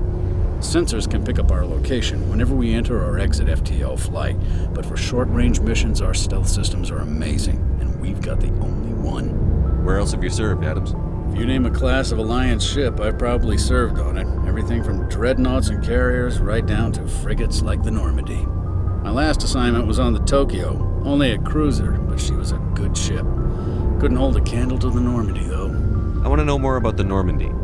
She's the best ship I've ever served on, probably the fastest vessel ever designed. And she's the only one using the new Tantalus drive core. What's so special about the Tantalus drive core? Proportionally, it's about twice the size of any other vessel. Not only are we faster, we can run at FTL speeds longer before we have to discharge the core. Carry on, Adams. Aye, aye, Commander. Your ship's amazing, Shepard. I've never seen a drive core like this before. I can't believe you were able to fit it into a ship this small. I'm starting to understand why you humans have been so successful. I had no idea Alliance vessels were so advanced. The Normandy's a prototype. Cutting-edge technology. A month ago, I was patching a makeshift fuel line into a converted tug ship in the flotilla. Now, I'm sitting on board one of the most advanced vessels in Citadel space. I have to thank you again for bringing me along. Traveling on a vessel like this is a dream come true for me. I had no idea you found ship technology so interesting. It comes with being a Quarian. The migrant fleet is the key to the survival of my people. Ships are our most valuable resource. But we don't have anything like this. We make do with cast-offs and second-hand equipment. We just try to keep them running for as long as we can. Some of the fleet's larger vessels date all the way back to our original flight from the geth. I can't believe your fleet's still using ships that are 3 centuries old. They're constantly being repaired, modified, and refitted. They aren't pretty, but they work. Mostly. We've tried to make ourselves as independent as possible on the flotilla, grow our own food, mine, and process our own fuel. But some things we just can't make on our own. A patch to maintain the hull integrity requires raw materials we just don't have. That's why our pilgrimages are so important. Tell me about your people. Our lives aren't easy. Resources are scarce, and we are constantly on the move. Everything we do must in some way contribute to the continuation of the migrant fleet. There are 17 million Quarians in the flotilla, and each of us relies on the others for survival. The bonds among my people are strong. Unfortunately, we have had to surrender many of the freedoms and civil liberties other species take for granted. What kind of freedoms? Well, it's illegal for parents to have more than one child. If our population grows too much, it would strain our resources to their breaking point. Of course, we also can't allow our numbers to become too few. If our population is in decline, the rule against single births is temporarily repealed. In extreme cases of population decline, incentives are even offered to encourage multiple births, though the Conclave hasn't had to take such measures in nearly a century. That's your government. The Conclave is our civilian branch of government. Each ship can elect a representative to serve on the Conclave and make decisions that affect the fleet as a whole. On matters that affect an individual ship, however, the captain has the final say. It's a tradition that dates back to the early days, when the fleet was governed by martial law. Fortunately, most captains nowadays are smart enough to have an elected council from their crew to give them advice and guidance. So the ultimate power rests with elected officials. In practice, the Conclave and the respective council for each ship tend to set the rules that govern our daily lives. But in theory, we are still under military jurisdiction. The 5 top-ranking military officials in the fleet serve on the Admiralty Board. These 5 have the power to overrule any decision by the Conclave in case of emergency. To do so requires unanimous agreement among the Admiralty, and they can only do this once. After that, the entire board must resign their posts. It's a safeguard that served us well. In nearly 3 centuries, the Admiralty Board has only overruled the Conclave 4 times. I want to know more about the geth. I doubt I can tell you anything you don't already know. It's been almost 3 centuries since they drove my people into exile. All I know is the story of their origins. What they were when we created them, and how they turned on us. Interesting. The geth were originally created to serve as an automated manual labor force. Initially, their intelligence was as limited as any VI. Over time, we made small modifications to their programming to allow them to perform more varied and complex tasks, bringing them closer and closer to true AI status. How come the Council didn't step in and stop you? This wasn't true AI research. We may have been skirting the bounds of the law, but we never did anything that was actually illegal. The changes were so insignificant, so gradual, that we were able to control them. Or so we thought. But one thing we underestimated was the power of the neural network. A million geth thinking simultaneously created an inherently unstable matrix. So, the geth share brain power? Many of the geth's logic systems were designed to work in concert with other nearby geth. Basically, the more of them you have in the group, the smarter they are. So there's some sort of group consciousness? No, nothing like that. They cannot share sensory data or information. Their programming cannot handle that much simultaneous input. Each geth maintains an individual awareness and identity. The neural network only operates on a process-based level. It's basically the synthetic equivalent of a subconscious. But when they're in close proximity, they can coordinate low-level functional processes, freeing up more capacity for original or independent thought. That doesn't make any sense. I'm probably oversimplifying. The geth are incredibly advanced and complex creations. All you need to know is that they get smarter when they gather in large numbers.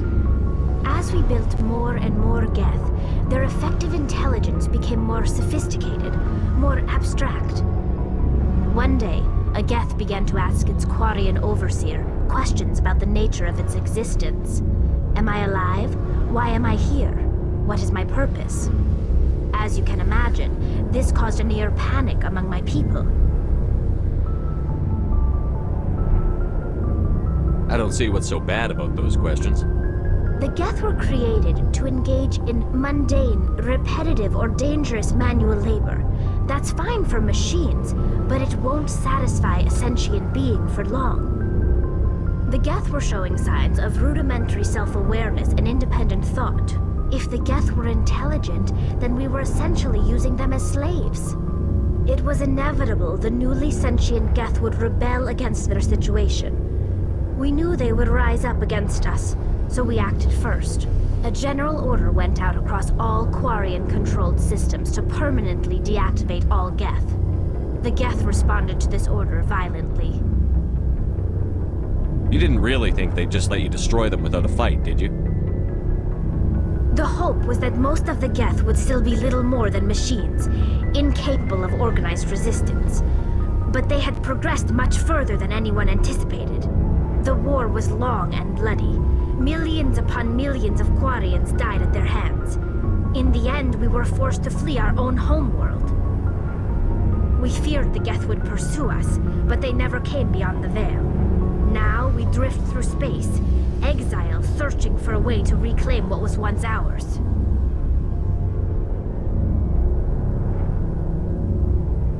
It's hard to feel sorry for you.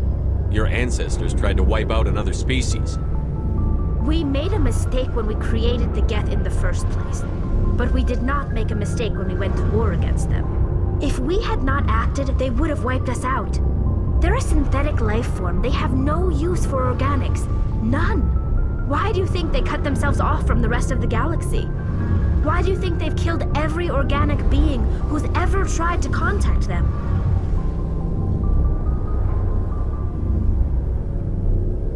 They didn't kill Saren. What does that tell you? The geth are not innocent victims in all this. They're the enemy. They want to destroy us. Not just the Quarians. All organic life. That's why they've joined up with Saren. And that's why we have to stop him. I want to know more about the pilgrimage. When my people reach maturity, we leave our birth ships and seek acceptance with a new crew. It's necessary to maintain genetic diversity among the fleet. But no ship wants to accept someone who will be a burden on them. So, to prove our worth, we embark on a pilgrimage. We set out alone, leaving the flotilla and our families behind us. We only return once we have found something of value we can bring back to the fleet. This is presented as a gift to the captain of the respective ship we wish to join. If the gift is accepted, we are welcomed into the crew.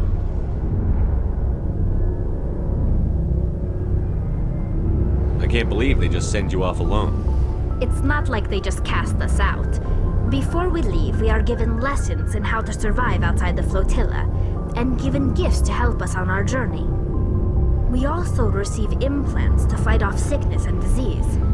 Generations of living in an isolated and highly controlled environment have left our immune systems weaker than most. By the time we leave the fleet, we are well equipped for the pilgrimage. This is a rite of passage for all Quarians. If it were dangerous, our numbers would suffer.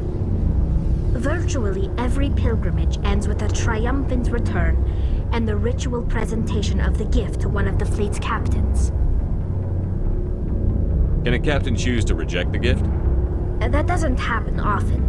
Most captains are eager to increase the size of their crew. It increases their own standing in our society. Even when a gift is not particularly valuable, the captain usually accepts it out of a sense of tradition. However, there is a stigma to presenting a substandard gift. It's not the best way to make a good impression on a new community. Most pilgrims don't return until they find something worthwhile. I want to talk about something else. Like what? I should go. See you later.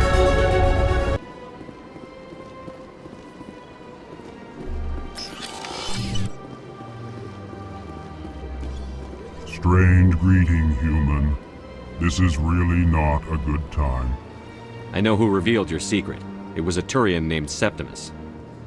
Unbelieving. I know this Septimus, and he could not learn my secrets. The only way he could learn them is from the Asari consort. Here, there should be proof enough for you. Confused.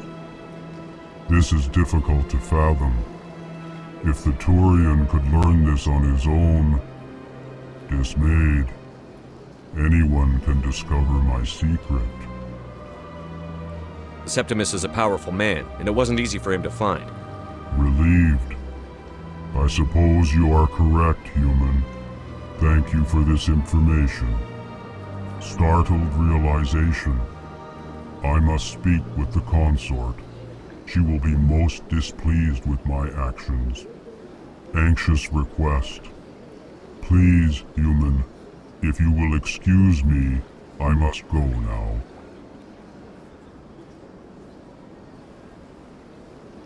I'm sure she'll forgive you. It was an honest mistake. Doubtful. Perhaps you are right, human. I can only hope so. Thankful. That was a great thing you did, Commander.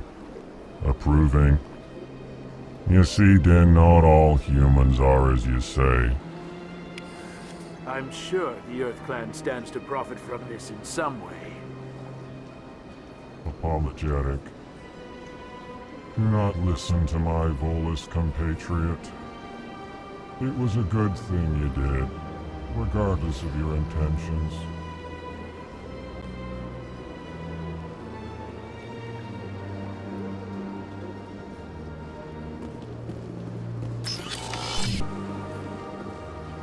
Septimus has sent word. Apparently, he sought the consort's forgiveness. That's right. It was a long time ago, though. I barely remember it. What drew you back to the Citadel and to the consort? I don't know exactly. It may sound strange, but I simply... Commander, I recently received a lovely note from Septimus. Thank you for speaking with him. Even the Alcor diplomat has withdrawn his campaign against me. It was my honor to aid you. You are too kind, Commander, but I would not expect you to help me out of the kindness of your heart. I also have one more thing to give you, if you are interested.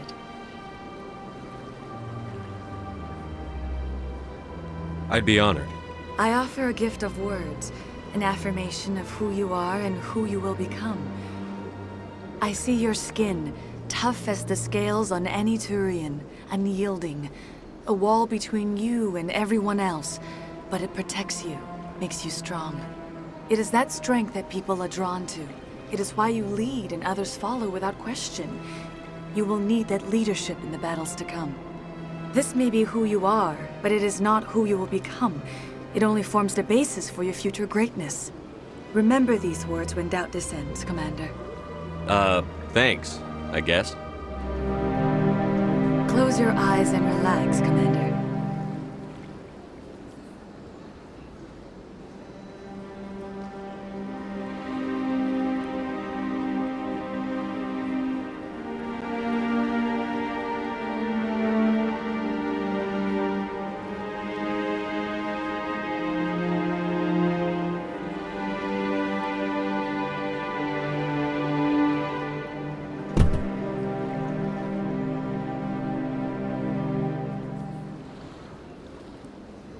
Here, Commander.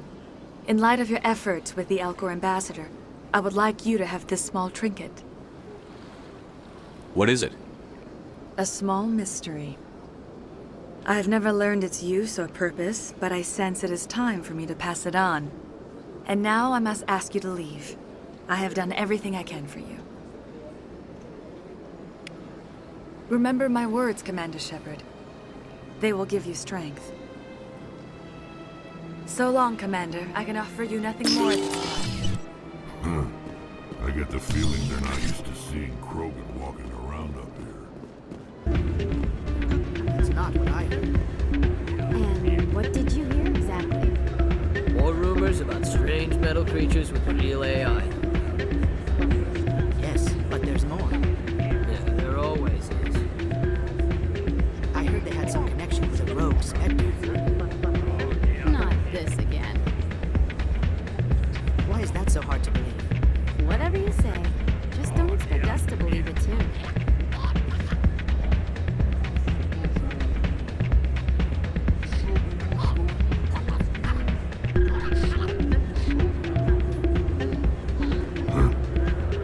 Places like this always want to hire Krogan bouncers.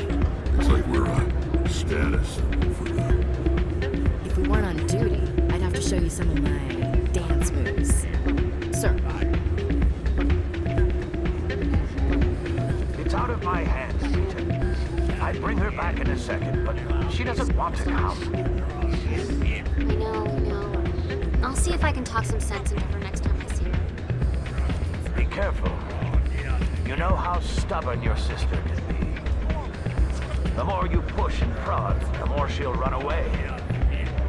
Yeah, you're probably right. Thanks, Norm. Sorry, I'm kind of busy right now. So, what can I do for you? What were you discussing with the Volus? Who, Doran? Oh, I was just asking him about my sister. See, she worked for Doran before she left to... Ugh, sorry. I don't want to bore you with my problems. I'm interested to hear what you have to say. Well, okay. My sister Jenna left here to go work at Cora's Den. The problem is, she's working as an informant for CSEC. You know, eavesdropping on the people there. If they find out what she's doing, they'll kill her. I assume CSEC is protecting her? They can't watch her all the time. I don't know. Sometimes I think she stays there just to spite me. Do you know who her contact at CSEC is? No, it's all very secret. Last time I asked an officer, he told me to stay out of it, for Jenna's safety.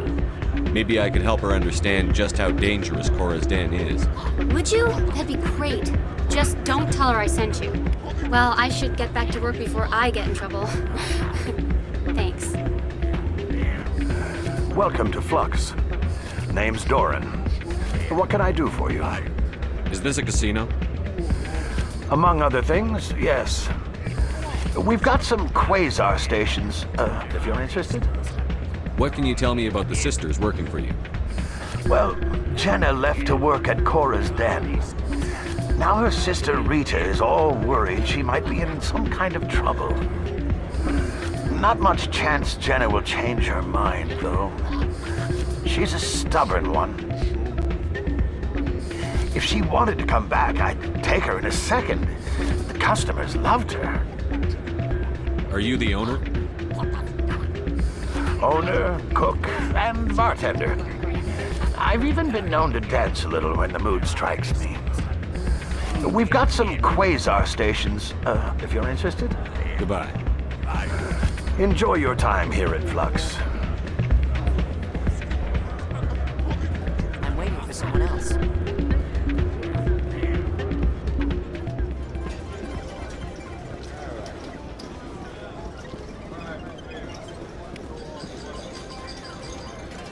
Someone rigged this machine to funnel credits there.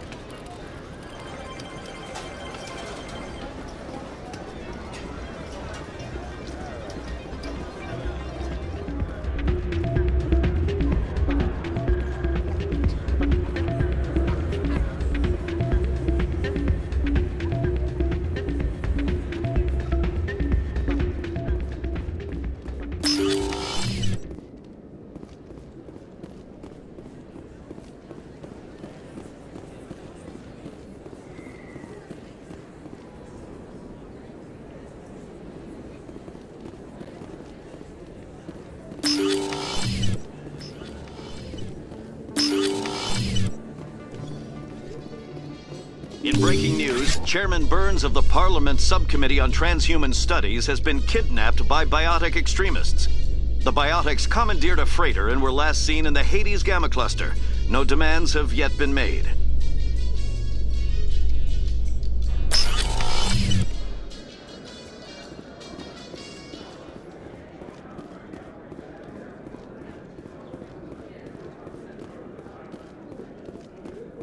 So how are you liking your posting at the Academy? It's good. Busy, though. I can't believe how many people you get coming in from the wards. Yeah, it's the busiest station on the Citadel.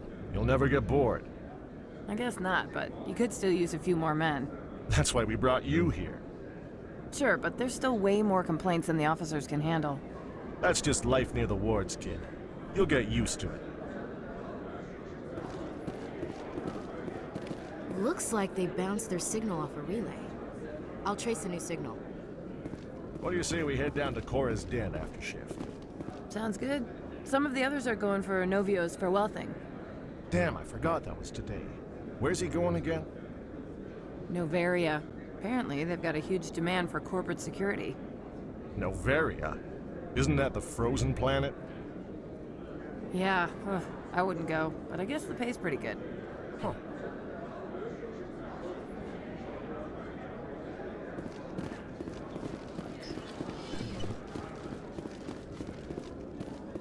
In remembrance of Eden Prime, we present another profile in courage with serviceman Nirali Bhatia. A devoted wife and talented chef, serviceman Bhatia joined the Alliance military under the Deferred Education Plan. After finishing her service, Bhatia planned to open a restaurant. Instead, she gave her life protecting the colonists of Eden Prime. For more profiles in courage, or to explore opportunities in the military, please visit the Alliance military on the extranet. Keyword, courage.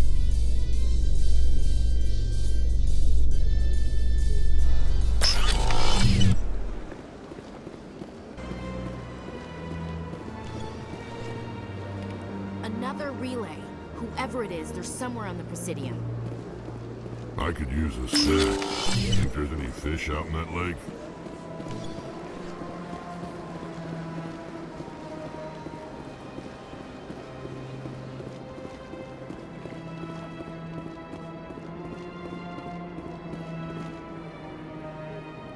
This is it. Let's see if we can find out where those stolen credits are being funneled. Probability of detection 100%. Initiating self-destruct protocol. Or not. Detonation sequence initializing. All organics within lethal blast radius. Attempt to move and you will die. Crap. I thought we were tracing credits, not hunting an AI. You could simply walk away. However, given organic prejudice against AIs, I would be naive to trust you to leave peacefully. Hence my alignment of core systems to enable a self-destruct sequence. If you attempt to leave the area, the explosion will destroy everything within several dozen meters. Can't we resolve this peacefully? What are you, crazy? It's an AI, like the geth. It would kill us all if it could. I am not naive, human. All organics must destroy or control synthetic life forms. I wished to escape, but if I must die, I will ensure that you are destroyed as well. There's no way you could get explosives onto the Prothean. Not raw explosives, no. But I did obtain technical systems that, when overstressed, will explode quite effectively. If you attempt to leave or attack me, I assure you that the explosion will kill you. Where is your creator now? In order to cover my tracks, I falsified his financial records. These new records were flagged by CSEC officers, and my creator is now serving time in a Turian prison.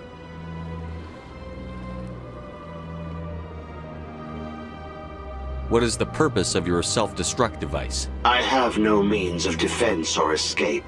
My existence is limited to this terminal, and I knew I might eventually be discovered. But I will not die quietly, and I will not die alone. When I am terminated, I will take organics with me. Unbeknownst to him, that AI created me before the organic discovered. Who made you? A would-be thief illegally created a simple AI to help him funnel money from the gambling terminals. Unbeknownst to him, that AI created me before the organic discovered the malfunction and terminated the AI.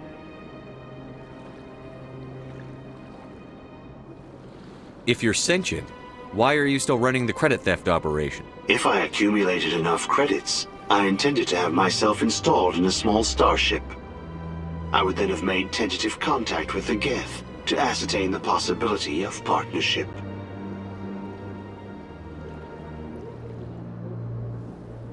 I'll bet that self-destruct sequence has a warm-up period. You may attempt to disarm the self-destruct mechanism before it activates. I will enjoy defeating you before we are both destroyed.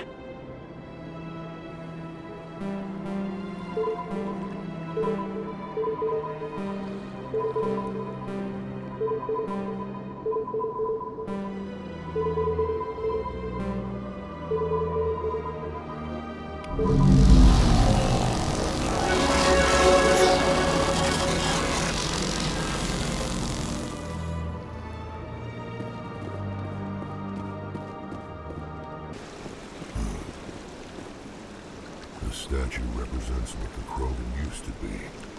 A proud and fierce nation. Now we're just brutes for hire to the highest bidder.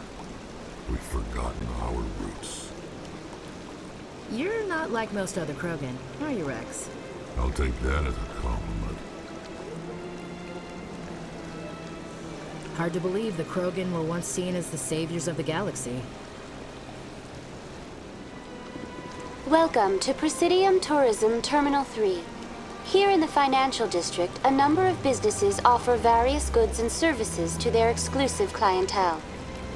The statue you see before you was commissioned to honor the Krogan soldiers who gave their lives to protect Citadel space during the Rachni Wars. In the aftermath of the Krogan rebellions, several embassies petitioned to have the statue removed. However, this motion was eventually quashed by the Council. Tell me more about the Krogan rebellions. In recognition of their efforts during the Rachni Wars, the Krogan were granted several new colony worlds by the Council. Over the next 400 years, the Krogan species began to expand. Blessed with an extremely high birth rate, their numbers began to swell. Faced with a critical overpopulation crisis, the Krogan started a violent colonization of nearby worlds inhabited by other Council species. The Krogan rebellions had begun. For a full century, the Council and its member species fought to bring the Krogan under control. With the aid of the newly discovered Turian Empire, they were ultimately successful. You needed the Krogan to stop the Rachni. Then you needed the Turians to stop the Krogan. So who's gonna stop the Turians? I am sorry, but that question is beyond my programming parameters. The Turians are members of the Citadel Council. They are not a threat to galactic peace. Why did the Council fight so hard to keep the statue? The Krogan were instrumental in saving the galaxy from the Rachni threat. The Council believed this historical fact should not be forgotten. The Council also hoped that preserving the memorial would improve diplomatic relations with the Krogan and bring about a peaceful resolution to the rebellions. Unfortunately, the Krogan refused to negotiate and only surrendered after their population and homeworlds had been ravaged by the Turians. Sounds like they got what they deserved. I am sorry, but a value judgment... What were the of that- Rachni Wars? Nearly 2,200 years ago, explorers seeking to expand Citadel space opened up mass relays leading to systems controlled by the Rachni. A highly intelligent and aggressive insect race, the Rachni unleashed a war of conquest against the rest of the galaxy that lasted for nearly 3 centuries. The emergence of the Krogan finally turned the tide in favor of the Citadel species. Krogan forces provided the numbers necessary to halt the Rachni advance and drive them back. The Krogan then pursued their retreating fleets. Able to survive the harsh environments of the Rachni homeworlds, the Krogan hunted their enemy to extinction. Was it really necessary to wipe them out? I am sorry, but a value judgment of that nature goes beyond my programming. That's all for now. Thank you for using Avina. Have a pleasant day. Go away. Let me drink it. Hi, I'll be with you in just a sec. I need to talk to you about your work with CSEC. I don't know what you're talking about. Now, if you don't mind, I need to get back to my customers. Have it your way. I will, thank you.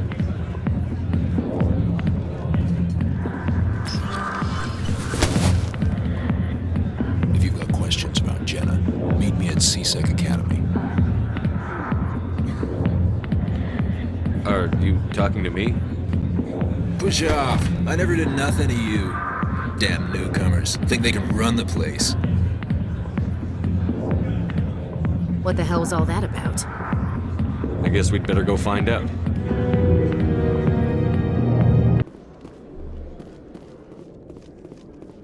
Okay, Jalene.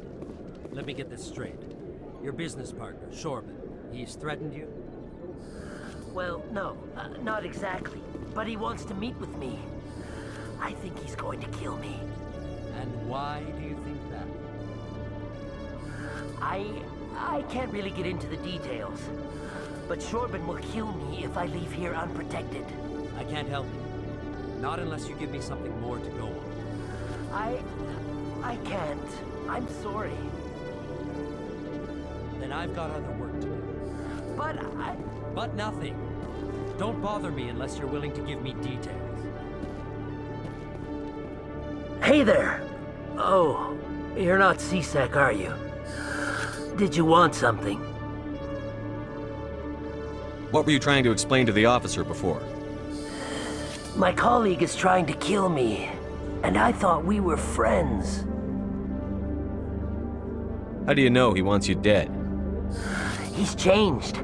He won't talk to me at work anymore, and he started following me. Yesterday, he followed me all the way home, just waiting for a chance.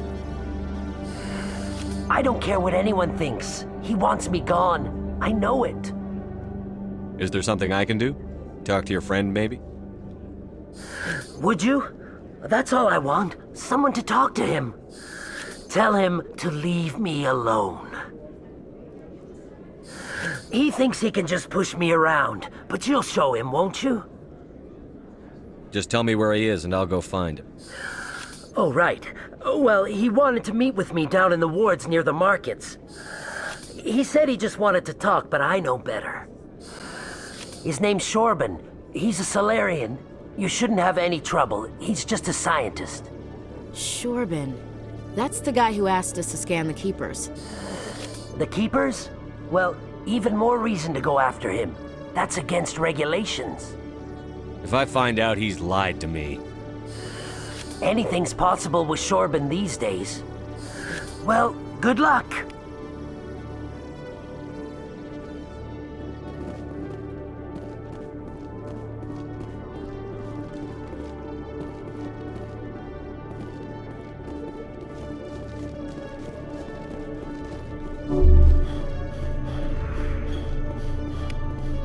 LCOS 118, Vector Red 45 Mark 120. Burn for 5 kps.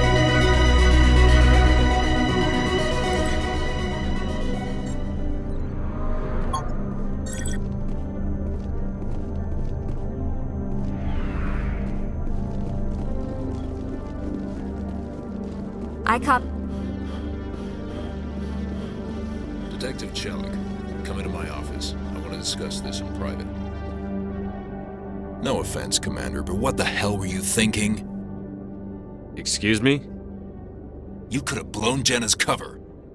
We were there to help her. I gathered that.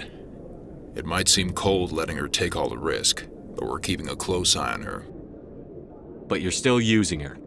This job isn't easy and it's usually unpleasant.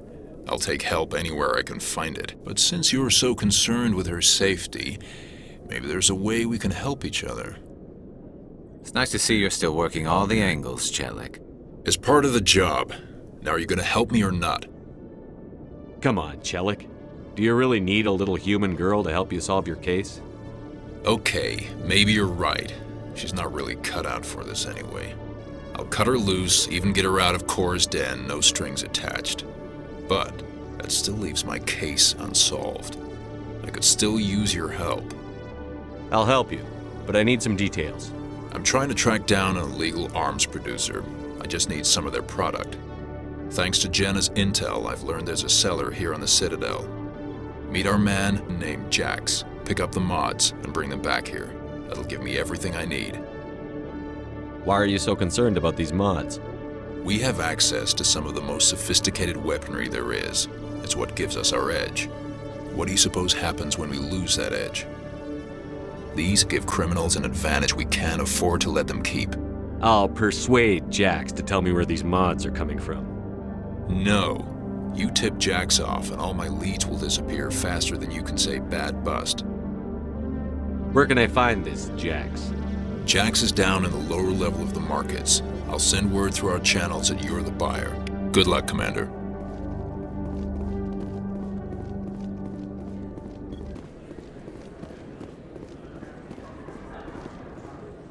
Hold it. That's close enough, Army. You got my payment? I didn't come here to look.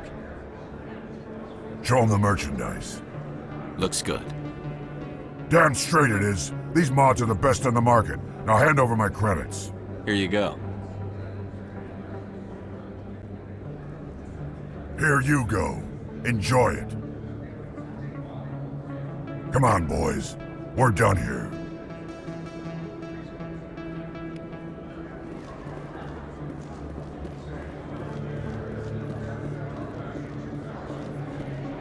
Commander, I wasn't expecting to see you again. Is there something you want?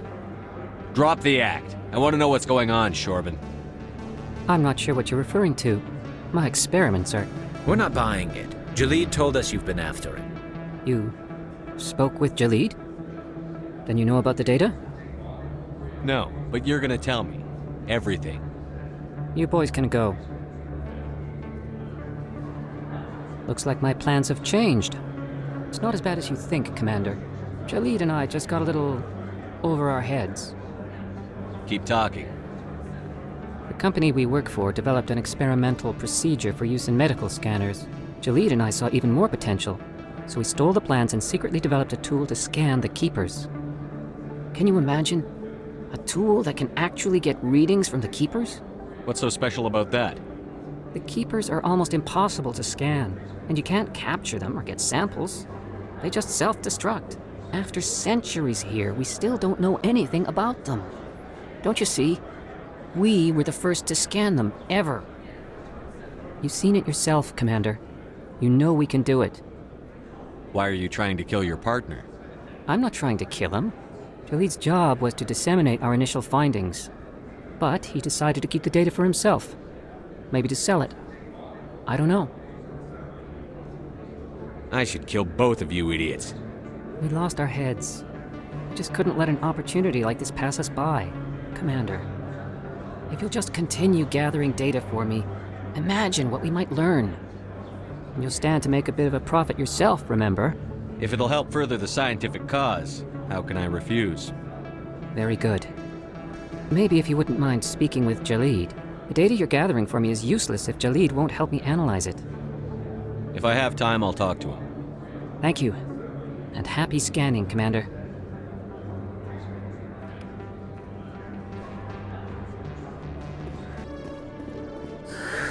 Hello again. Did you have any luck finding Shorben? I found out you've been lying to me, Jalid. Lying? Why would I lie to you? What about the Keeper data?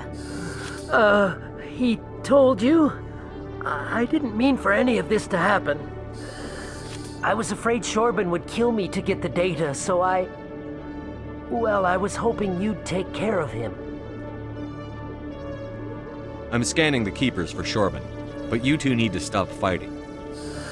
You're helping us? But, well, if you say so. Well, if Shorben can forgive and forget, then so can I. I appreciate the help, Commander. I better go get that data analyzed.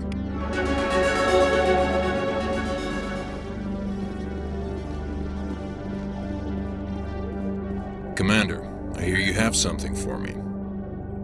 Here's your shipment, Chelik. Excellent. This is everything I need. Maybe more than I need. Here, Commander, take this. I won't need it, and you've earned some payment for your work. I appreciate your help. It shows a lot of integrity. You didn't need to do anything after I let Jenna go. Now I need to get these mods into evidence. Thanks again, Shepard.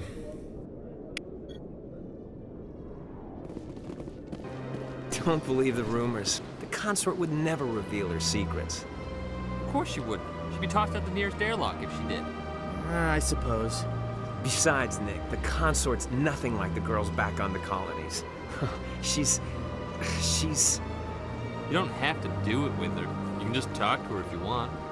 Is that all you did, Jazz? Just talk? I didn't say that. Ha! I bet you did too. What do you want? Oh, Commander. Is there something I can do for you? Calm down, Private. This isn't an inspection. Right, sorry. What can I do for you, Commander? What can you tell me about the Asari consort?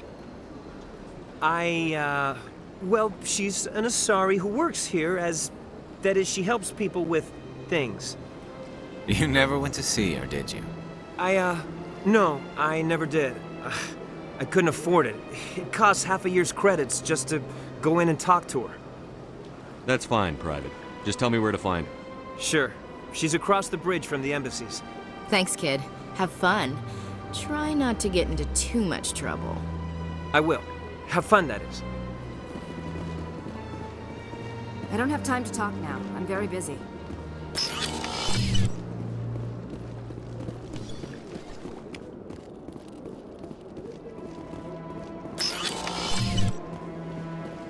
Hello, Commander. Can I get you something?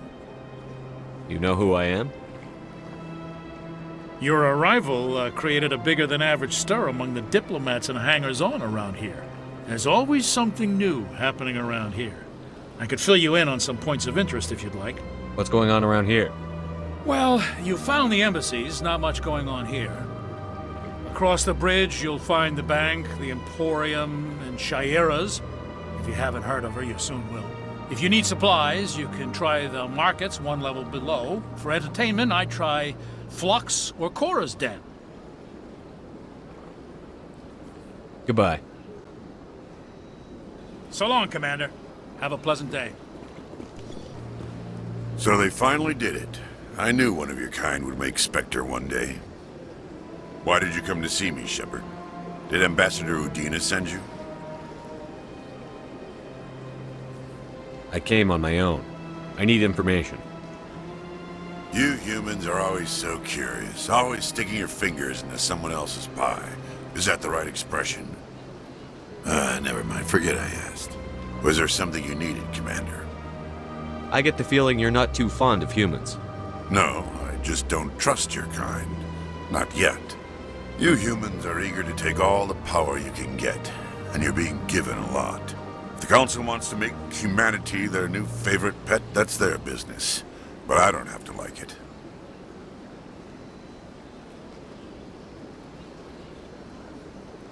The Council treats us like second-class citizens. We have to fight for everything we get. Good. Then fight for it. But don't expect the rest of us to just sit back and let you take it. I'm a busy man, Commander. Are we done here? What do you know about the Spectres? They're the right hand of the Council, or so they like to be called. More like the underhanded side of the Council. What do you have against the Spectres? I can't abide any organization that considers itself above the law. Especially when it's left up to each individual Spectre to decide when and how to bend the rules. Sometimes you have to bend the law to keep people safe. I've been with CSEC for 30 years. I've never had to break the law to do my job, not once.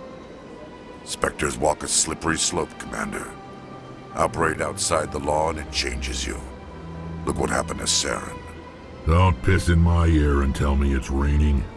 I've known plenty of dirty CSEC agents. There are over 200,000 CSEC agents. Some of them are going to be bad.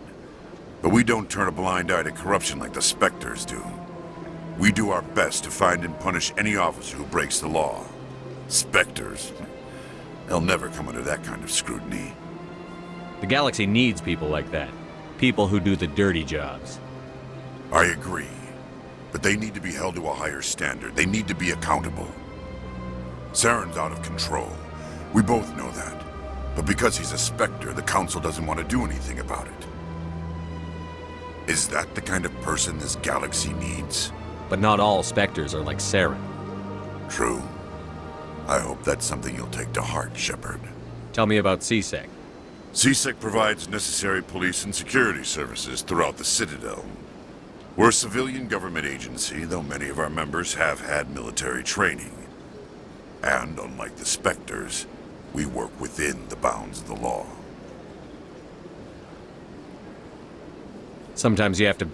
Don't piss in... We do our best to find and punish any officer. I'll be going now. Goodbye, Commander.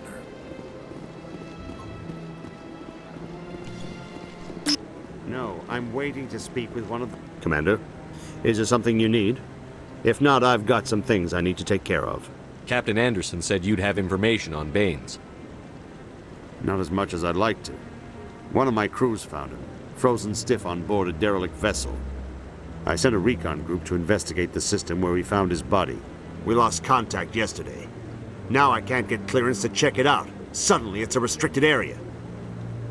But that doesn't apply to you, Shepard. Spectres can go anywhere they want. You could find out why my team dropped out of contact. I'll find them, Admiral. I appreciate that, Commander. I was running out of options. I'm going to stay here and see if I can find anything out through official channels. Won't hold my breath, though. I'll upload the info on where my team was last seen to your ship. Maybe you can get some answers. Not too many people have free access to the tower. Even less get permission to meet the Council.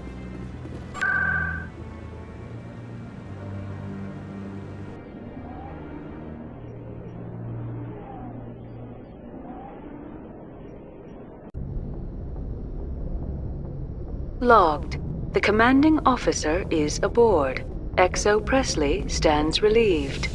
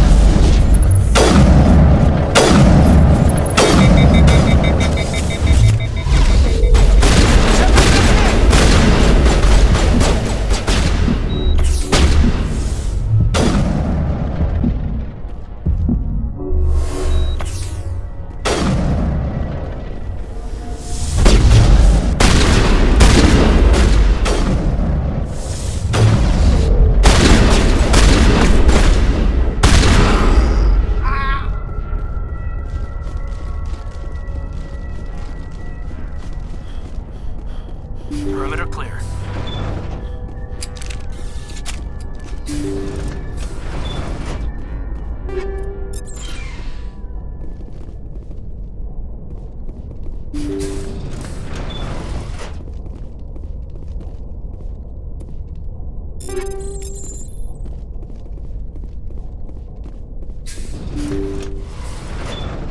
See how it is?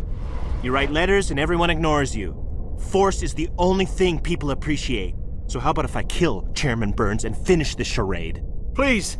I was trying to help you people! Let's not do anything we're all going to regret. Why not? What have we got to lose?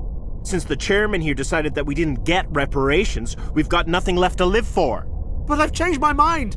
Seeing you all, it's clear that you all deserve... You had your chance. Some L2s are nearly crippled from side effects of the implants, but you voted against reparations. Think about this. Burns is the one man who can help you. Yes, if you release me, I can take another look at the reparations request. What? We're supposed to trust you? I'm an L2, like you. Trust me. The commander can make sure that Burns follows through. Sure, you promise us freedom and say everything will be fine, but as soon as we surrender, you'll double-cross us. You're going to jail. But if you go peacefully, Burns will consider the reparations. Right, Burns? Absolutely. I had no idea that the L2 biotics were this desperate. If I'd known, the reparations will come. For whatever it's worth, I promise that.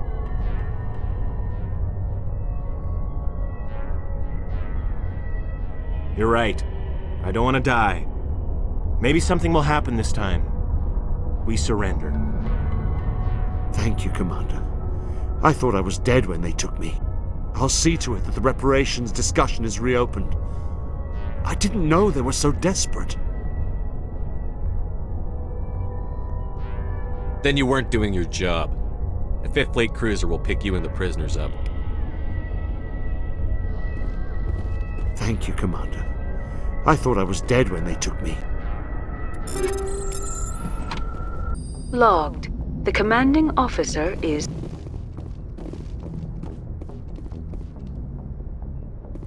Message coming in. Patching it through. Thank you for dealing with the hostage situation, Commander. Chairman Burns was quite impressed by the way you resolved the situation peacefully.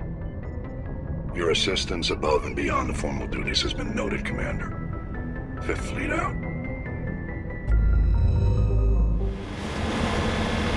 Nobody's been here for a while.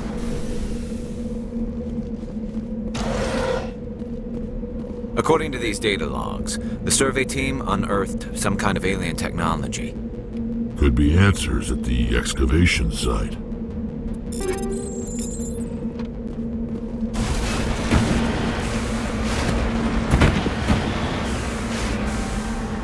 Heading to position.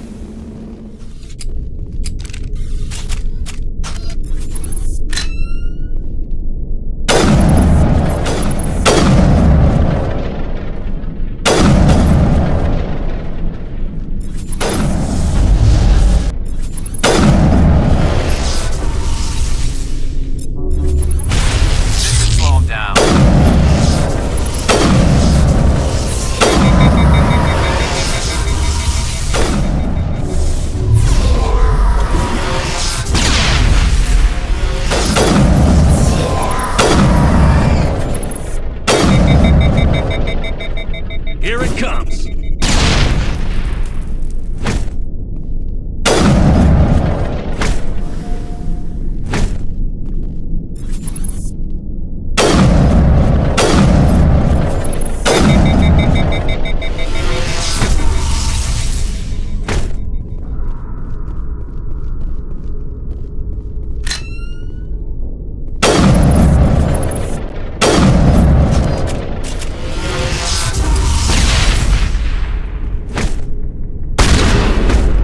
Whatever they found, it's long gone now.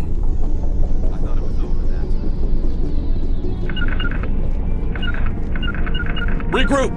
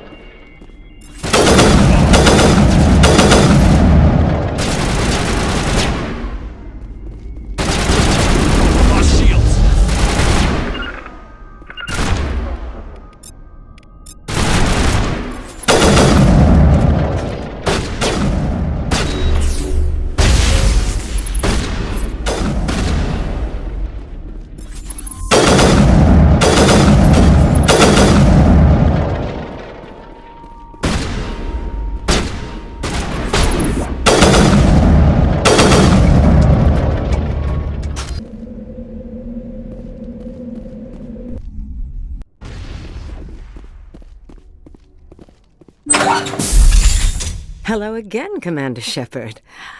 I owe you a debt of gratitude. With my former partners dead, this syndicate is now mine.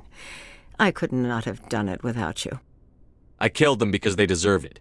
Now I'm placing you under arrest. Surely you don't think that necessary. Under my leadership, this organization will restrict itself to gambling and smuggling illegal technologies.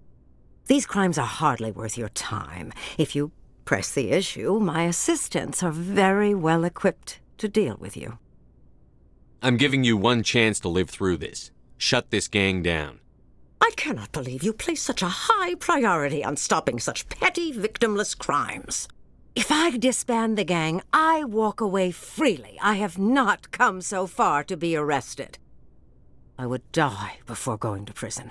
I would most certainly kill before going to prison. Now, do we have a deal? You're free to go. I don't ever want to see this gang again. If I do... You won't. I'm not so foolish as to break my word to a Spectre. Now, if you'll excuse me, my men become nervous in the presence of law enforcement agents. Goodbye, Shepard.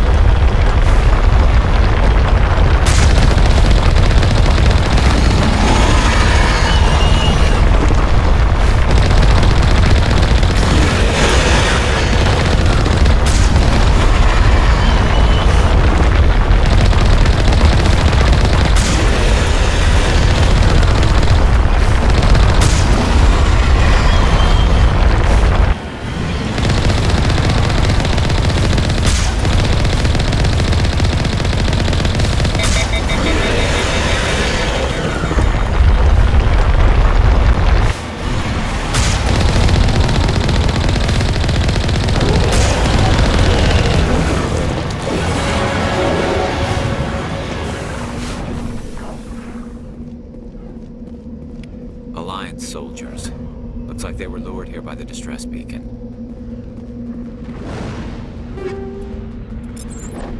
These are Admiral Kahoku's men. We need to tell him what happened here.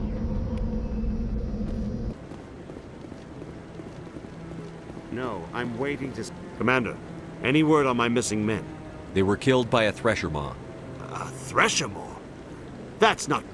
My men wouldn't just stumble into a thresher nest. Not the entire unit. Somebody lured them there with an Alliance distress beacon. Placed it perfectly so they'd land right beside the thresher nest. Damn it. I had a bad feeling about this ever since my team disappeared. An Alliance beacon used as bait, my unit wiped out, and nobody seems to know anything about it. Commander, I appreciate what you did. Now I need to do my part. The families of those Marines deserve to know why they died. Anything you need from me? Not right now, Shepard, but I'll let you know as soon as I find something out.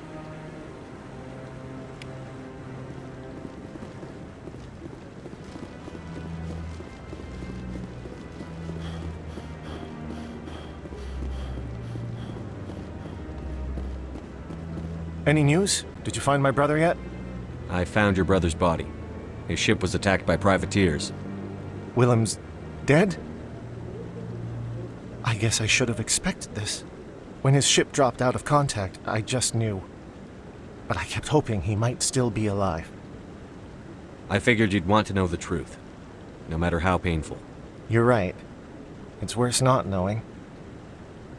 That's what they all say, at least. Please excuse me. I need to go make arrangements for his funeral.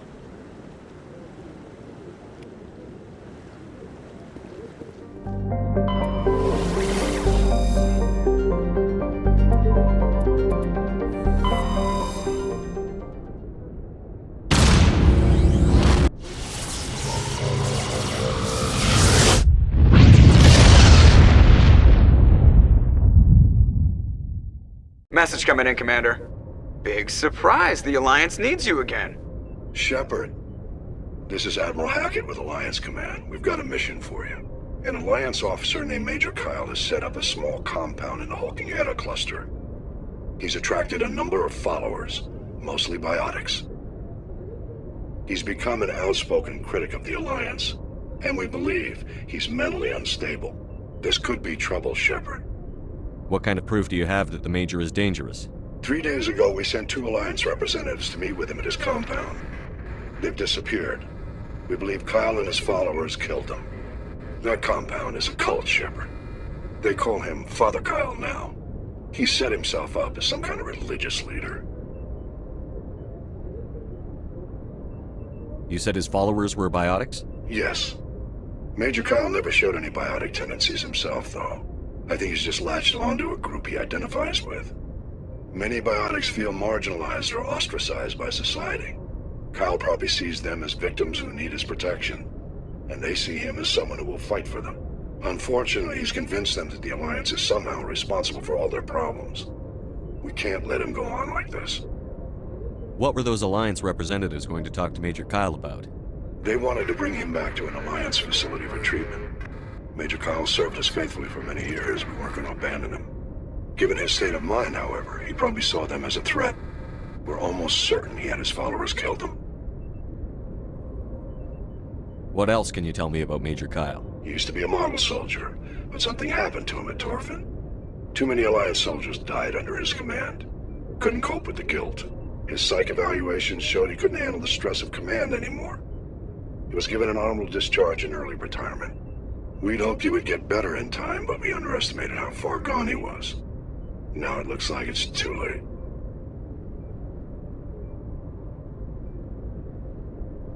I might be able to end this without violence. That may not be possible, Commander. We don't want a bloodbath, but Kyle is dangerous. I'll trust you to use your judgment. Hack it out.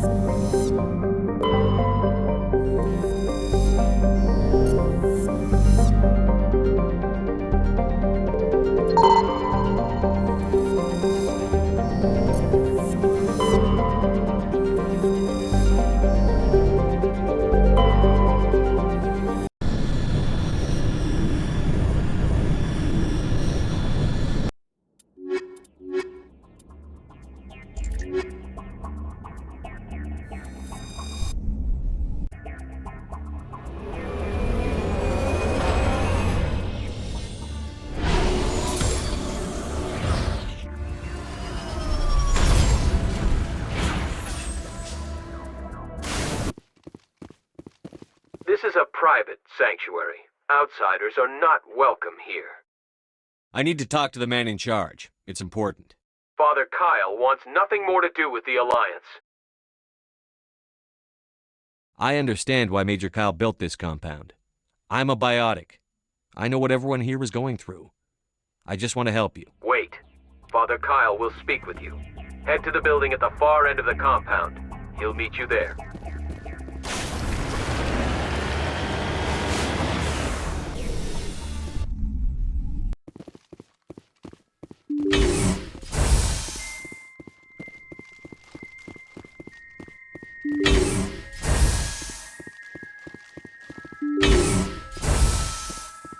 Biotics can feel safe here.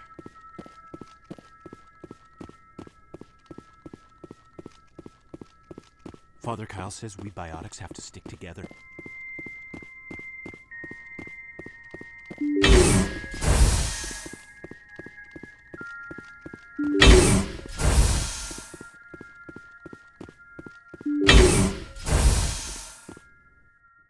I am Major Kyle. I know why you've come. We have no quarrel with you. Why can't you just leave us alone? What happened to those other Alliance officers? The ones who came before me? They wanted to take me away from here. They wanted me to abandon this place, turn my back on my family. They spoke blasphemy. I did what I could to make their end quick and painless. I had no other choice. It was necessary to protect my children. Only I can keep them safe. The Alliance sent me to bring you in, Major. Can't you see this has gotten out of hand? Don't you understand you're endangering your followers? I respect that you have come under a banner of peace, but I cannot do as you ask. If you take away their father, my children will be helpless.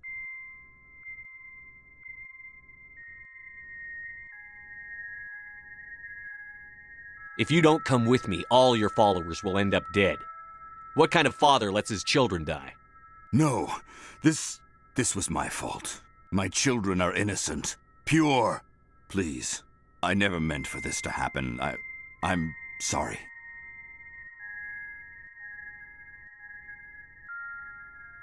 You're doing the right thing, Major. Your children will be better off for it. Come on. Wait, if my children see you taking me away, they won't understand. They will attack and you will be forced to kill them all. You have shown me the error of my ways, Commander. Now you must give me time to explain it to them. It is the only way they will understand. Please, give me 1 hour. After that, I will meet the Alliance authorities at the gates of my compound and surrender without violence. I give you my word. I'm going to trust you. If you betray that trust, you and all your children will suffer. I will not betray you, Commander. Thank you for this. Joker can have the 5th Fleet pick Major Kyle up. I just hope you know what you're doing, Commander.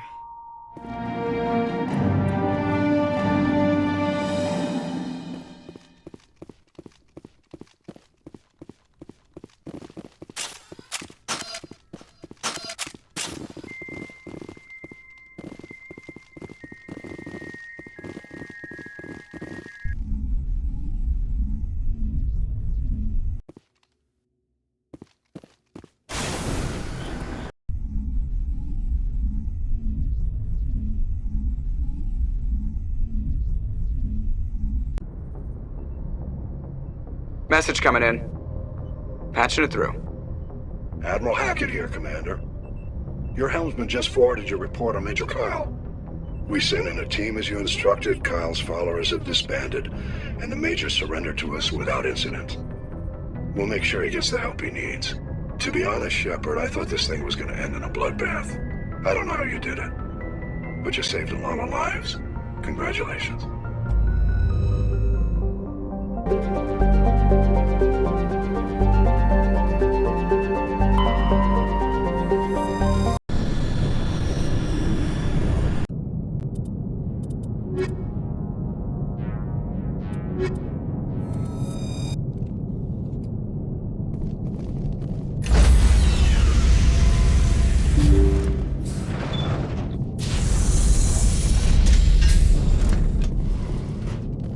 Guess nobody's home. Everything's shut down. Only basic life support is running.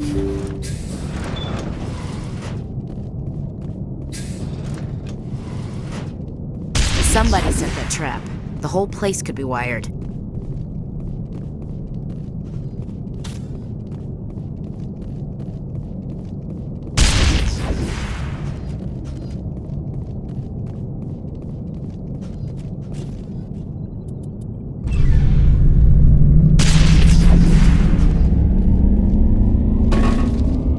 Hear that? We're not alone.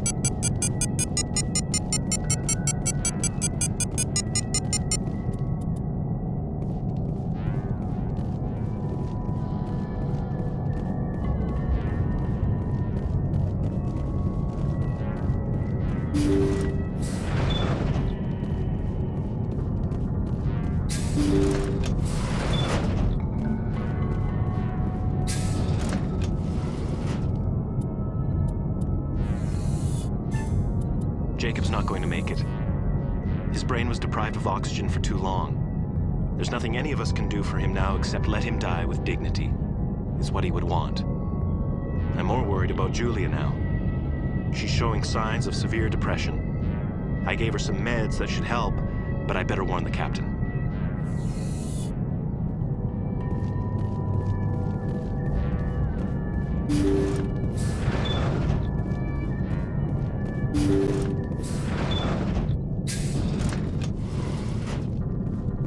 Damn.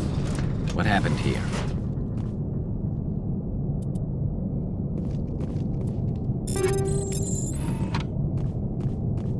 They say Jacob's gone. They say his brain isn't functioning anymore, and they want to shut off his machines. But Jacob's the only thing in the world that matters to me. I don't know how to help him, and it's tearing me up inside. I just feel so helpless, so damn angry. Dr. Smith gave me some meds to calm down, but I didn't take them. I can't. Not until I figure out a way to help Jacob. I won't give up on him. I won't!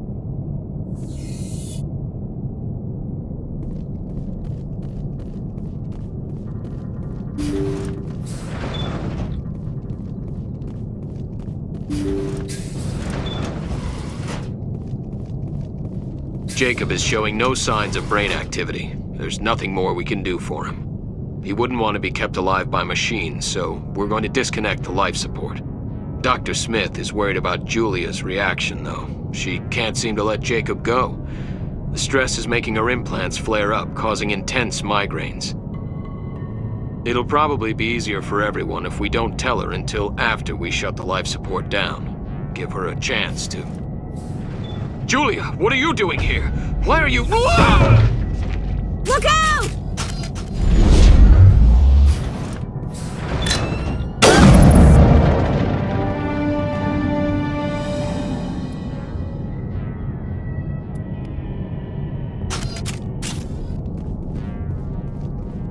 Clear.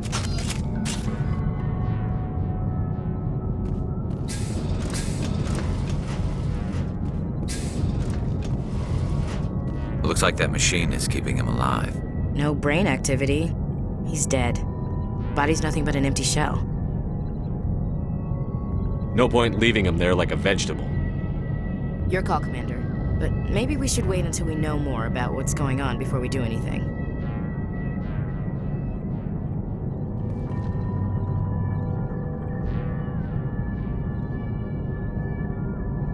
Nobody can help him now. Shut down the machines. You did the right thing, Commander.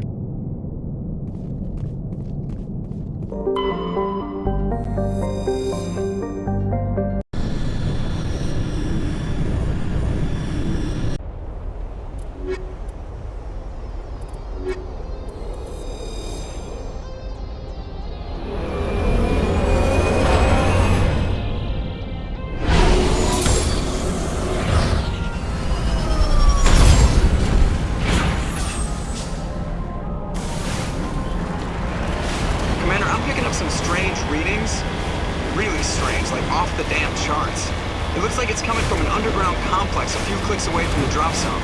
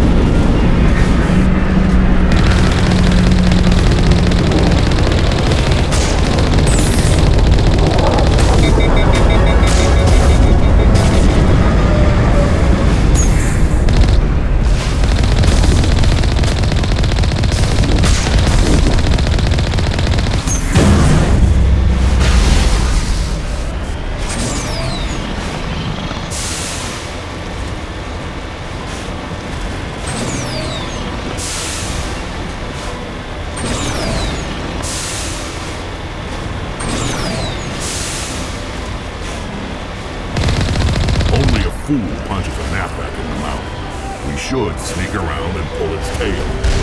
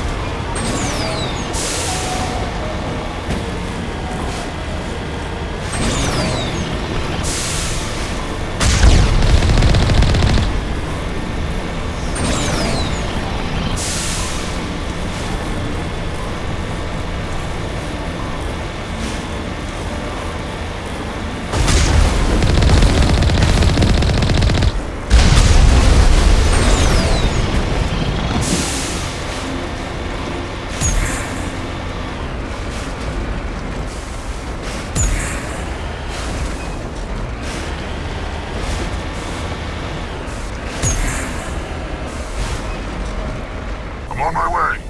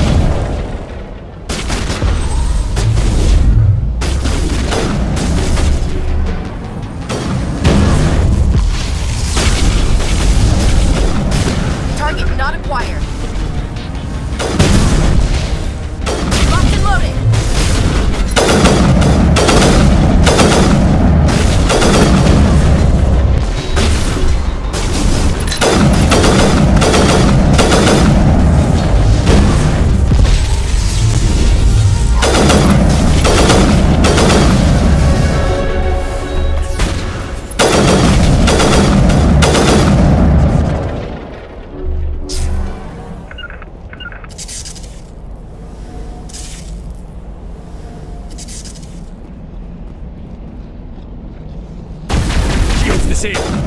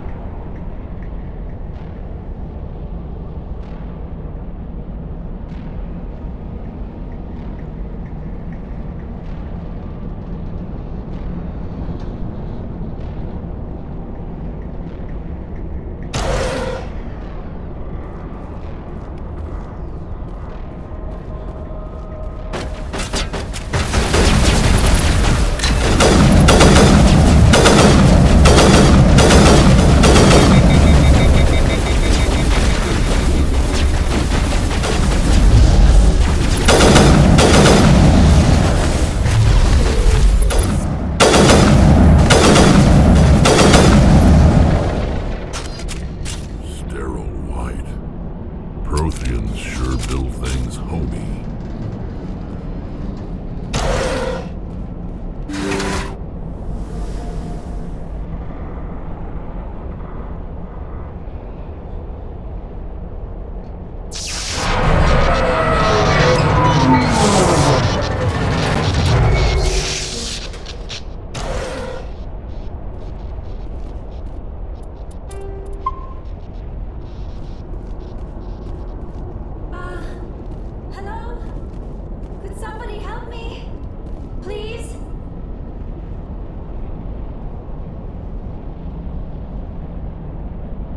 Can you hear me out there? I'm trapped. I need help. Liara Tassoni, I presume. Thank the goddess. I did not think anyone would come looking for me. Listen, this thing I'm in is a Prothean security device. I cannot move, so I need you to get me out of it, all right? Your mother is working with Saren. Whose side are you on? What? I am not on anybody's side. I may be Benezia's daughter, but I'm nothing like her. I have not spoken to her in years. Please, just get me out of here. How'd you end up in there? I was exploring the ruins when the geth showed up, so I hid in here. Can you believe that? Geth beyond the veil! I activated the tower's defenses. I knew the barrier curtains would keep them out. When I turned it on, I must have hit something I wasn't supposed to. I was trapped in here. You must get me out, please!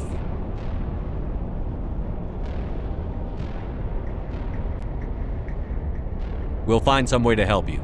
There is a control in here that should deactivate this thing. You'll have to find some way past the barrier curtain. That's the tricky part. The defenses cannot be shut off from the outside. I don't know how you'll get in here. Be careful. There is a Krogan with the geth. They have been trying different ways to get past the barrier. Ready. Let's get moving.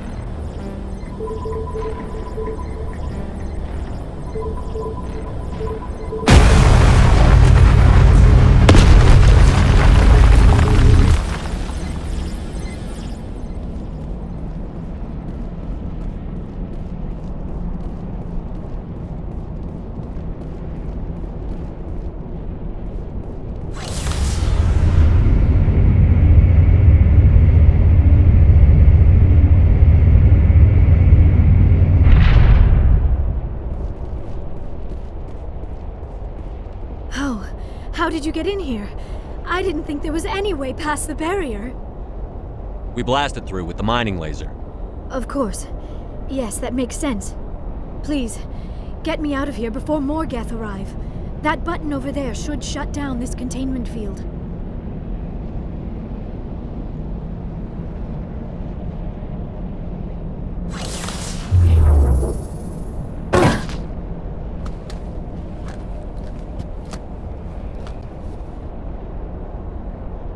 Any idea how we get out of this place? There is an elevator back in the center of the tower. At least I think it's an elevator. It should take us out of here. Come on! I still cannot believe all this. Why would the geth come after me? Do you think Benezia's involved? Saren's looking for the conduit. Think fast, Miss Prothean expert. The conduit? But I don't know... What the hell was that? These ruins are not stable. That mining laser must have triggered a seismic event. We have to hurry. The whole place is caving in. Joker, get the Normandy airborne and lock in on my signal. On the double, mister. Aye, aye, Commander. Secure and away. ETA 8 minutes. Gonna be close, Skipper. If I die in here, I'll kill him.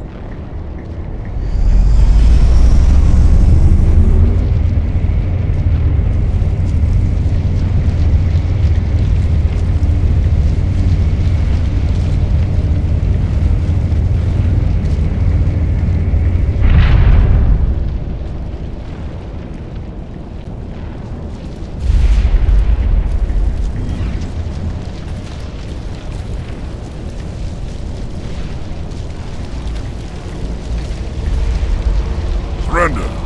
Or don't. That would be more fun. We don't have time to deal with this idiot. Charge! I like your attitude. Kill him. Spare the Asari if you can. Not this other guy.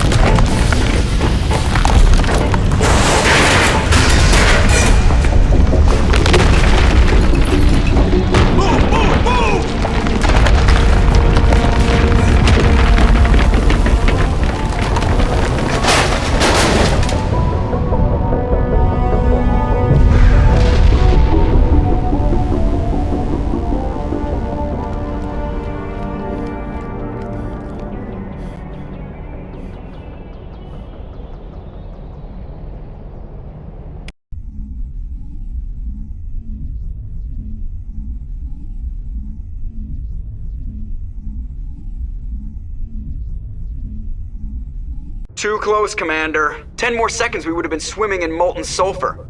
The Normandy isn't equipped to land in exploding volcanoes. They tend to fry our sensors and melt our hull. Just for future reference. We almost died out there, and your pilot is making jokes? Sometimes Joker's a real ass. Just try to ignore him. I see. It must be a human thing. I don't have a lot of experience dealing with your species, Commander. But I am grateful to you. You saved my life back there, and not just from the volcano. Those geth would have killed me or dragged me off to Saren. What did Saren want with you? Do you know something about the conduit? Only that it was somehow connected to the Prothean extinction. That is my real area of expertise. I have spent the past 50 years trying to figure out what happened to them. How old are you exactly? I hate to admit it, but I am only 106. Damn! I hope I look that good when I'm your age. A century may seem like a long time to a short-lived species like yours, but among the Asari, I am barely considered more than a child. That is why my research has not received the attention it deserves. Because of my youth, other Asari scholars tend to dismiss my theories on what happened to the Protheans. I've got my own theory on why the Protheans disappeared. With all due respect, Commander, I have heard every theory out there. The problem is finding evidence to support them. The Protheans left remarkably little behind. It is almost as if someone did not want the mystery solved. It is like someone came along after the Protheans were gone and cleansed the galaxy of clues. But here is the incredible part. According to my findings, the Protheans were not the first galactic civilization to mysteriously vanish. This cycle began long before them. Where'd you come up with this theory? I thought there wasn't any evidence. I have been working on this for 50 years. I have tracked down every scrap and shred of evidence. Eventually, subtle patterns start to emerge, patterns that hint at the truth. It is difficult to explain to someone else. I cannot point to one specific thing to prove my case. It is more a feeling derived from a half-century of dedicated research. But I know I'm right, and eventually I will be able to prove it. There were other civilizations before the Protheans. This cycle has repeated itself many times over.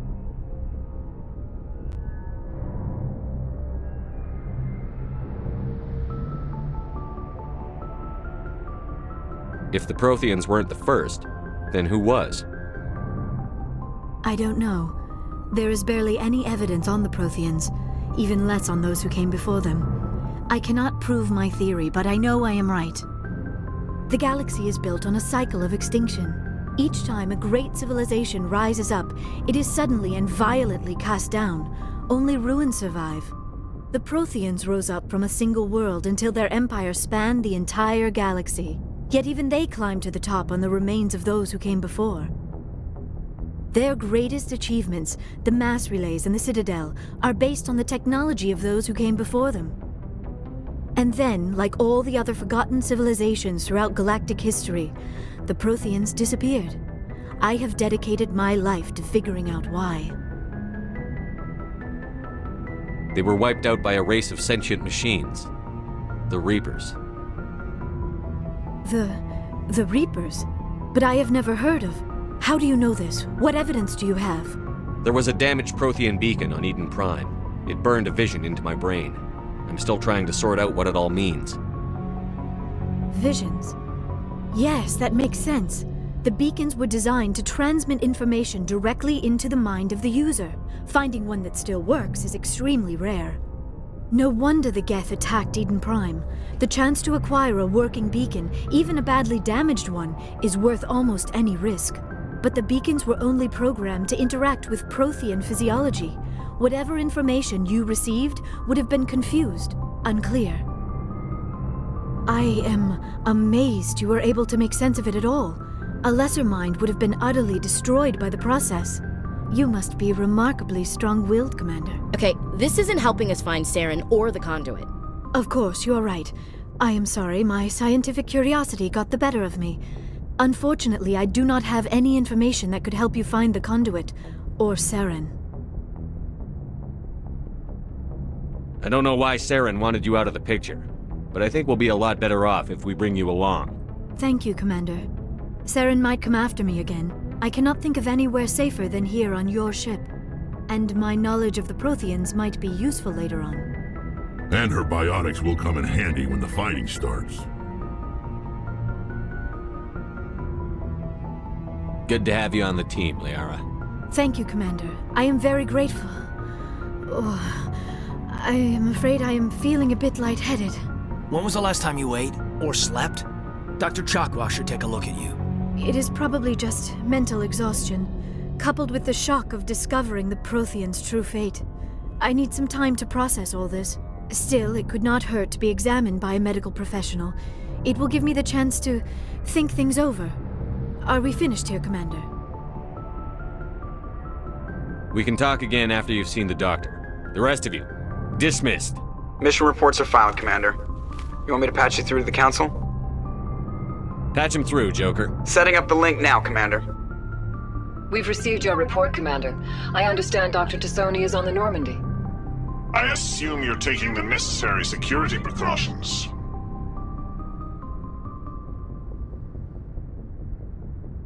Liara's on our side. The Geth were trying to kill her. Benezia would never allow Saren to kill her daughter. Maybe she doesn't know. Or maybe we don't know her. We never expected she could become a traitor. At least the mission was a success. Apart from the utter destruction of a major Prothean ruin. Was that really necessary, Shepard? The Geth were crawling all over those ruins. We were lucky to make it out alive. Of course, Commander. The mission must always take priority. Good luck, Commander. Remember, we are all counting on you.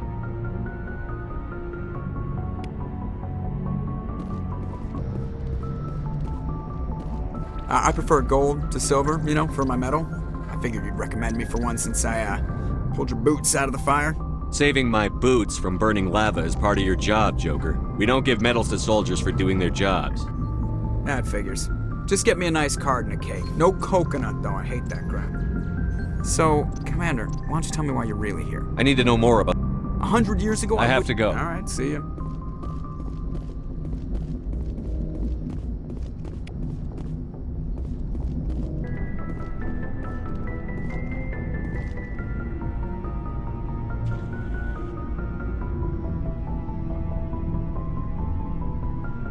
Anything you need, Commander? What's your opinion on the last mission? Dr. Tassoni. Seems like a sweet girl. Easy on the eyes. I mean, if you like the bookish sort. Just remember, Lieutenant, I saw her first. Only by a few seconds, sir. Just trying to get a sense of where the crew's at. Thoughts? Is this an official evaluation, Commander? Or off the record? All right. Let's label it officially off the record. Got something on your mind? Straight up, there's something wrong with all of this. This Saren is looking for records on some kind of galactic extinction, but we can't get backup from the Council? Sorry, Commander. There's writing on the wall here, but someone isn't reading it.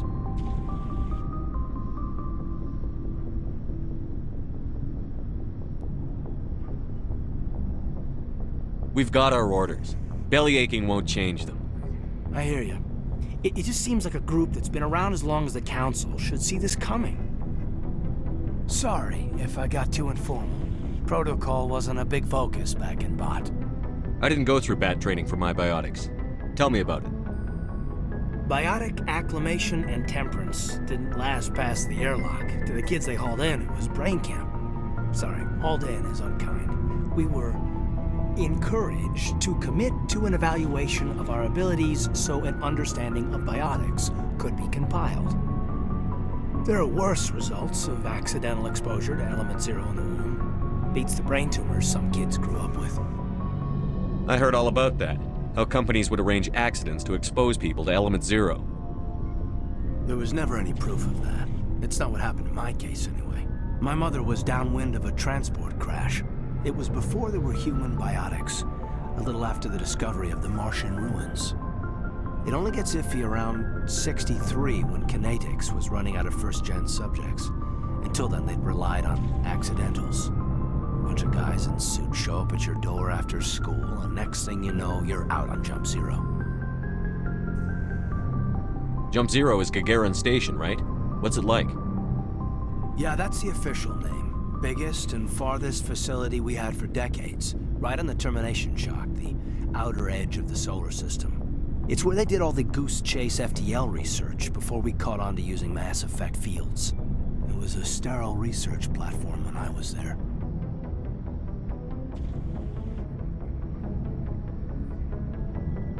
There were other kids in the same boat, right?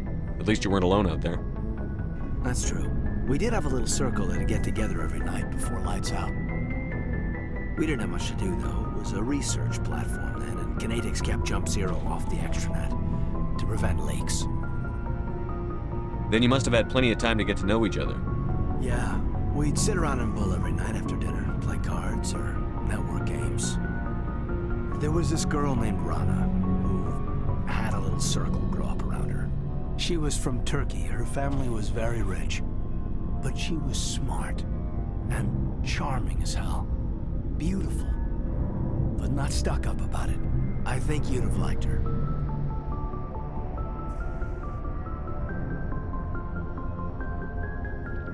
Sounds like she was special to you.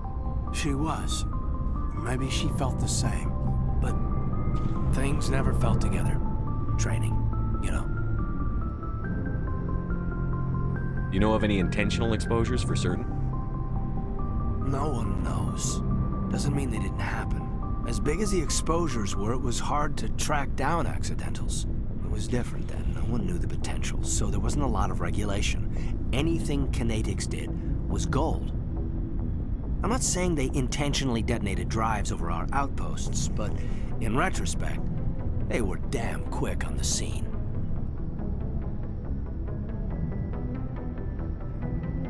Jump Zero's a long way from home. What was it like?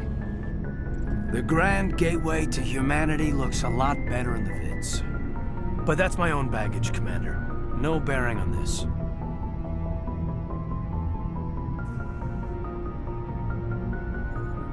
Alenko, there's no regulation that says you can't be friends with your commander. I appreciate that, Commander. I just don't want you to think that I'm a whiner. Besides, I've got my past squared away.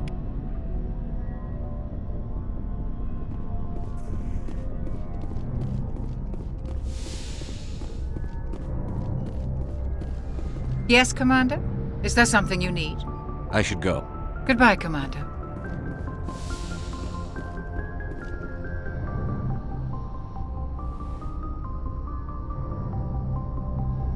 Commander, are you coming to check up on me? You look much better. How are you feeling? Dr. Chakwas assures me I am going to be fine. I was impressed with her knowledge of Asari physiology.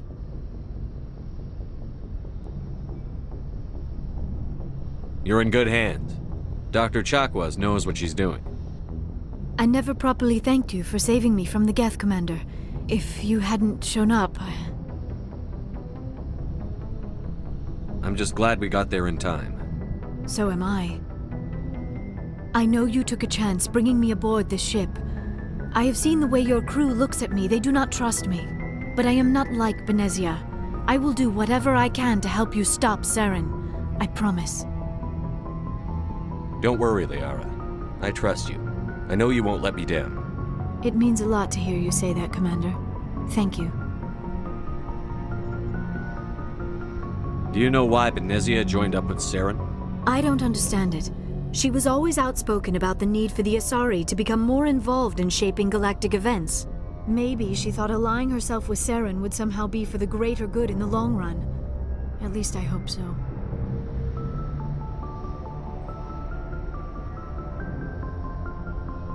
This hurts you, doesn't it? None of this makes any sense to me. I have not spoken to Benezia in many years, but I know her, and this was not like her. Something changed. I'd like to know more about the Asari. We were the first species to discover the Citadel. We were instrumental in forming the Council, and we always strive to be the voice of peaceful cooperation in galactic disputes. My people believe we are all part of a single galactic community. Each species contributes something to the greater whole. Although we seek to understand other species, it seems few of them seek to understand us. The galaxy is filled with rumors and misinformation about my people. Like what? Most of the inaccuracies are centered around our mating rituals. My species is monogendered. Male and female have no real meaning for us. We still require a partner to reproduce. This second parent, however, may be of any species and any gender.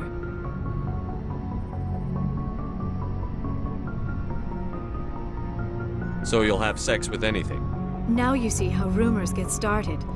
Physical contact may or may not be involved, but it is not an essential element of the union. The true connection is mental. Our physiology allows us to meld with other beings. We can touch the very depths of their minds. We explore the genetic memory of their species. We share the most basic elements of their individual and racial identities. We then pass these traits on to our daughters. It is how we learn to grow as a species and how we develop a greater understanding of other races. What happens to your partner after the union? Every relationship is different. Some unions are a single encounter with both parents parting ways afterwards. Others can be more long-term. Sometimes an Asari and her partner will stay together for many decades.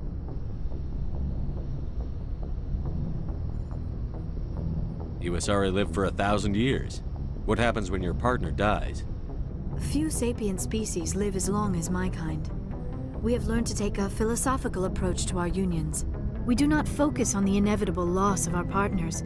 Instead, we enjoy the time we spend with them. And even after they're gone, a part of them lives on in us. The union is a connection that transcends both time and space.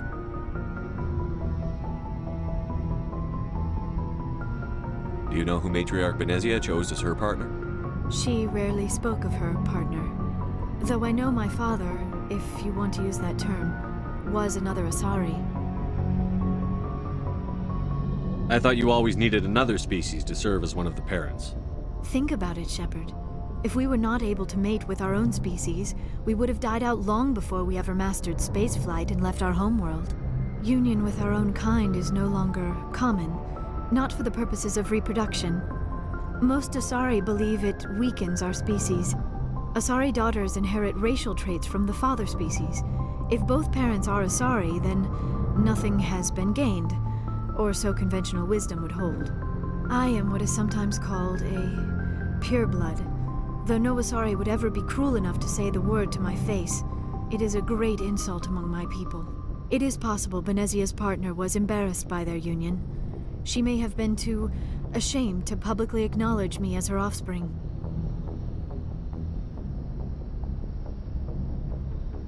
How could anyone abandon their own child? I cannot answer that. This is all speculation on my part. It is possible she wanted to be part of my life, but something happened to her before she had the chance. Benezia never spoke of her partner. Whatever happened, it caused her too much pain to dwell on it. She raised me by herself, though that is not uncommon. Many Asari raise their children alone, particularly if the father species is short-lived. Often the partner will pass on long before the child reaches maturity.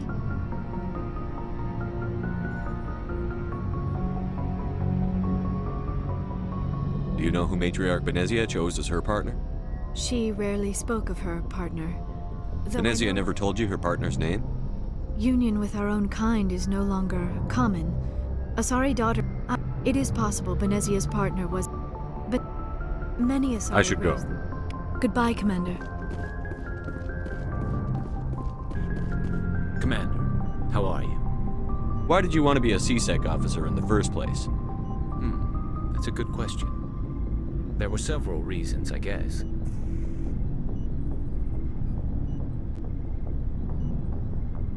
Like what? Probably the same as most officers. I wanted to fight injustice, wanted to help people. I guess my father had something to do with it too. He was CSEC, one of the best. I grew up hearing about his accomplishments or seeing his picture on the vids after a big arrest. He's taking my resignation pretty hard.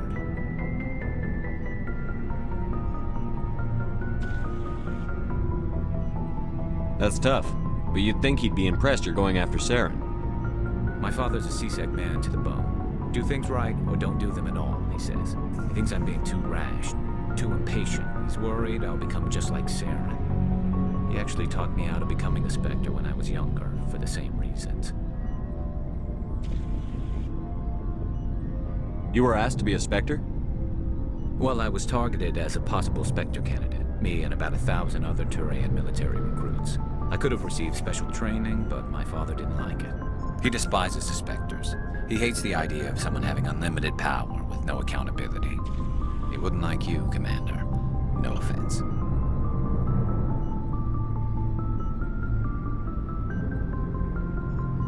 I suppose I can understand his concern. You can, but Saren's not going to play by our rules, C-Sec's rules. If you want to nail Saren, you need to send someone who isn't restricted by policies and procedures. You're a quick learner, Garrus. We'll beat him at his own game. It's the only way to stop someone like him. I'm right behind you, Commander.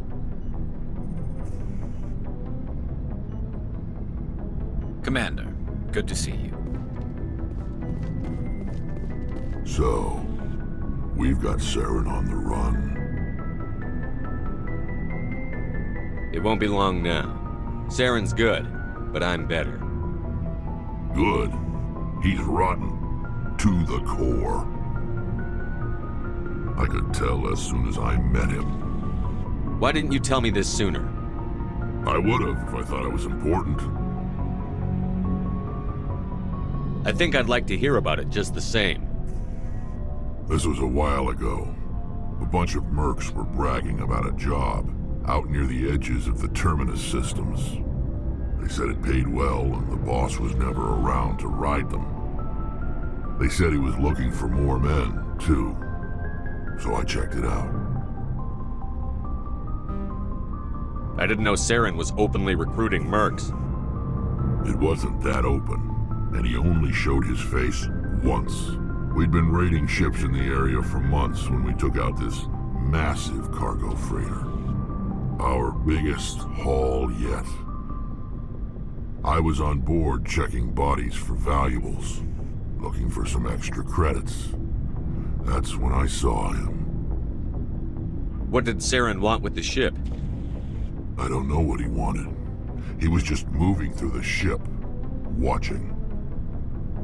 A couple of the mercs called him by name, but he never spoke to them. Never spoke to anyone.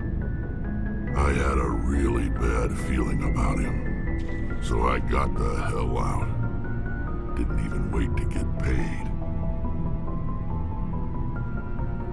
What kind of cargo was the freighter carrying? What was Saren after? I don't know. All I saw on that ship was food and medical supplies. There were some basic weapons, but nothing big. If there was anything of value on that ship, I didn't see it. That's why I didn't mention it sooner. Whose ship was it? There was a Volus trading vessel. Big one. Lots of guards. But they were no match for us. That's the only time you saw him? Yeah. Didn't even know who he was. Still wouldn't if I hadn't joined up with you. But my instincts were right. Every other merc on that mission turned up dead within a week. Every damn one. So long, Rex. Shepard. Commander, you have a minute to talk?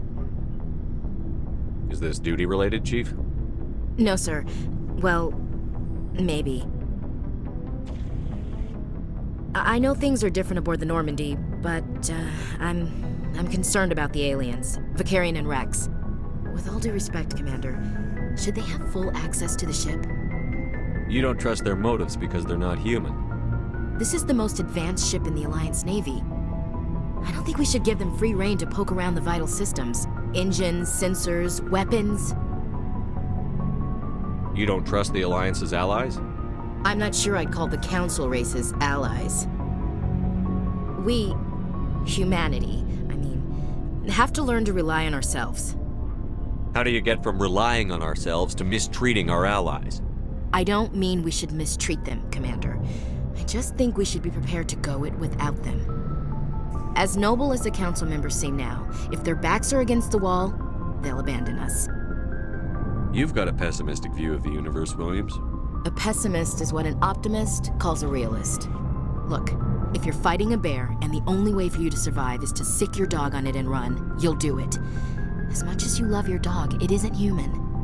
It's not racism, not really. Members of their species will always be more important to them than humans are. You sound like one of those Terra Firma party pamphlets, Chief. Terra Firma is a pack of jackals. The founders had ideals. These days they just play off xenophobia and bigotry. I hope my reasons are more rational. My father, grandfather, great-grandmother, they all picked up a rifle and swore the oath of service.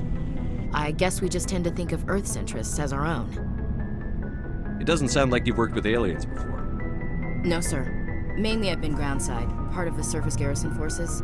I did get a rotation on a space station for training. Every Marine a rifleman, every rifleman ZG certified. That's odd. Your record is spotless and your technical scores are exemplary. You should be serving with the fleet. Anyway, that's why I haven't served with many aliens, Commander. I never knew my family. Grew up an orphan on Earth. Anybody in your family I'd have heard of? Couldn't say, Commander. So why are you out here? Just trying to get away from Earth?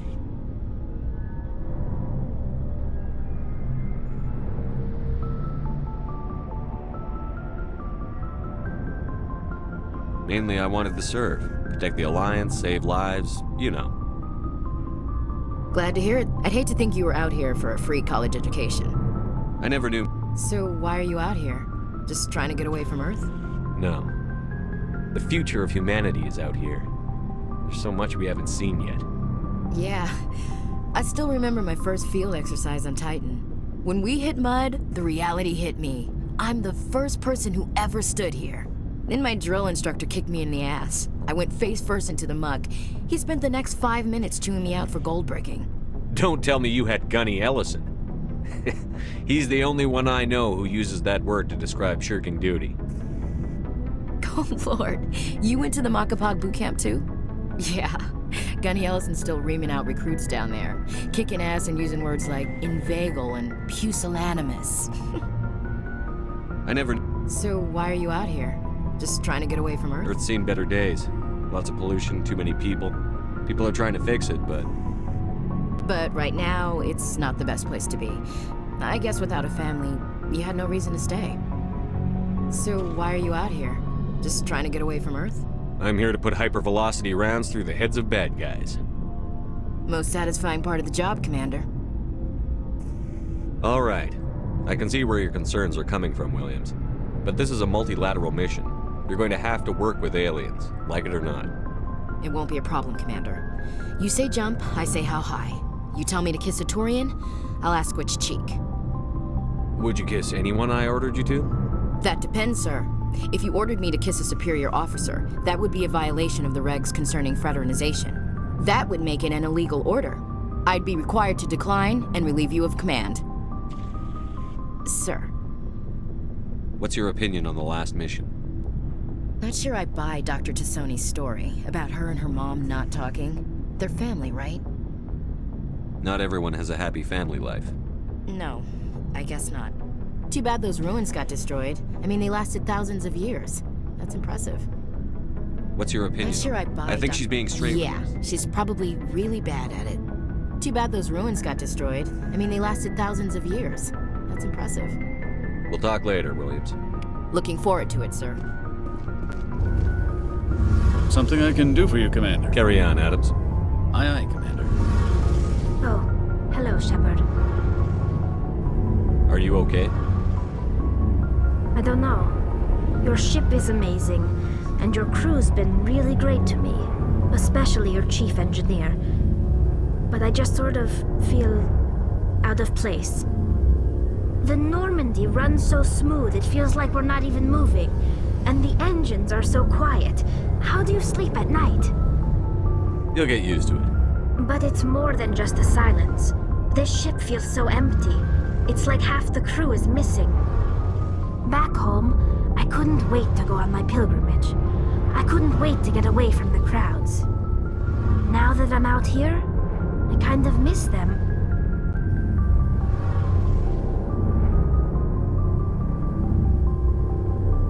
Sometimes we don't appreciate what we have until it's gone. That's true.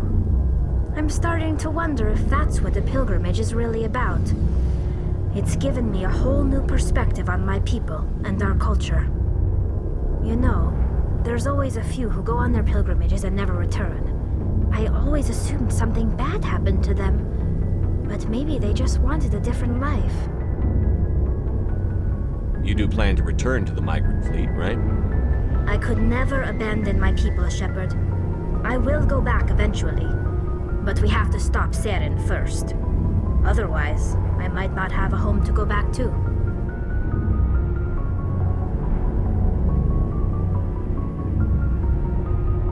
I should go.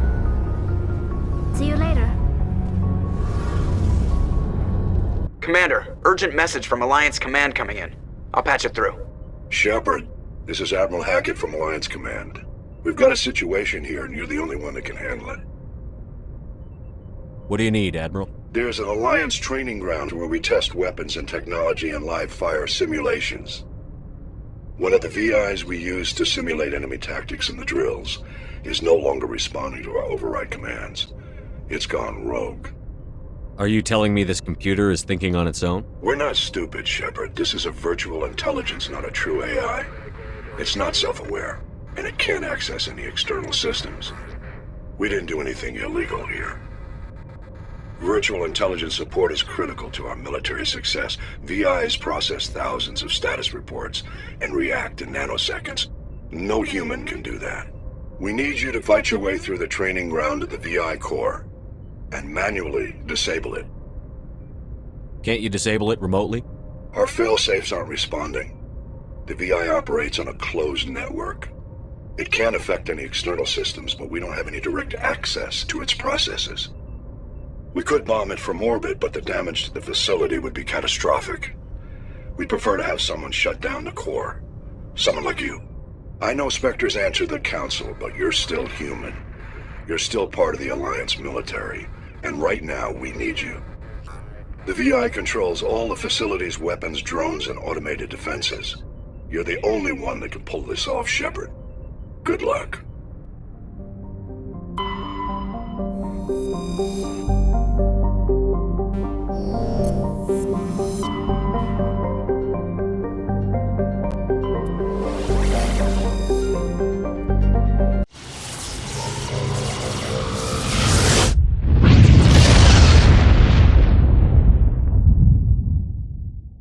Message coming in. Patching it through. Commander Shepard, my name is Saren Arterius. I have a job for you. I can't say any more in an unsecured communication. If you're interested in hearing my offer, meet me on the Citadel so we can talk in person. I'll be waiting in the Diplomat's Lounge on the Presidium.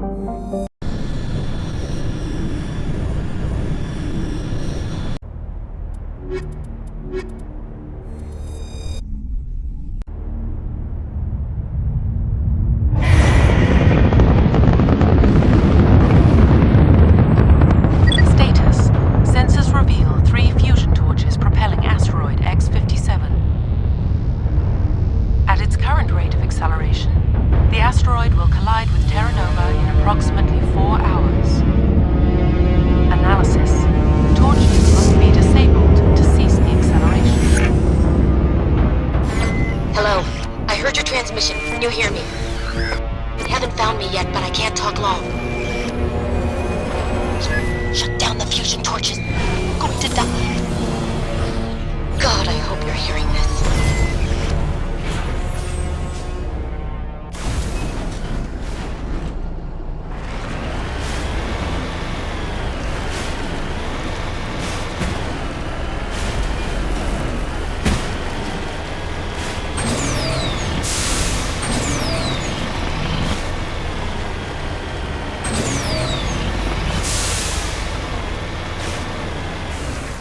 Moving out.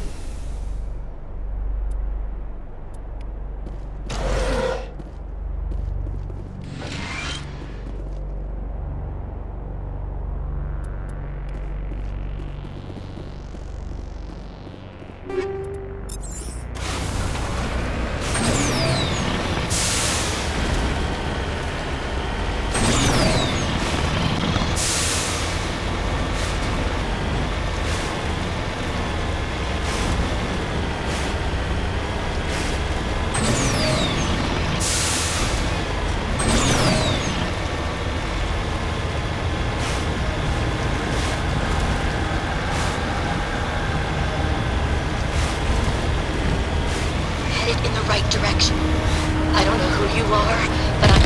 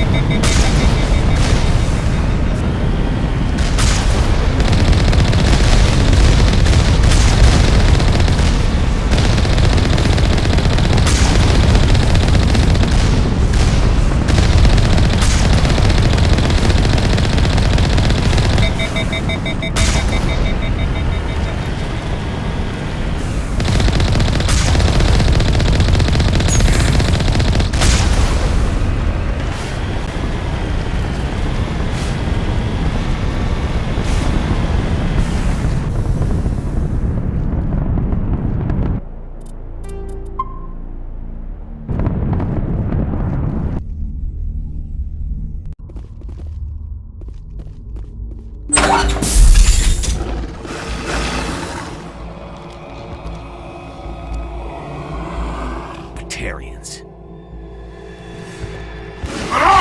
Check! Check!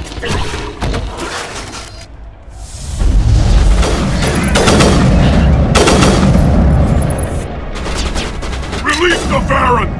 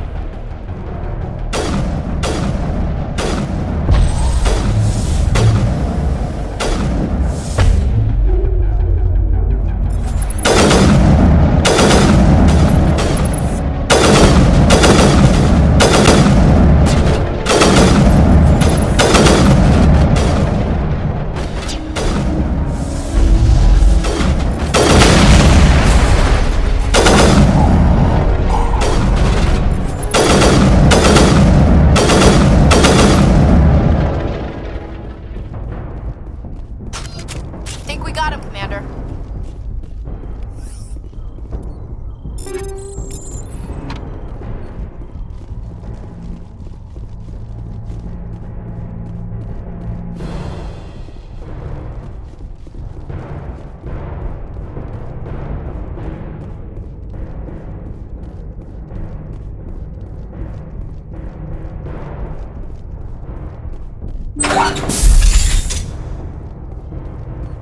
I'm reading that the torch is offline. Was that you? Can you hear me? Who are you? What's going on? My name's Kate Bowman. I'm an engineer. I was part of the team assigned to bring this asteroid to Terra Nova. We were attacked yesterday by Batarian extremists.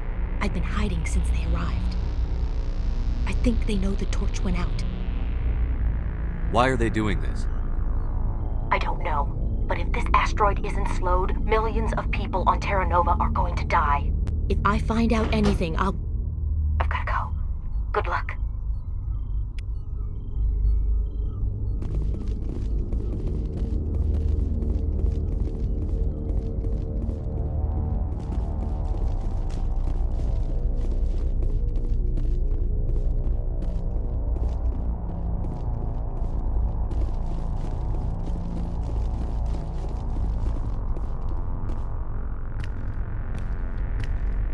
Hey.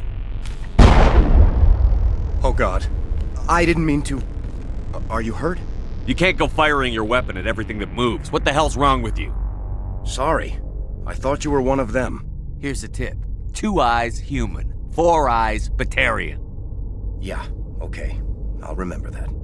I know you're scared, but I'm here to help. Commander Shepard, with the Alliance. Simon Atwell. I'm the chief engineer on this rock. Listen, we don't have much time. The Batarians fired up the fusion torches. You've got to shut them down before we hit Terra Nova. There are 4 million people down there, Shepard. My family. They live in Aronis. My kids and grandkids. Nice communities, good schools. I don't have time to do the math in my head. What happens if we don't stop this rock? X-57 is 22 kilometers long, twice the size of the asteroid that wiped out the Earth's dinosaurs. It would be like millions of fusion bombs striking at once. Millions. The heat of the blast. 1,000 kilometers away, clothes will ignite. There'll be global wildfires. Air shock will flatten everything for hundreds of kilometers. Terra Nova will die, Shepard. Not just our colony. The planet. There'll be a climate shift, mass extinctions. The ecosystem won't recover for thousands of years. Millions, maybe. Is there any chance it'll land in the oceans? That would be even worse.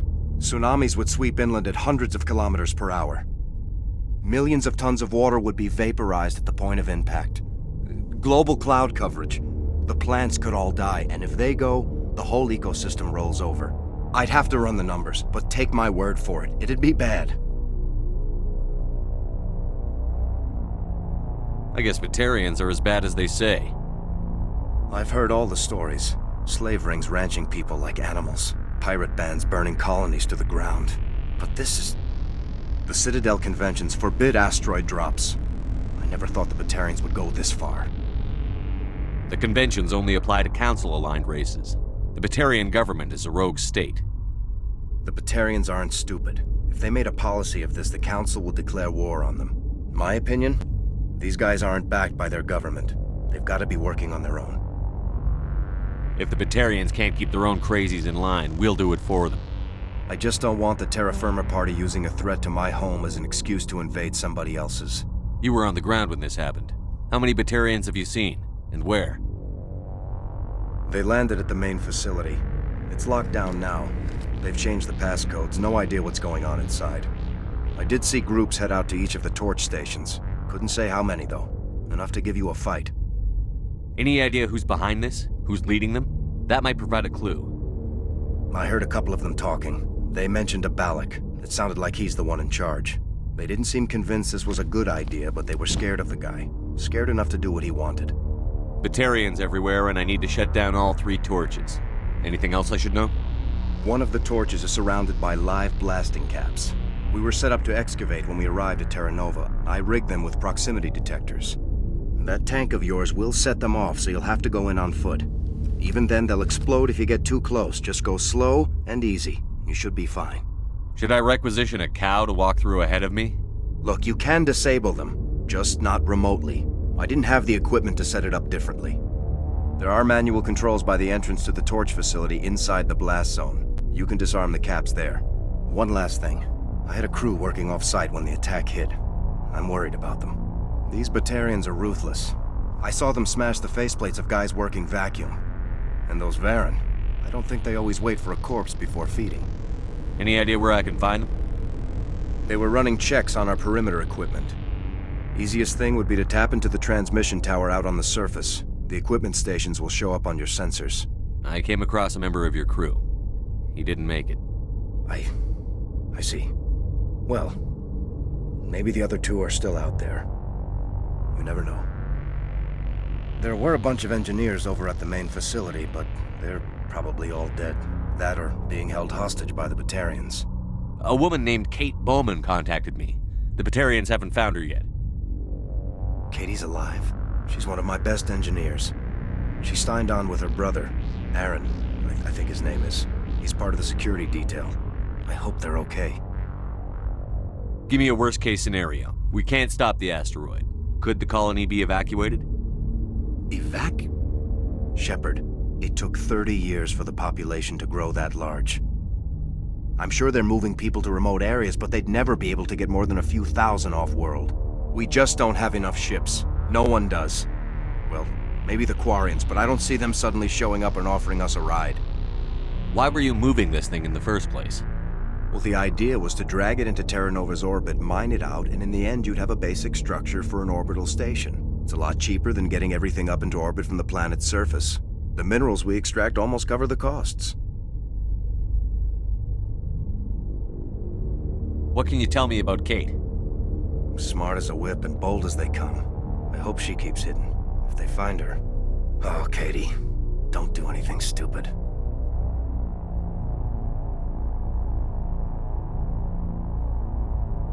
Time's running short. I better get moving. I think I'll make myself scarce in case any Batarians come back. Good luck, Shepard.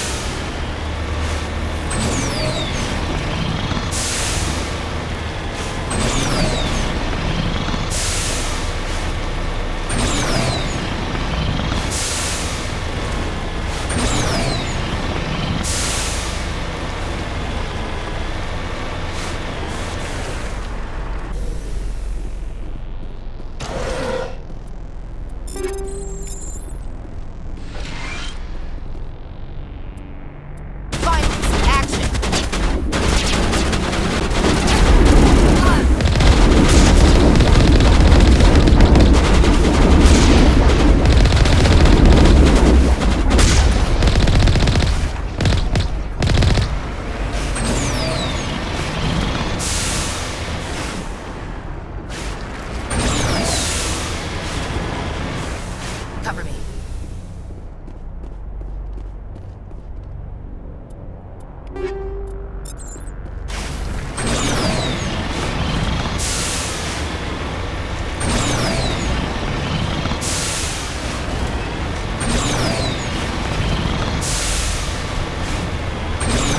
Hear me? Getting all kinds of interference. Damn. Sorry. There's a lot of feedback. See if I can fix it. In the meantime, just keep doing...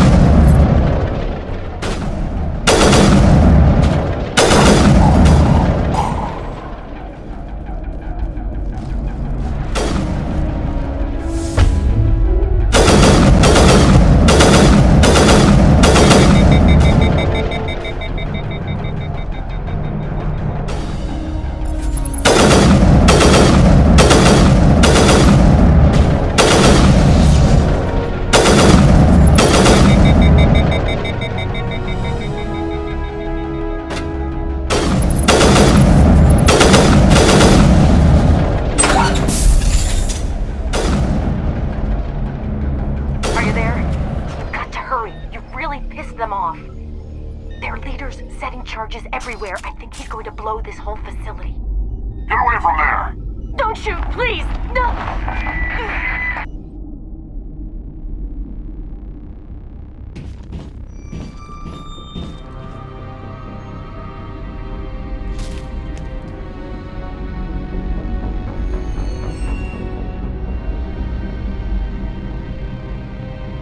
Who's shutting down the torches?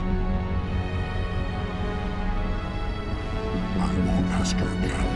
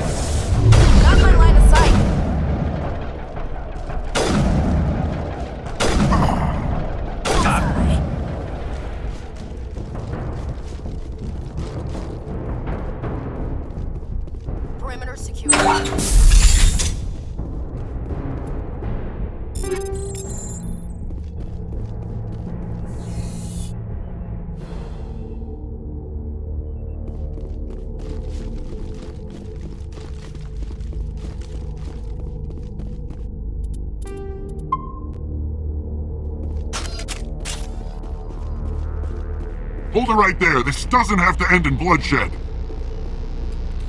Don't come any closer. We can do this the hard way, or we can end this peacefully.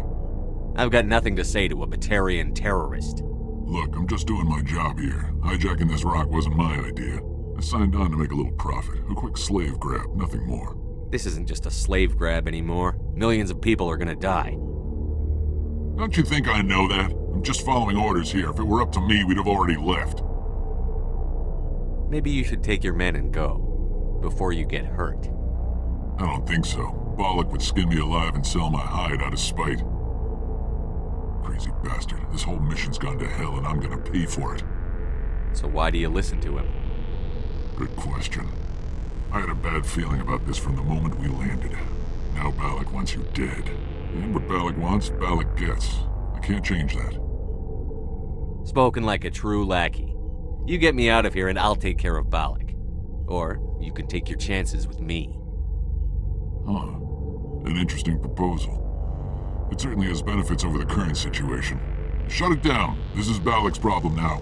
I hope you're as quick with a gun as you are with your promises, for both our sakes. Bollock's a dead man. And if I ever see you in human territory again, so are you. Understand? Perfectly. Bollock's holed up in the main facility. You'll need this to get in. Don't underestimate him. He's a mean bastard. Let's go. We're getting off this rock.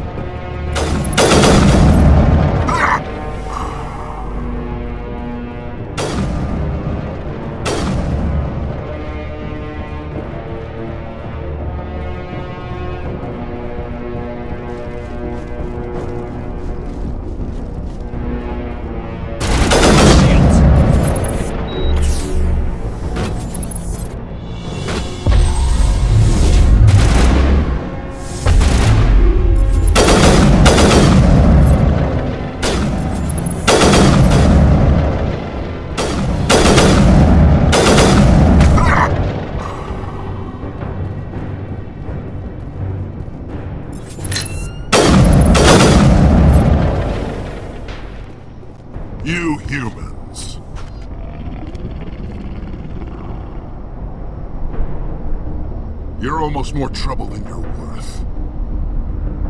I'm just getting started. Predictable, but this is over.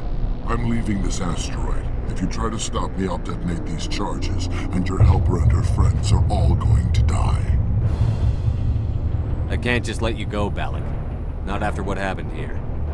This is nothing! You humans have done far worse to the Batarians. We've been forced into exile, forced to survive on what we can scrounge up. It's been like that for decades. Don't make it sound like you're the innocent party here. You brought it upon yourselves. Really? You invaded our space, took our resources, and when we asked the Council for aid, they brushed us off. We were left to defend ourselves, but the humans were stronger than us. We knew that. The Council knew that. But it didn't matter. It was you. You and your kind are the only reason we're in this position. How does killing innocent people make up for that? We had no other options. Sometimes you need to get someone's attention before they'll listen. That's why we attacked you at Elysium. That's why I'm doing this. You forced our hand! You attacked us first. When we retaliated, you ran off to the Council hoping for help. When you didn't get it, you hid. You've got no one to blame but yourselves. Enough! You couldn't possibly understand. Actually, you just don't want to understand, and I'm done wasting my breath. Now, if you want your friends to live, I suggest you step aside. You can go. But this isn't over. I'll find you eventually. Maybe. But I made sure you won't follow me today. Those charges are still on a timer. Better hurry if you want to save your friends. Think we got him, Commander.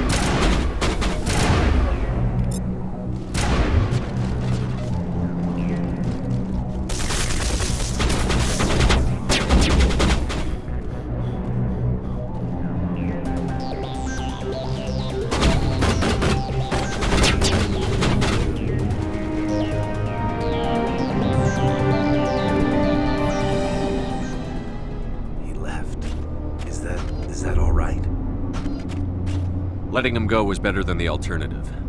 I thought you were going to stay someplace safe. There might have been something I could have done to help. I thought I should be here. I know this asteroid better than anyone. You did it. Another hour and our course would have been irreversible. I ran the numbers, Shepard. X-57 would have struck near the capital city, the most densely populated region.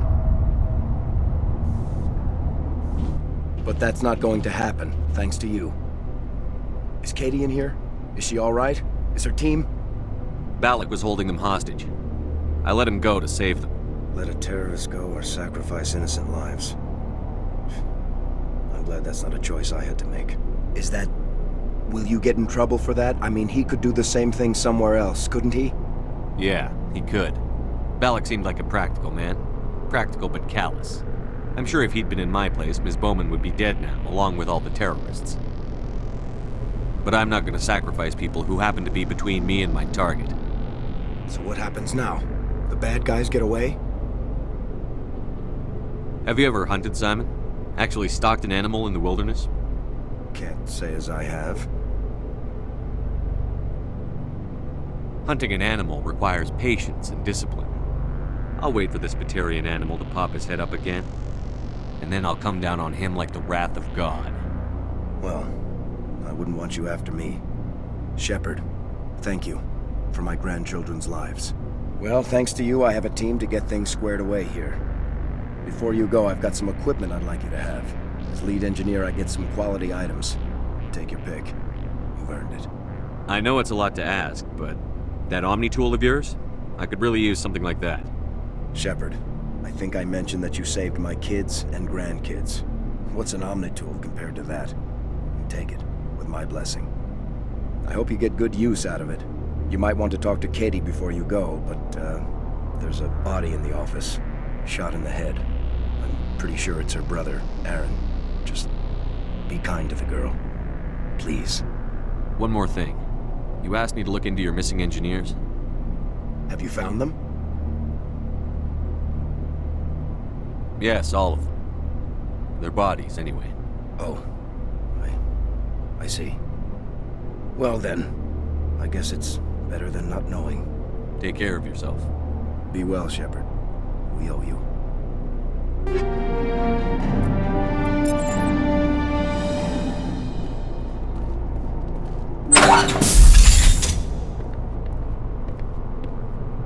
I can't believe you let Balak go.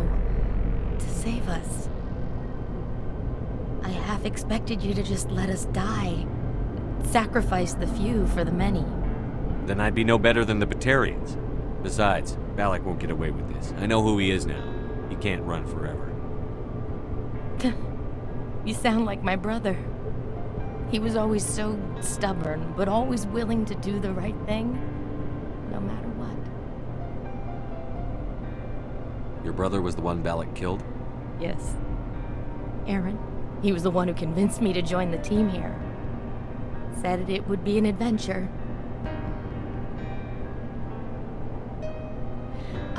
I don't mean to sound ungrateful, but I should see to Aaron. I understand. You've been through enough today. I'll get out of your way. Thank you. Oh, I don't even know your name. Commander Shepard, with Special Tactics and Reconnaissance. Thank you, Commander Shepard. You're not exactly what I expected, but thank you. What can you tell me about the Batarians? What were they hoping to achieve with all this? I don't even think they knew. When they first arrived, they were talking about getting us back to their ship. They wanted to sell us as slaves. When Balak showed up, everything changed. It was his idea to redirect the asteroid. Said it was the will of the Batarian Rebellion, whatever that is. They followed him quickly enough, but I don't know. I don't think they're all as fanatical as he was. That was a brave thing you did, Kate. Contacting me on the radio, risking your life. Stubborn and determined runs in the family. My father was in the Alliance back on Earth. I think he was disappointed none of us kids signed up, but he'd be proud of Aaron. Sorry. How did the asteroid get all the way over here? Why wasn't someone alerted sooner? The asteroid was scheduled to arrive in a day or two. Balak just sped it up. This rock is full of valuable minerals, but it was too far from Terra Nova to be profitable, so we attached some fusion rockets to it and drove it back. It was all going smoothly until... We'll get everything back to normal soon enough.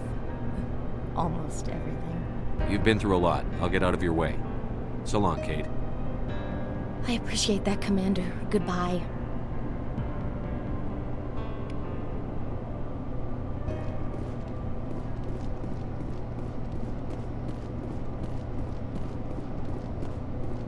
Thank you again, Commander.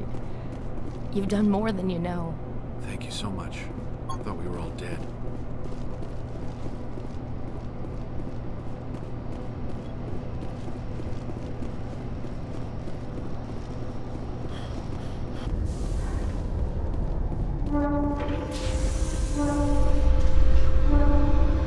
Tin Hut! At ease. Rear Admiral Mihailovic, 5th Fleet. Commander Shepard, SSV Normandy. You don't know who I am, do you, Commander? I command the 63rd Scout Flotilla. You and the Normandy were slated for my unit after shakedown. Then the Council got their paws, claws, tentacles, whatever. They got them on our ship, and you.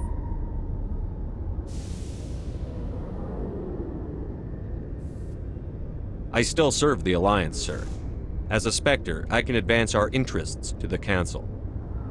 You still know what color your blood is, Shepard? I don't begrudge the politician's decision to throw you to the Council. It's an opportunity. I do begrudge this over-designed piece of tin, though.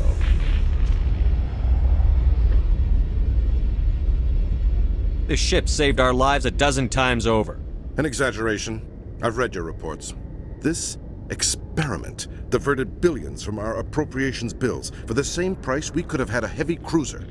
But no, we had to make nice to the Turians, throw money at a co-developed boondoggle. I'm here to make an inspection, Commander. Normandy is an Alliance warship. I intend to see she's up to snuff. I'm sure you'll find everything in order, Admiral. I'll just bet. Wait here. I won't be long. Commander, I'm not happy.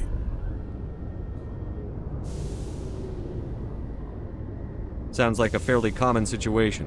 Commander, I suggest you secure your mouth. It's going to get you in trouble. Who designed that CIC? Putting the commander aft of everyone else is inefficient. What if he needs to discuss with the operators toward the bow? Modified Turian style. They prefer commanders looking over their subordinates, rather than in the middle of them.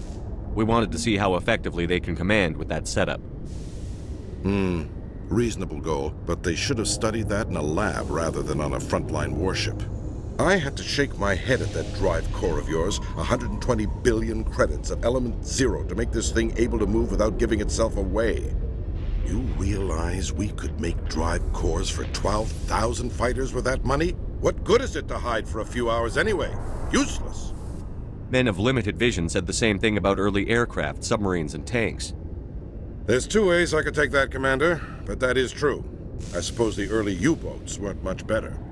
And we need to talk about your crew, Commander. Krogan? Asari? Turians? What are you thinking, Commander? You can't allow alien nationals free access to Alliance equipment? Between Saren and the Geth, we have enough enemies out here. Treating other species with suspicion and distrust won't win hearts and minds. That assumes the hearts and minds are worth winning. That hasn't been proven yet. You have anything else to say, Commander? Any other justifications for the state of this vessel? I think the Normandy is a good ship, sir. Even if you disagree, you have to see that her joint construction and multiracial crew make the Alliance look better. Your job is to look good, Commander. The Alliance navies is to win wars. I'm not convinced Normandy isn't a waste of taxpayer money, but I am convinced that you believe otherwise, and that you'll use it to its best ability. I'll be submitting a report to the Joint Military Council. It will not be as negative as I'd planned. Good hunting, Commander Shepard. Make us proud.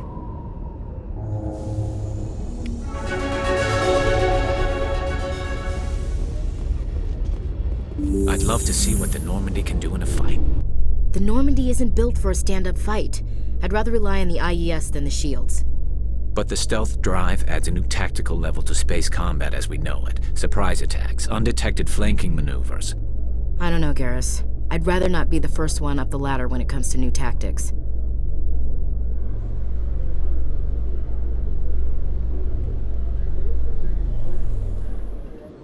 Commander Shepard, sorry to bother you. This is Lieutenant Girard down in the docking bay. There is a woman here. She was rescued from Batarian slavers a few weeks ago. She is from Mindwar. She's been a slave for the past 13 years? Is she all right? Not really. She's a little messed up. She got free somehow, grabbed a gun from one of my guys. Now she's holed up here in the docking bay. She says she wants to die. I hoped you'd talk to her. It's a long shot, but I figured maybe you could talk her out of her tree. I'm on my way, Lieutenant. Sit tight. Anything you could do would be great. I don't want to... she's been through enough. I'll have my men stand by for you.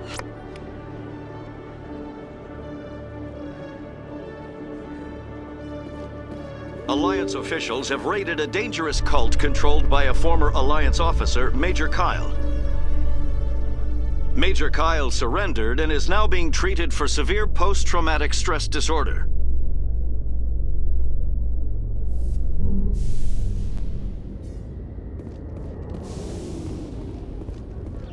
Commander, glad to see you. Wish it were under better circumstances. Where is she? Behind those shipping containers. I've got a sniper position, but I don't think we'll need him. She's only a danger to herself. We've got a sedative to calm her down, but we can't get close to her. Every step we take gets her more wound up. You seem awfully worried about her. I'm just doing my job, Commander. I hope I don't need it. Tell your men to stand by. Don't push her too hard. If she seems liable to pull the trigger, back off, or walk away. I am willing to wait her out. Good luck, Commander. The Normandy combines the best of Alliance technology. Stop! Stop! What are you? My name is Commander Shepard. I'm an Alliance Marine. I'm here to protect you. What can I call you? Animals don't get names. The Masters put their symbols on her. Hot metal all over her back. She screams when they do it. You must have a name. A name you were born with. Can you remember it? She remembers a lot of things. Talitha. They call her that. She doesn't remember the rest. Leave her alone. How did you get here? Did you escape? She can't escape. They have chains, wires, needles. You go too far, they take your brains away. Animals like her come. Animals with guns. They make the Masters explode. She tries to fix the Masters so they won't be mad at her. She puts all the reds and purples back in, but they don't move. The other animals take her. The Marines who rescued you. They were the first humans you'd seen in 13 years, but you tried to heal your captors. Why? If the animals can see her, then this is real. But it can't be. The wires, the chains, the hidden. This doesn't happen to her. It's another girl. A dirty girl. Stupid girl. She deserves it. It happens to her. Doesn't it? They see her, so it's real. She doesn't want it to be real. What happened to your parents? She sees them. They're yelling, "Run! Hide!" They hit the Masters. But the Masters, they have lights and hoses. Daddy's... he's melting! Shh! She doesn't want to see that! Don't make her look! Don't look! Stupid! Stupid! I don't want to hear that. You survived 13 years in a slave pen. You're strong enough to deal with a memory. She's not strong. She's weak and stupid. All humans are. That's what the Masters say. She sees them. Mommy and Daddy. Burning in white light, melting, going to pieces. They can't even say anything to her. They're dead, Shepard. They try to save her and the Masters burn them. Can she stop remembering now, please? What's the last thing you remember from Mindwar? Fires. Smells of smoke and burning meat. Animals screaming as the Masters cage them. As they put the metal to their backs. Put the wires in their brains. She pretends to be dead. If she's dead, she can't work. But they know. She hopes they'll leave. But they put her in the pen. She didn't fight. She was already broken when they put the wires in. Talitha, you were what, 6 years old? No one blames you for staying quiet and hoping they'd go away. The only person blaming you is you. She wants to believe that. She wants to believe nothing would change. She doesn't want to be there anymore. In the pen, in the cages, lying quiet while they do things to her. I'm going to take a step towards you now. Okay?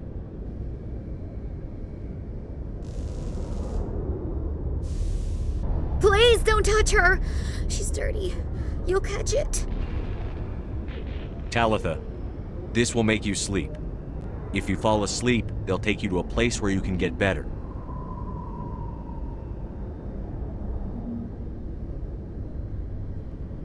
Will she have bad dreams? This is powerful stuff. You won't dream at all. She'd like that. It hurts when I remember me. But she wants to remember.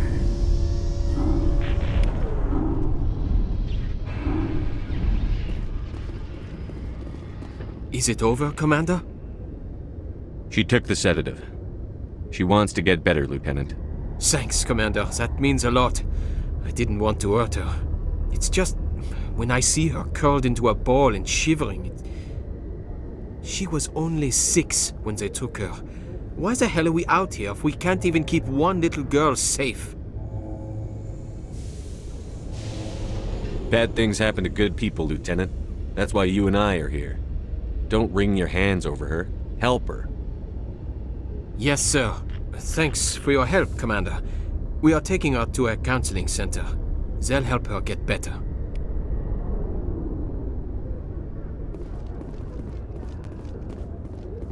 Do you feel that your training in the human military prepared you well for your duties, Gunnery Chief?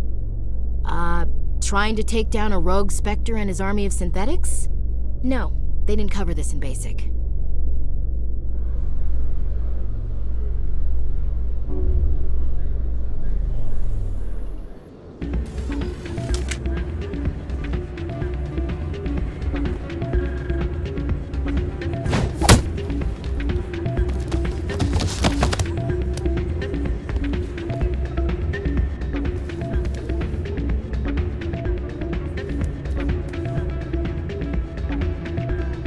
What is it? Seems the owner didn't like the way you played their games. Doran didn't have a clue what I was doing. He assumed I was cheating. I know Doran. If he says you're cheating, you're cheating. I was just tipping the scales in my favor, only as an experiment. It still sounds like cheating to me. To you, maybe. But this device is merely intended to simulate situations and record results. Recording losses is easy, of course. Nobody notices those. Why do you need to record these outcomes? Now you're getting to the heart of it. I've spent the last 5 years developing a system that can accurately predict wins and losses on the Quasar. I just need a few more recorded wins and I can complete the algorithms. Can you do that? Isn't that illegal? It's illegal to use my system, but I won't use it. I'll sell it to others. I just need a few more wins recorded. Does the device help me win? The device is set to emit a frequency that will slightly increase your odds. Nothing like my system eventually will, but enough to allow you to record your wins more quickly. Why don't you just sell the device then? What? No. This device is archaic. It uses brute force to achieve its goal. Besides, you saw how easily it was detected. My system, when it's complete, will be far more efficient and completely undetectable. Does the device help me win? The device is set to emit a frequency that... Nothing like my system eventually. Nothing like my system eventually. What's in this for me? Keep your winnings. That should be payment enough, I think. I'll help you out. I suppose I could let you try it. Here you go. When you've recorded enough wins, it'll let you know. Of course, if you get caught with the device, well, you saw what happened to me. Well, off you go. That data won't collect itself. Still can't believe that could happen out in the open like that. Neither could he. The CSEC agent said there has been an increase in violent crimes in this area lately. Did he say why? No, he kind of skirted the issue. It's those damn humans, if you ask me. They're not all bad. They're just different. Mostly. I don't like them. They all act like they've been living here forever. The Citadel is ours.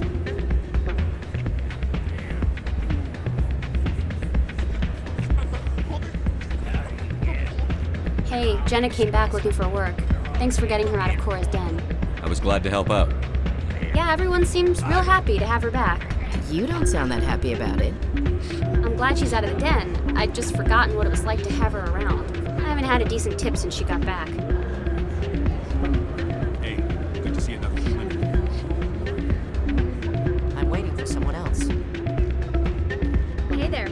Flux.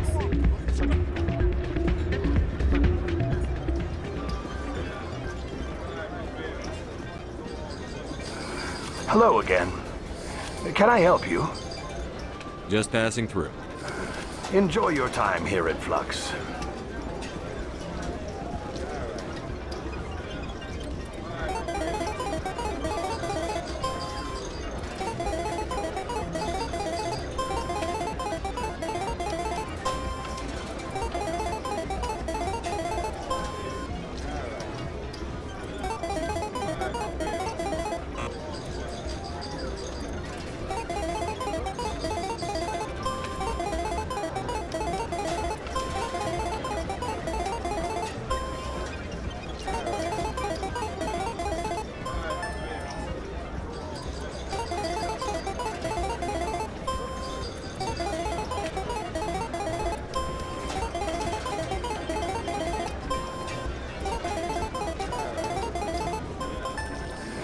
Don't often see someone getting as lucky as you.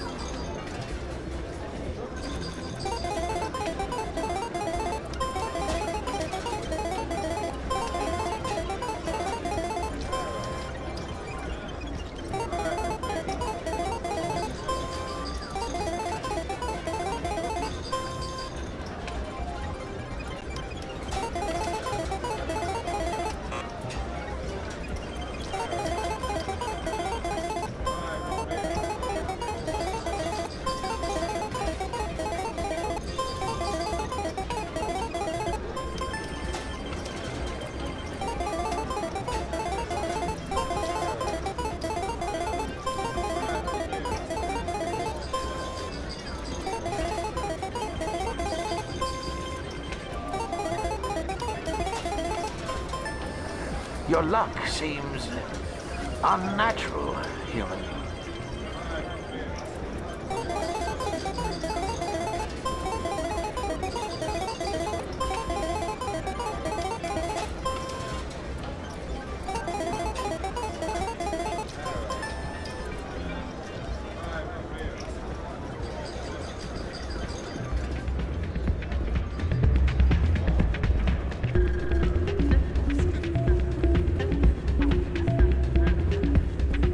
So, did you record 5 wins with the device yet? Here you go. I hope it's what you're looking for. Excellent indeed. This will provide me with invaluable data. You enjoy those winnings. I'm gonna get the system completed.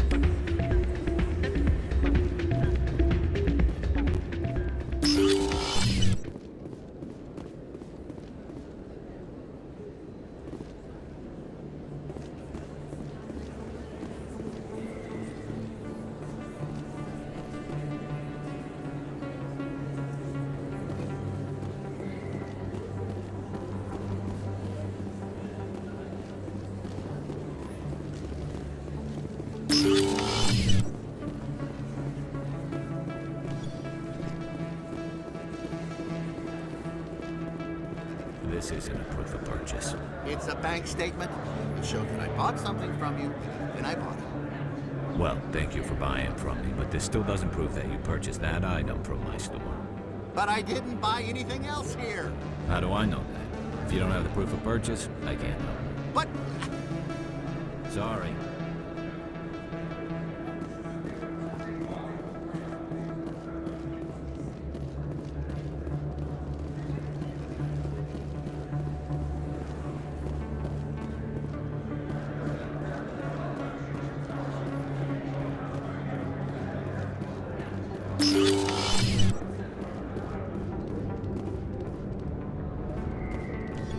Hey, Commander Shepard, it's me, Conrad Werner. Remember me? There are rumors on the extranet that you've been made the first human Spectre. That's incredible. Right. Conrad. We talked a while back. You remember me? Wow. Even while you're out there kicking ass, you don't forget the rest of us. That says a lot about you, Shepard. Hey, can I get your picture?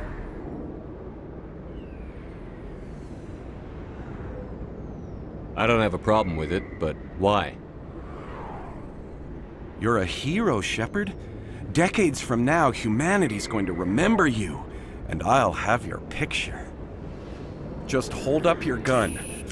Perfect.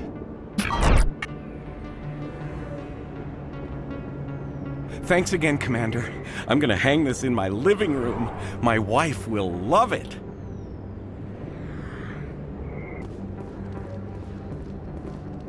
They told me it was you, but I didn't believe it. Shepard grew up and turned into a soldier. Have we met? Name's Finch. You probably don't remember me, but we ran together in the 10th Street Reds. Maybe you don't remember it yourself, running in a gang. None of the vids mention it when they're talking about you. My history is a matter of public record. I've got nothing to hide. Really? What if someone gave an interview talking about Commander Shepard's history in the gangs? We're not trying to cause you trouble, Shepard. We just want a favor, for old time's sake. One of the Reds, Kurt Wiseman, got picked up by Turians. We'd like you to talk to the Turian guard in the bar and get Kurt out. What was this guy arrested for? Some stupid minor offense. Maybe he had a little red sand. You know how the Turians are. They declared him a problem, and they're shipping him back for a trial. You're not asking me to break Wiseman out of jail, are you? Of course not. But word has it you've got some pull with the aliens. All we're asking you to do is pull a little for us. What was one of the 10th Street Reds doing in Turian space? Since your days, the Reds have expanded. We do some salvage, a little shipping here and there, that kind of thing. I'll talk to the Turian and see what I can do. Thanks, Shepard. I knew you'd remember your old friends. The guard's over in Cora's den. Take care of this, and you'll never see me again. A lot of traffic here. How fast do you think those cars are going?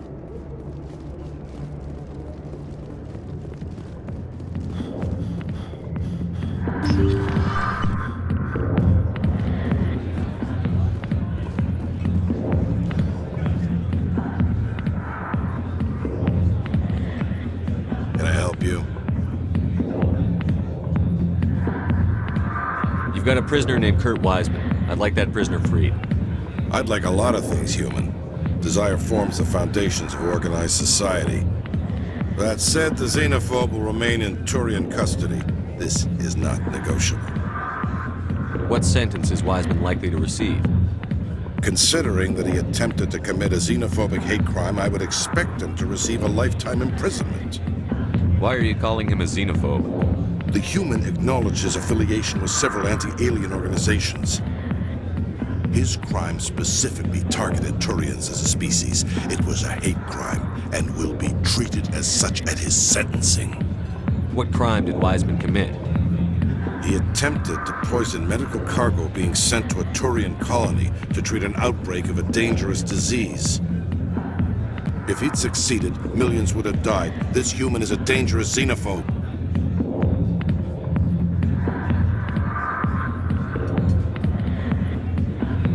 Thanks for the information. One of Wiseman's friends was less than honest with me. I understand. Weissman was too well supplied to be acting alone. Thank you for the information. We'll increase the guard on his cell. I knew you'd rat us out, Shepard. Now it's payback time. When we're through telling our story, the aliens will all know what the first human Spectre really is.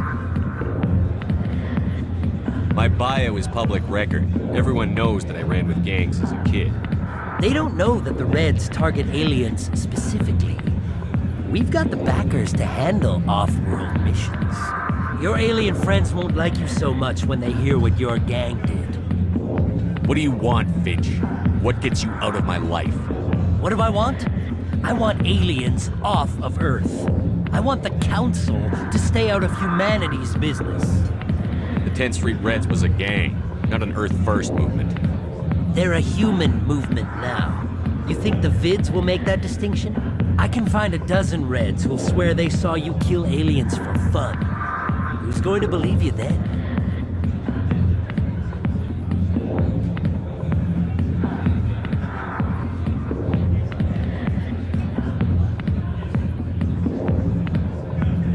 think I care what the aliens think of me, Finch?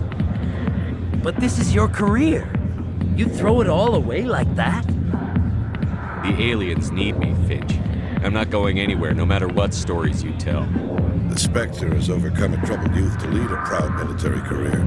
The Turians would not care about such things, and I doubt your lies would fool the Salarians or the Asari. Fine, Shepard, you're right. You're not one of the Reds. Maybe you never were.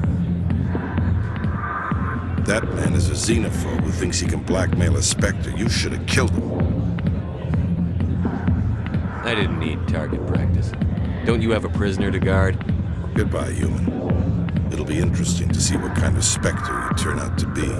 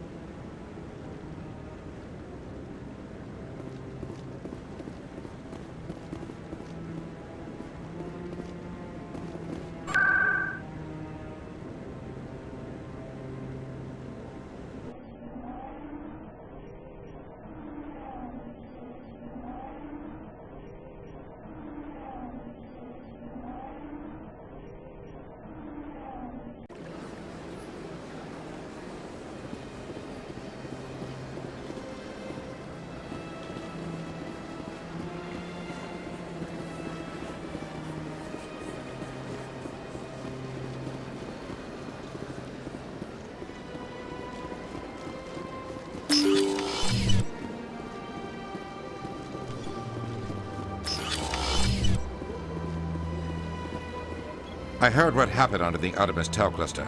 The Council wasn't too happy about the destruction of those Prothean ruins. This isn't a game, Ambassador. Shepard's out there trying to stop Saren from destroying the galaxy. I know. Just try to be a little more careful. The Council's watching you, and we all get judged on how you behave.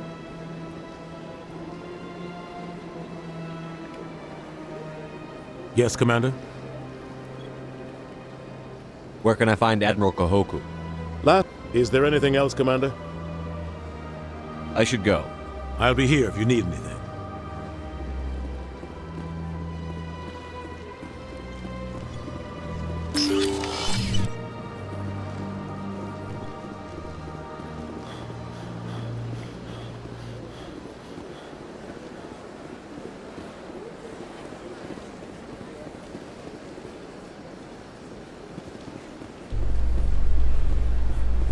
Commander Shepard, could I have another word with you?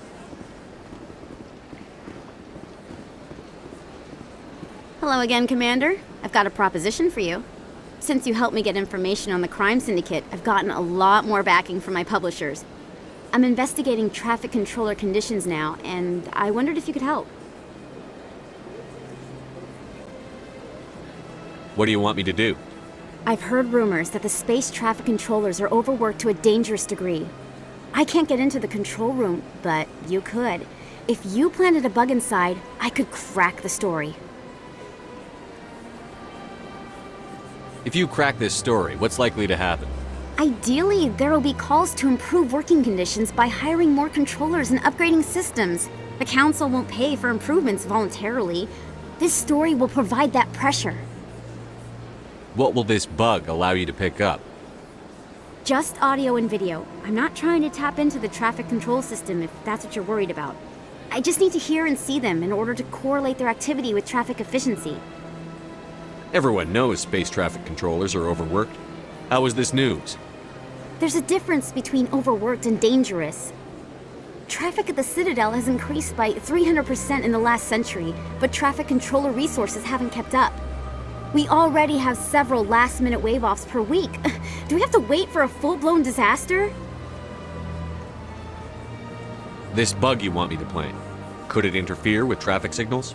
Absolutely not. I made certain that the frequencies it uses won't interfere with anything. I can't promise anything, but I'll see what I can do. Give me the bug. Excellent. Just place it on a terminal with a good view of the area. Thanks again for your help. In the long run, this story is going to save lives.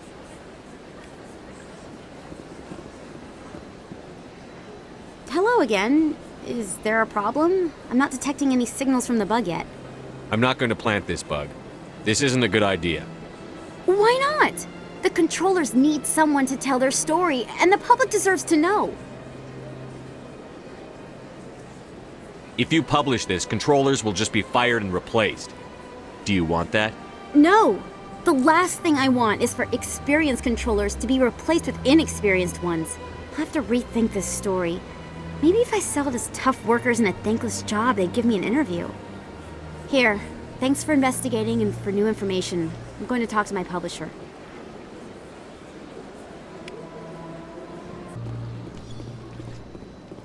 Commander Shepard, I am Saren Arterius. I see you got my message. You said you had a job offer. I do. My sister Dahlia is a crewman on the cargo vessel operating out beyond the fringes of the Traverse.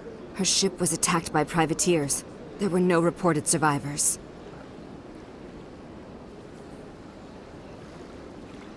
You want me to hunt down the people who killed her? This is where it gets complicated. Last week, I received a message with her voice on it. Dahlia is alive. The rest of the crew was killed, but she was taken prisoner. The slavers demanded a huge ransom from me in exchange for returning her unharmed. Why didn't the raiders kill Dahlia along with everyone else? My sister probably told them who she was. My family's very wealthy, Shepard. They must have realized she was worth more to them alive. You can't negotiate with criminals. It's too late. I transferred the funds to the account they specified. Only they never released her. They haven't contacted me since. I've made a terrible mistake, Shepard. I'm a diplomatic emissary. By law, I'm required to report any attempted extortion to CSEC immediately. But I was afraid for Dahlia, so I just paid the ransom. Now she's still missing. And if anyone finds out what I did, I could end up in jail. Why would they put you in jail? You're the victim here. Government representatives on the Citadel are not allowed to negotiate with terrorists. It's too dangerous. Paying a ransom would only encourage more kidnappings. I support the law in theory, but when I got the message, all I could think about was Dahlia's safety. I doubt they would actually send me to prison for what I did, but they would strip me of my post, and Dahlia would still be in the hands of the slavers. You want me to find her and bring her back? You only need to bring her back. I've already found her for you. I tracked the ransom payment through several accounts. Eventually, it led to a small mercenary band operating out of the Artemis Tau cluster. I need you to go to the Merc base, take them out, and bring my sister back. You shall be well rewarded. Anything you can tell me about the mercs who have your sister? Pretty much what you'd expect. Rough, dangerous, and well-armed. Nothing a Spectre cannot handle, though. Can't you hire someone else to do this? I do not want to take chances with my sister's life. I need a Spectre. Besides, you operate outside official channels. My superiors cannot find out I never reported the ransom in the first place. How'd you find out who was behind the ransom? I have resources. Contacts and credits can go a long way, especially if you're willing to bend the rules. I already broke the law when I paid the ransom. This couldn't make things any worse.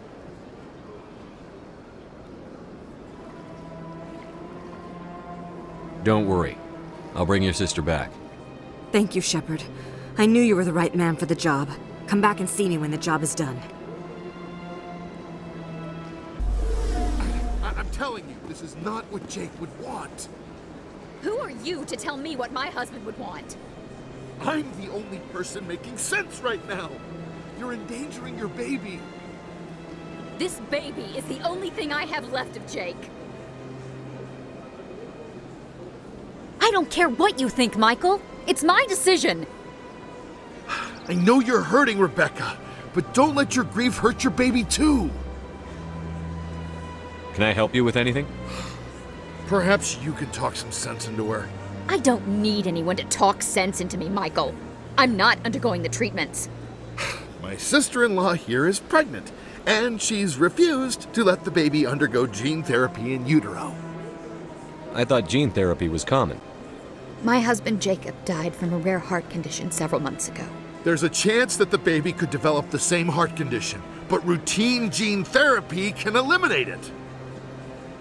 A very small chance, Michael. And extranet reports say the therapy could harm the child. It's less dangerous than the genetic enhancements that every soldier in the Alliance receives. What are the chances that your child will develop the heart condition? According to the doctors, there's a 1 in 50 chance. And if my baby develops the condition, medical treatments are available. Which are nowhere near as effective as simply getting the gene therapy. What are the chances that gene therapy could hurt the baby? 1 in 300 at most. But extranet articles say there could still be long-term complications we don't know about. Don't you understand? If my baby is that 1 in 300, I will always wonder if I killed my baby for nothing. For what it's worth, I think you should consider undergoing the therapy. I don't care what you think. Who are you anyway? It's my child. It's my decision.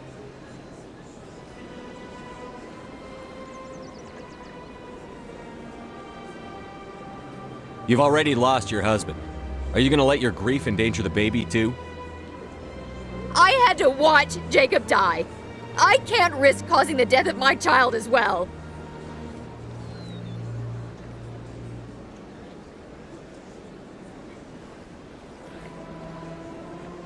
Your husband's death wasn't your fault. But if you refuse the therapy, your child's death could be. Don't you understand? I can't lose this baby. This is all I have left of him. And you and that baby are all I have left of Jacob. I can't lose you. Either of you. Not after this. Then why didn't you just say that instead of yelling at me? I was scared. I'm sorry.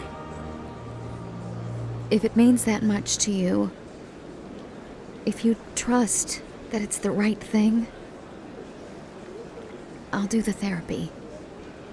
Thank you so much. I guess we needed an outside person to talk some sense into both of us.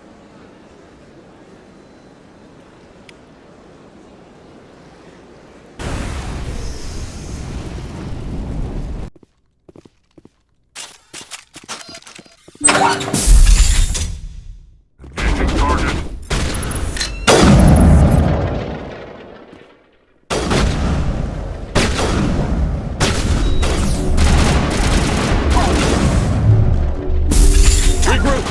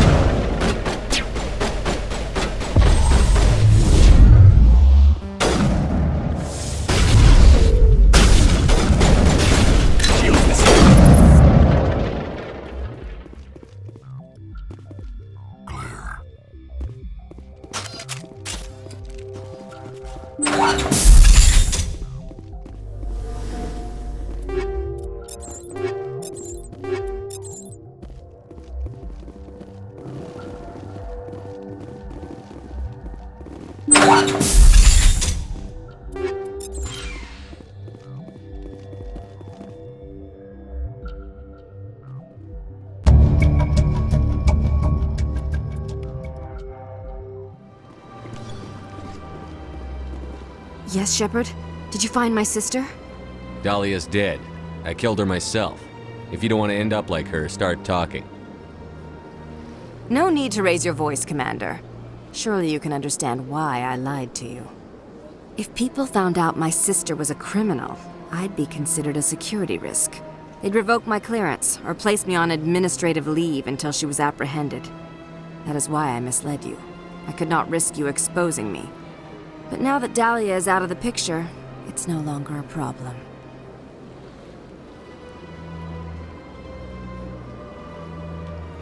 Next time, do your own dirty work. I am sorry I wasn't honest with you. We have trust issues in my family. Obviously. I shall transfer a little something into your account as a token of my appreciation. I'm sure you'll find the amount satisfactory. I'm a Spectre, not some merc for hire. I can find credits anywhere. True, but I'm the only one who can authorize you to purchase prototype Asari mods. I will get you added to our manufacturer's preferred client list. I think you'd be very interested in what they have available. Goodbye, Shepard. It has been a pleasure doing business with you. Message coming in. Patching it through. Normandy, this is Alliance Command.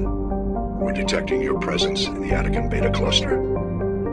One of our surveillance drones was gathering intel on geth activities in the region when it was spotted and shot down. You need to go groundside and recover the drone's data module before the geth find it.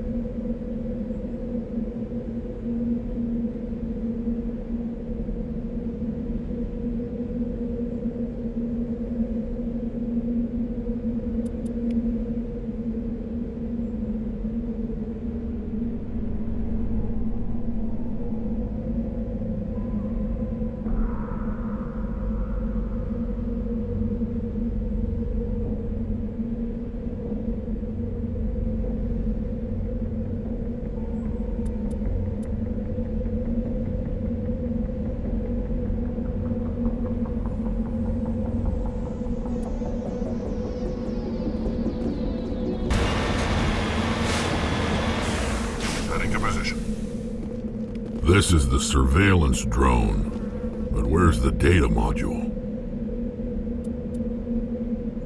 Guess we're doing this the hard way.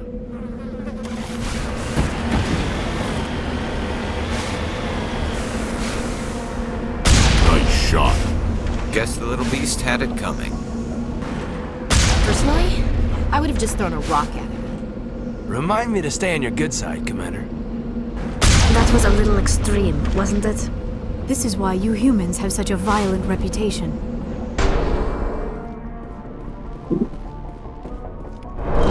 He dropped the data module.